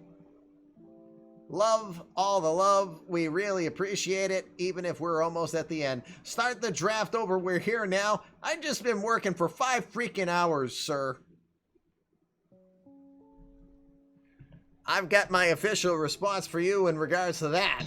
Dirty Turkish architect, flattened, Barton, Philip, Bucket, Barton, Perkaluma, Bert. You jackass! Oh, geez, how'd that slip in there? Sorry about that, Coach. Didn't mean that.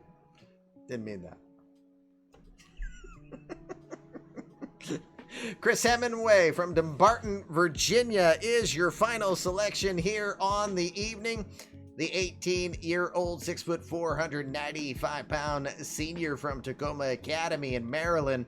Excellent contact hitter, 5'16" average for high school this year. Just a man amongst boys.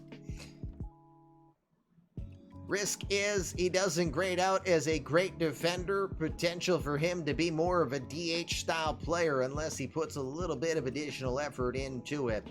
But he is an excellent offensive talent. One of those guys you just take a chance on.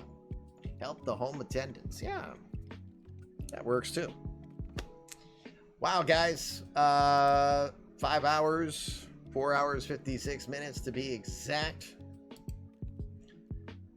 So here we are. We're at the end of round 2. We've got rounds 3, 4, and 5 to take place. Again, tomorrow night will not be the night, as I have a band for my daughter and then 2 chorus concerts to attend, including the last high school chorus concert for Rocky Draws. So we'll reconvene on Friday night, 6 o'clock Eastern Time, rounds 3 through 5.